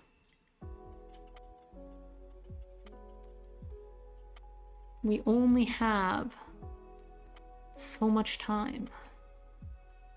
So we must work faster. Not just today, just conceptually. Life is but a time crunch. That's why you gotta cherish it.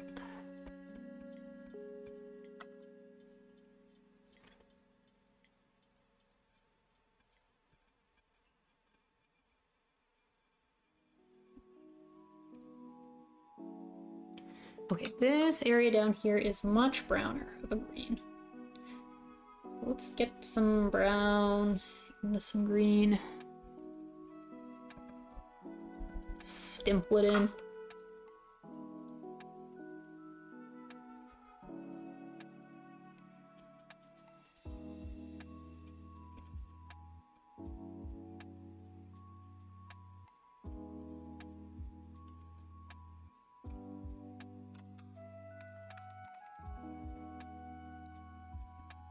Need to pull that black back in a little bit. I should probably not be doing this with a brush this big.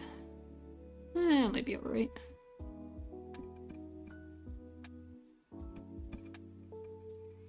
It might be alright.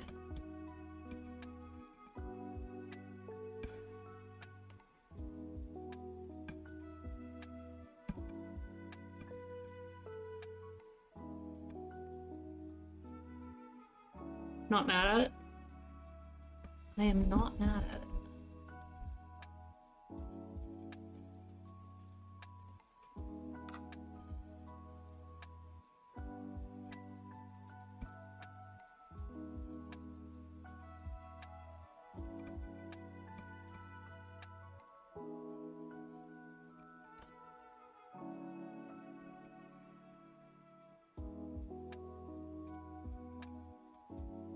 Okay, we're gonna put this tree in. I'm gonna put this big tree in. Okay, we need green. We need lots of green. Very blue green, so we're gonna go over here into the land of the blue. Frankly, it needs a little bit of brown too, so all of our paint is drying up though, so we have to scrub at it a little more than we'd like. Hit it with the spray bottle, speed things along.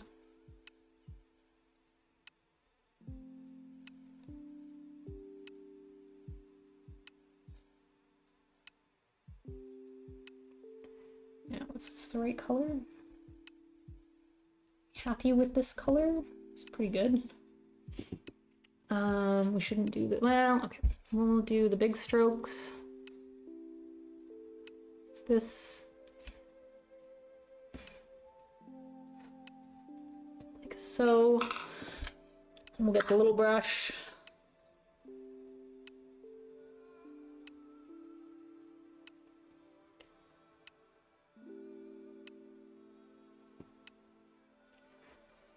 Why do I suspect that part of me understands something about beauty? And I remember someone once told me something about truth. You gotta wake that sleeping mind, homie. Honestly, though, I respect you. I don't know how to paint. Just chillax maxing. Believed in the process, by the way. I was sure that you would brighten up those highlights in a way that makes the painting feel like it makes more sense. Well, I'm glad you trusted the process. Sometimes I don't even trust my process. Honestly, most of the time I don't trust my process, but...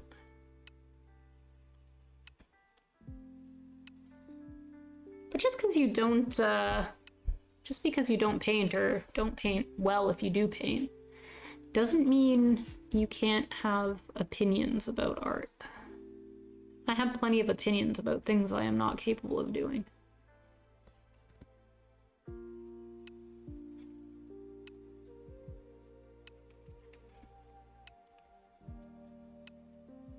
How come you don't know how to paint? Maybe you should give it a try. Maybe you'd be insane at it. Maybe you're wasting your time writing when you would actually be an insane painter.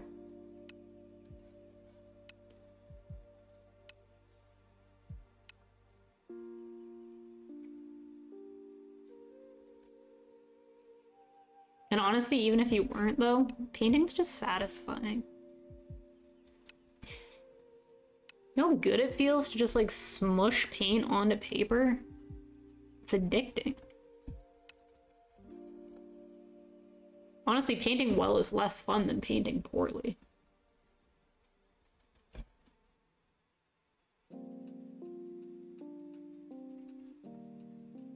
Trusting the process is an act of faith that makes the work spiritually important. Okay, good. I trusted the process in this then. This is a spiritually important piece, and I don't want to hear anyone tell me otherwise.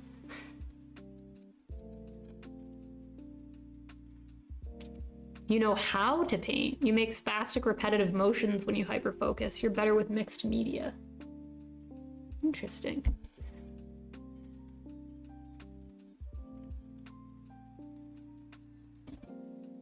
Kind of mixed media we talking? Collage? All kinds of mixed media?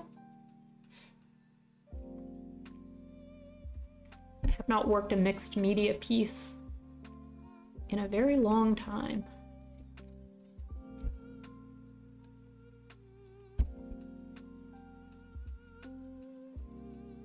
Uh-oh.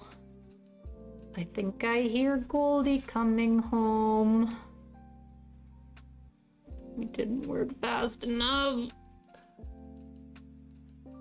Could be wrong. Could have been someone else. Maybe we've got time.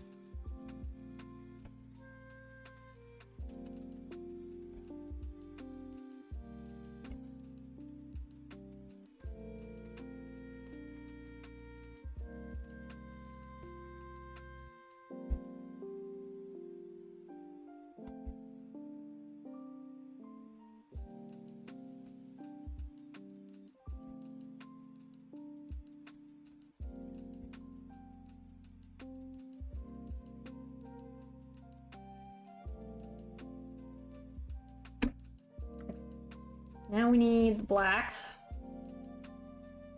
Need to make this way darker. Way, way darker. Make it way darker. Do it all again, just not so far out.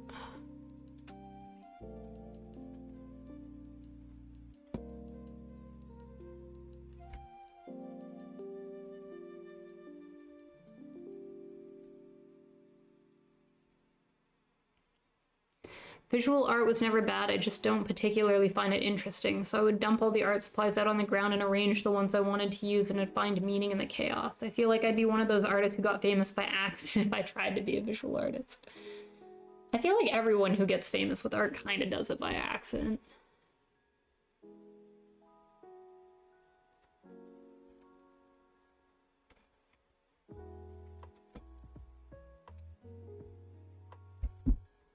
I guess some people are just destined for it. They're disturbingly talented and it just was always in the cards for them, but...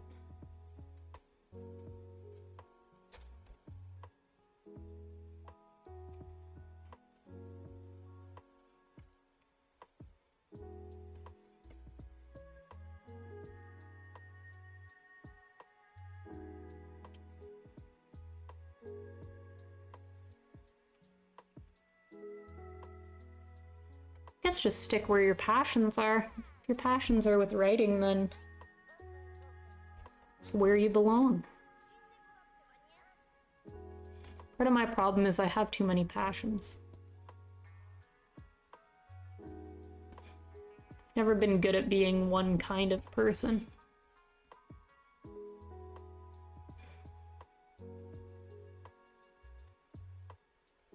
There's not really enough time in one life to do everything. Sometimes you just gotta make cuts.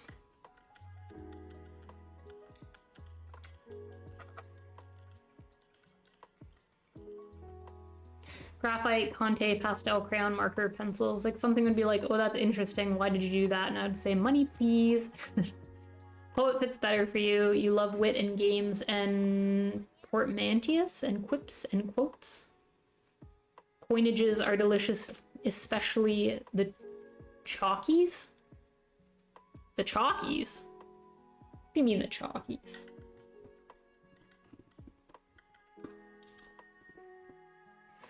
Okay, what are we missing? What are we doing? We need to... Is everything else done? I'm not super pleased with the scrumbliness down here. Let's put a couple... Let's put a couple decisive little rocks in. Definitively...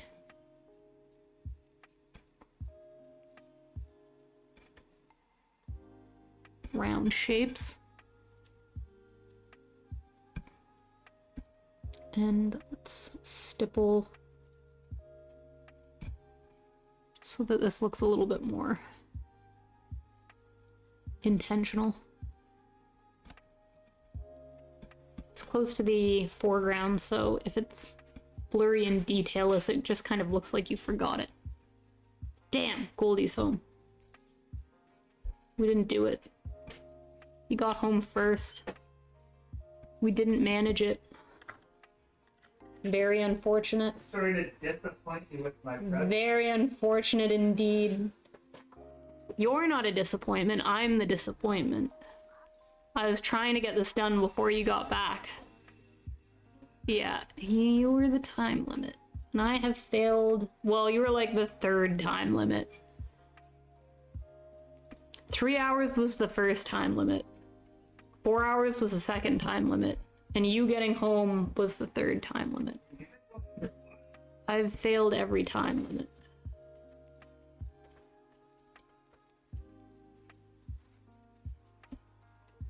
Okay, I just gotta put... We're gonna stop. We're gonna stop real soon. I just gotta put this stupid leaf thing in. This silly vine. Oh, I didn't do this bit up here either. Ay, ay, ay. This area up here I left out. Ha. La, la, la. Okay. We're gonna put it in right now. We're gonna put that in right now. And then we're gonna do the little ivy piece thingy. And then we're gonna stop.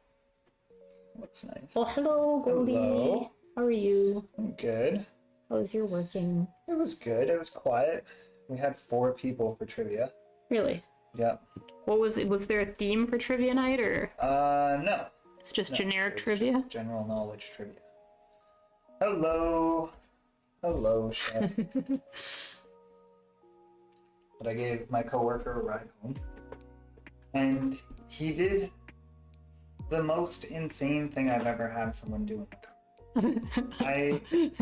I got Okay, my phone out, and I opened Spotify, and I plugged my phone into the aux cable, and I put music of my choice on in the car. And then this guy grabs my phone. Well, first he asked me if I had like unlimited Spotify, to which I was like, yeah. And he was like, there's no ads, and I was like, no. And he grabs my phone, and he just changes it to one of his playlists. And like, didn't ask for permission, had to get me to unlock the phone for him to like continue to browse music. That is so weird. And the worst part is, the music he put on were fucking bangers. Oh They man. were so good, so I couldn't even say anything. It was actually good. Okay, but the thing is like that's not a crazy or weird thing to do if like With permission. if you're just like, hey man, can I like play you some songs? Like Yeah. I think you'll like them. Absolutely. All you have to do is say like, hey, like can I have the like aux? I want to show you. Exactly. And then it's totally There normal. was no ask, there was no like permission. He was literally just like, open your phone. I'm Yeah. doing this. Yeah. That's insane, That's crazy. bro. That is actually wild. And it's not like you guys have been working together for like years or anything. Like you're a No. relatively new coworker. No. That's nuts. That's crazy. Can I get you a tea? Sure, I'd love one. I've got a thing over here going. A cuppa. A cuppa. Thank you very much. He is too tall for cameras. It annoys me too. He's far too tall. Shit, that's huge sociopath energy. Yeah, bro's unhinged. That is unhinged behavior. I don't know about that. This guy wants to show you his collection of stamps. Run away, Chef says. What's that? Chef says if this guy wants to show you his collection of stamps, run away.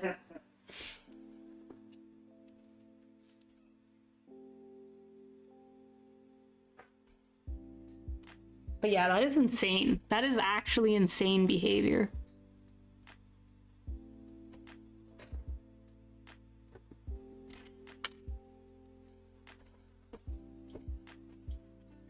But I participated in trivia with middling results. Oh really? You're usually really good at trivia. It was him, this coworker, and I working as a team. Okay. And we all kind of had the same, like both of us had the same knowledge. Oh, interesting. So there were there's a lot like of- gaps. Yeah, and I'm assuming neither of you knew anything about sports. there was only one sports question, and it was pretty like people who follow sports wouldn't know it either. It was about like some Canadian athlete who came in second to Australian athlete in the world championship of this Red Bull sponsored sport. What the And hell? the answer was like cliff diving or something. Jesus. So Sounds like hard trivia. yeah, Who's in charge of making the trivia? just some guy who like does it locally. Huh. But he was disappointed that there were only 4 people there. So, so were we. I mean, it's a Wednesday and we've had like nothing but snowstorms lately, and like the roads are still like kind of fucked up out there. Yeah, the snow is still crazy. Like I certainly on a day like today would be like, no, I'm not going out. Pretty much. So I think that's so funny though. What kind of music was it? It was a little bit of everything. There's 2 music sections. One is just like No, not the trivia. What kind of music did your coworker put on in the car that was Oh. actually kind of good though? It was like international EDM stuff. Okay. The first was some like half Polish, half Scandinavian girl, Okay. and then the second was like either something Baltic or Indian. But like the first 2 songs he put on by that like Polish girl just fucking slapped. So I hate that. yeah. Same. It's one of those things like you want to hate them, but like, You want to call him out, but it's good though. I mean, if you're gonna be weird like that, like, at least you delivered. Like, good. Oh my goodness. What a day. there's no culture where it is proper and correct to just change the music without asking. That's Exactly. fair. Sports trivia should be in a separate building that I never have to enter. Just don't like it. For us, it's just like we don't know anything about it. Anytime we've ever participated in any trivia thing ever, like, we just get screwed by sports. Yeah. That was their downfall. We've got to cut like most other like pop culture things pretty. We've got a wide net, but that net does not include sports.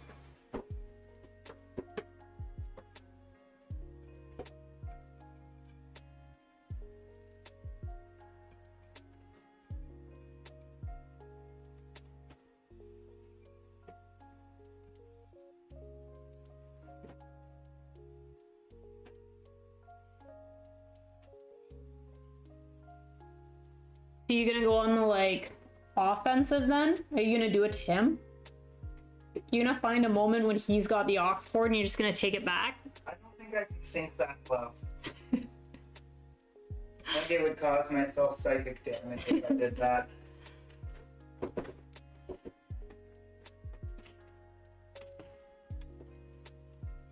Apologize for any ambient noise, chat. No worries, no worries. Getting organized here.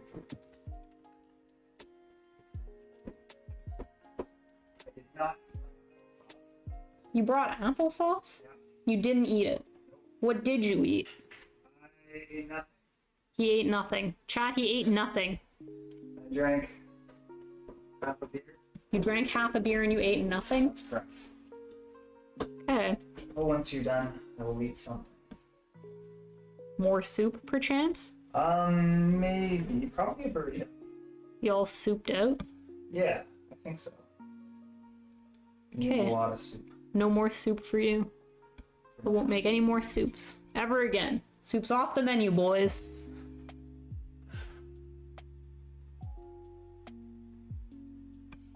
Okay. Okay, we're doing the vine. We're doing the vine. We're staying focused. We're doing the vine.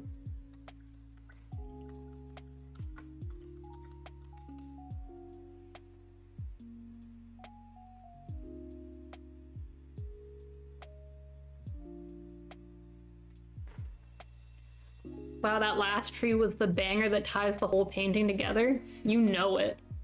You know that was necessary. Which tree was the last tree? This guy right here.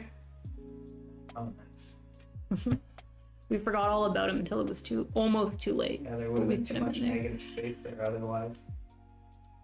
So good at trivia, and the only sport you follow is chess. Yeah, that's not gonna help very much in trivia. You know a little about baseball history, but very general stuff. Baseball history is honestly kind of interesting. I don't know that much about it, but I know enough about it to know that it's kind of interesting. If he tries to top, you have to try to top him. It's basic Omegaverse logic. At this point, it would be rude if you didn't try to change his playlist. Yeah. I don't know. Gotta take the power back. But you can only do it if you know you have bangers lined up. That's true. Well, I did have bangers playing when he took my phone, so I don't know what to say to that. Ooh, that tea's spicy hot. Okay. How do we go in? What else do you have left to do? Just this little ivy. It's this ivy, and then we're done. Ivy that crawls, goes like this, comes up like this, see, goes around, there's a little bit of it up here. Paint this dark area in. It's a shadow. It's almost start the burrito font. Ooh, very exciting. You wanna thaw me one of those bad boys too? Hell yeah.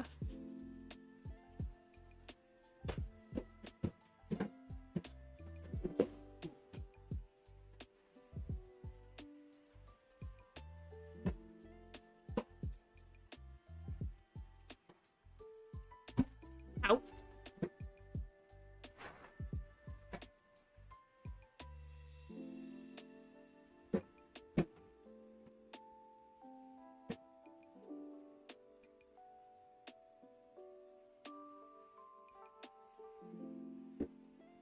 Shadowy shadows shadowed in. Okay, the shadows are shadowing. Fuck this, I need ice cream. No, you deserve ice cream? I mean, that checks out. Go get some ice cream. Why all of a sudden were you like ice cream though?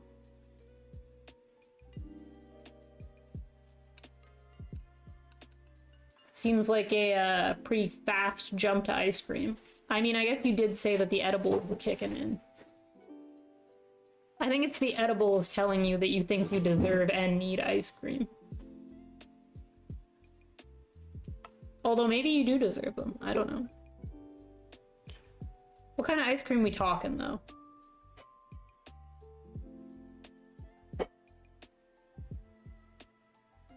We talking like... just like vanilla plain ice cream soft serve? We talking like that Haagen-Dazs, that like high end, it's got like a bunch of caramel and stuff in there? We talking like ice cream cone? Klondike bar?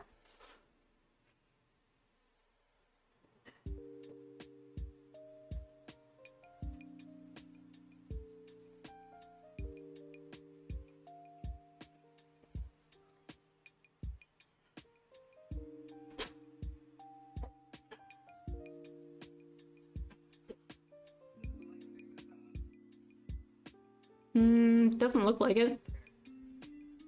You're pretty far away. I doubt they can even hear you talking over there. Okay.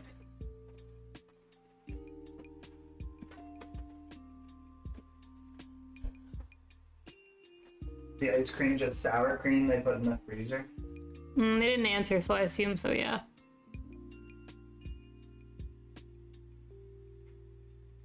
Their lack of an answer to me means that we've lost them to the land of ice cream. Never to be heard from again.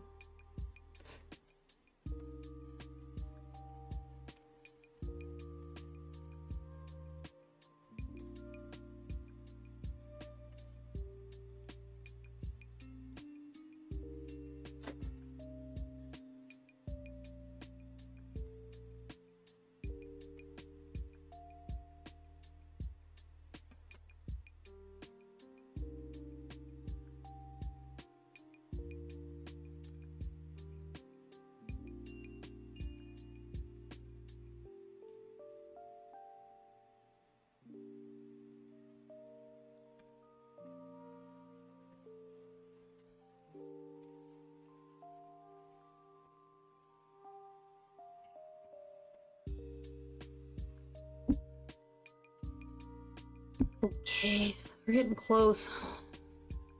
Final bits are sometimes the hardest ones to commit to doing.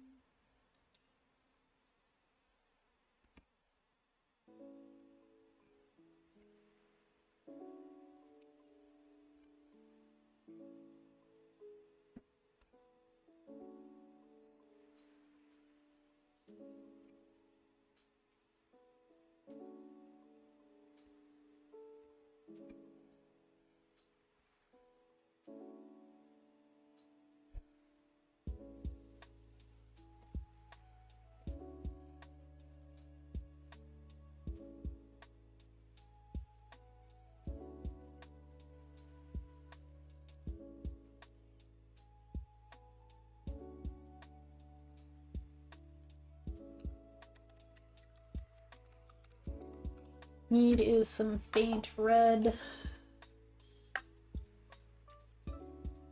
All the red is dried up.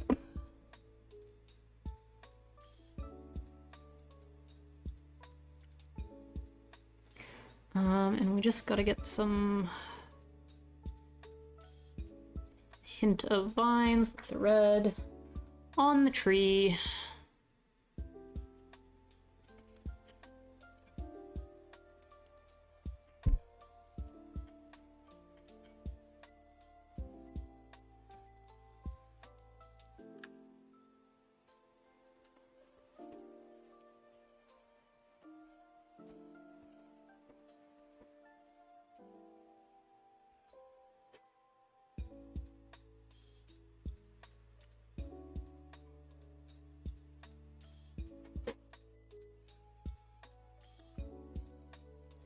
Some little sticky guys down here. Oh, that was way too much. It's alright.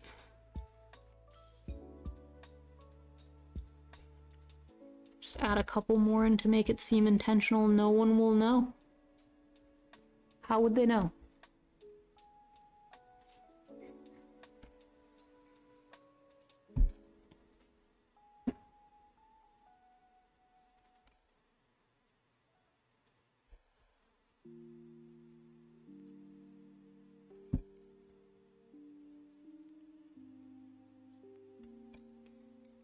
twigs and stuff.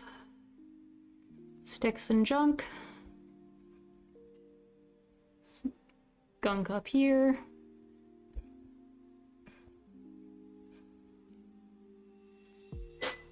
Just make it up, it's not important. Doesn't really matter. What matters is that we make these leaves greener.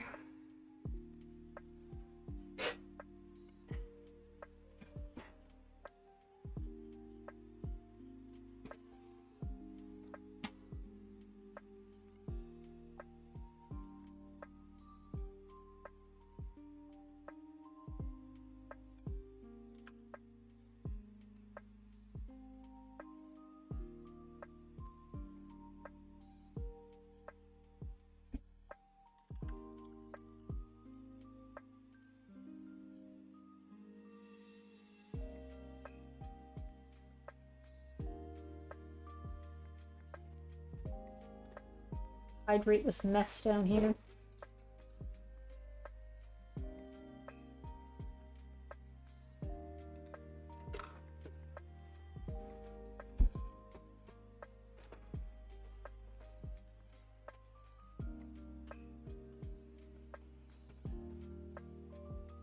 I don't know why these guys specifically are so much more yellow than all of their comrades, but...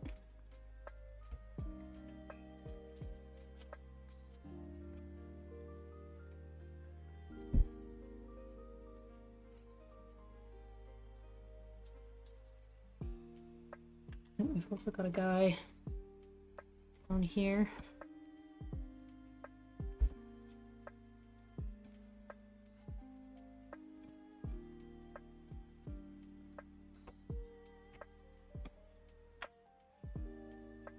Paint him in with white, and then go over him with green so that he gets more vibrant. I'm gonna do the same thing with these guys, just kind of put a bunch of white on them so that they pop a little bit better. This guy especially. You.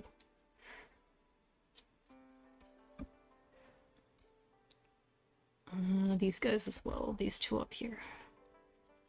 Make them white, and then make them green, and then their green will be greener.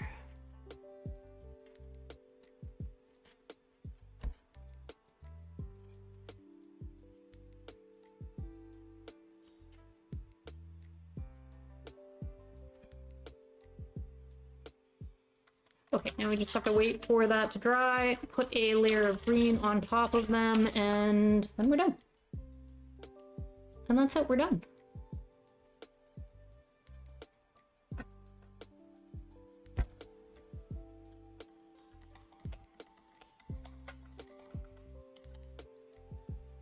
So if anyone has any qualms, if anyone has any problems, bring them up now.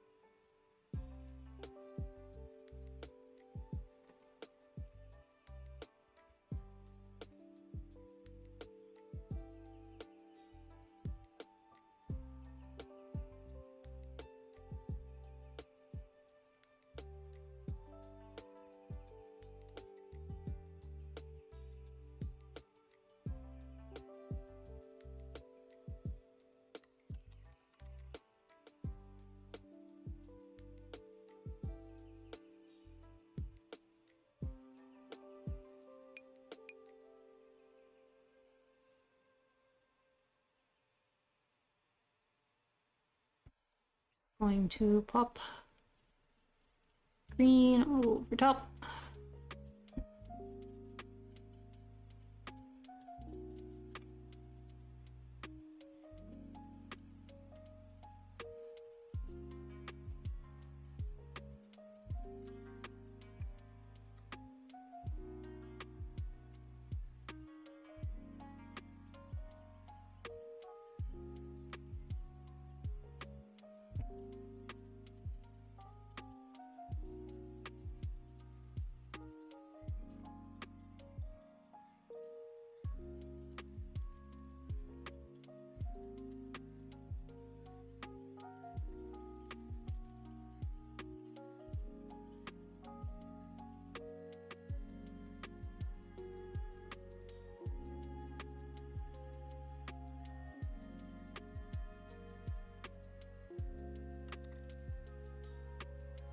Okie dokie.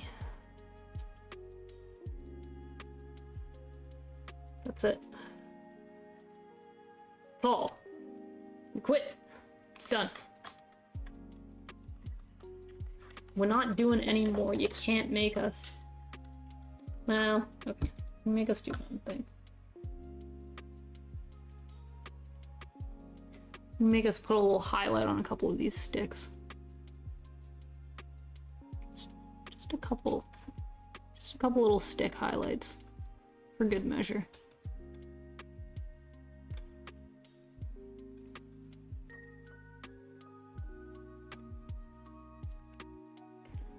It done. I has milkshake. All right. You're gonna go watch a movie? Well, enjoy your movie. You have said goodbye at the right time because we are also done. We're done. It's done. We quit. It's done. Thanks for hanging out. Enjoy your movie. Looks nice. I am going to write my name in the corner.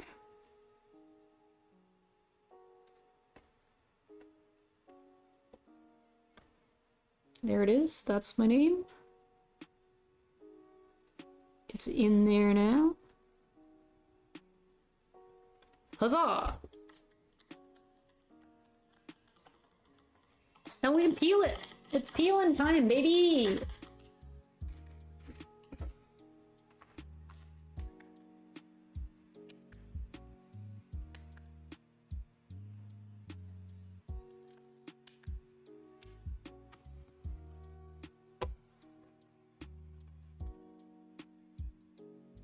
You see that realistically, I should have made this color in here warmer Pretty great. compared to the picture. Yeah. But nobody's gonna be seeing the picture, so it doesn't matter. Oh, you're still here? You're gonna stay here for the peel? You're gonna stick around for the peeling? Alright. Just for you, Iron Chef, for hanging out. Oh, that's a good peel. God bless the washi tape.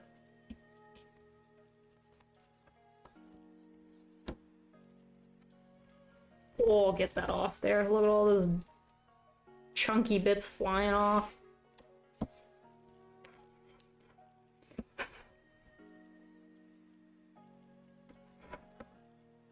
Peel. Do you guys like it when we peel slow or fast? You want the slow peel? You want the slow peel? Like, just like, it's agony? It's like agony how slow it goes? Or do you want me to just like rip it like a, oh, we can't rip it like a band-aid. It didn't work, that wasn't satisfying at all, no. Okay. What about just like a nice normal rate? Problem with gouache is that it becomes a bunch of powder when it flakes off. And if any bit of moisture touches the outside of this, it's gonna get everywhere. And then we won't have nice crisp edges anymore. What's the last one? You're missing your movie? Sorry, okay, I'll peel faster. What movie is it? What movie are you missing? How important is it that you miss this movie? Or don't miss this movie? Okay, I'll zoom you guys out a little bit. There you go. She's done. She's peeled. She's fresh. She's all done. It's nice. Turned out well. Thank you. Got green. Probably could have used some better brush stroking in here and some better coloration in here. But all in all, considering our goal was to not care that much, I think I'm pretty happy. Child's Play 2? It's not even Child's Play 1? Come on. You can miss a bit of Child's Play 2. I'm just kidding. Go watch your movie. We're done here. We're done here. Everyone's dismissed. She's finished. We will be back. You work tomorrow? I work tomorrow. I'll probably be back tomorrow. I'll probably be back tomorrow night. Okay. Thanks, everybody.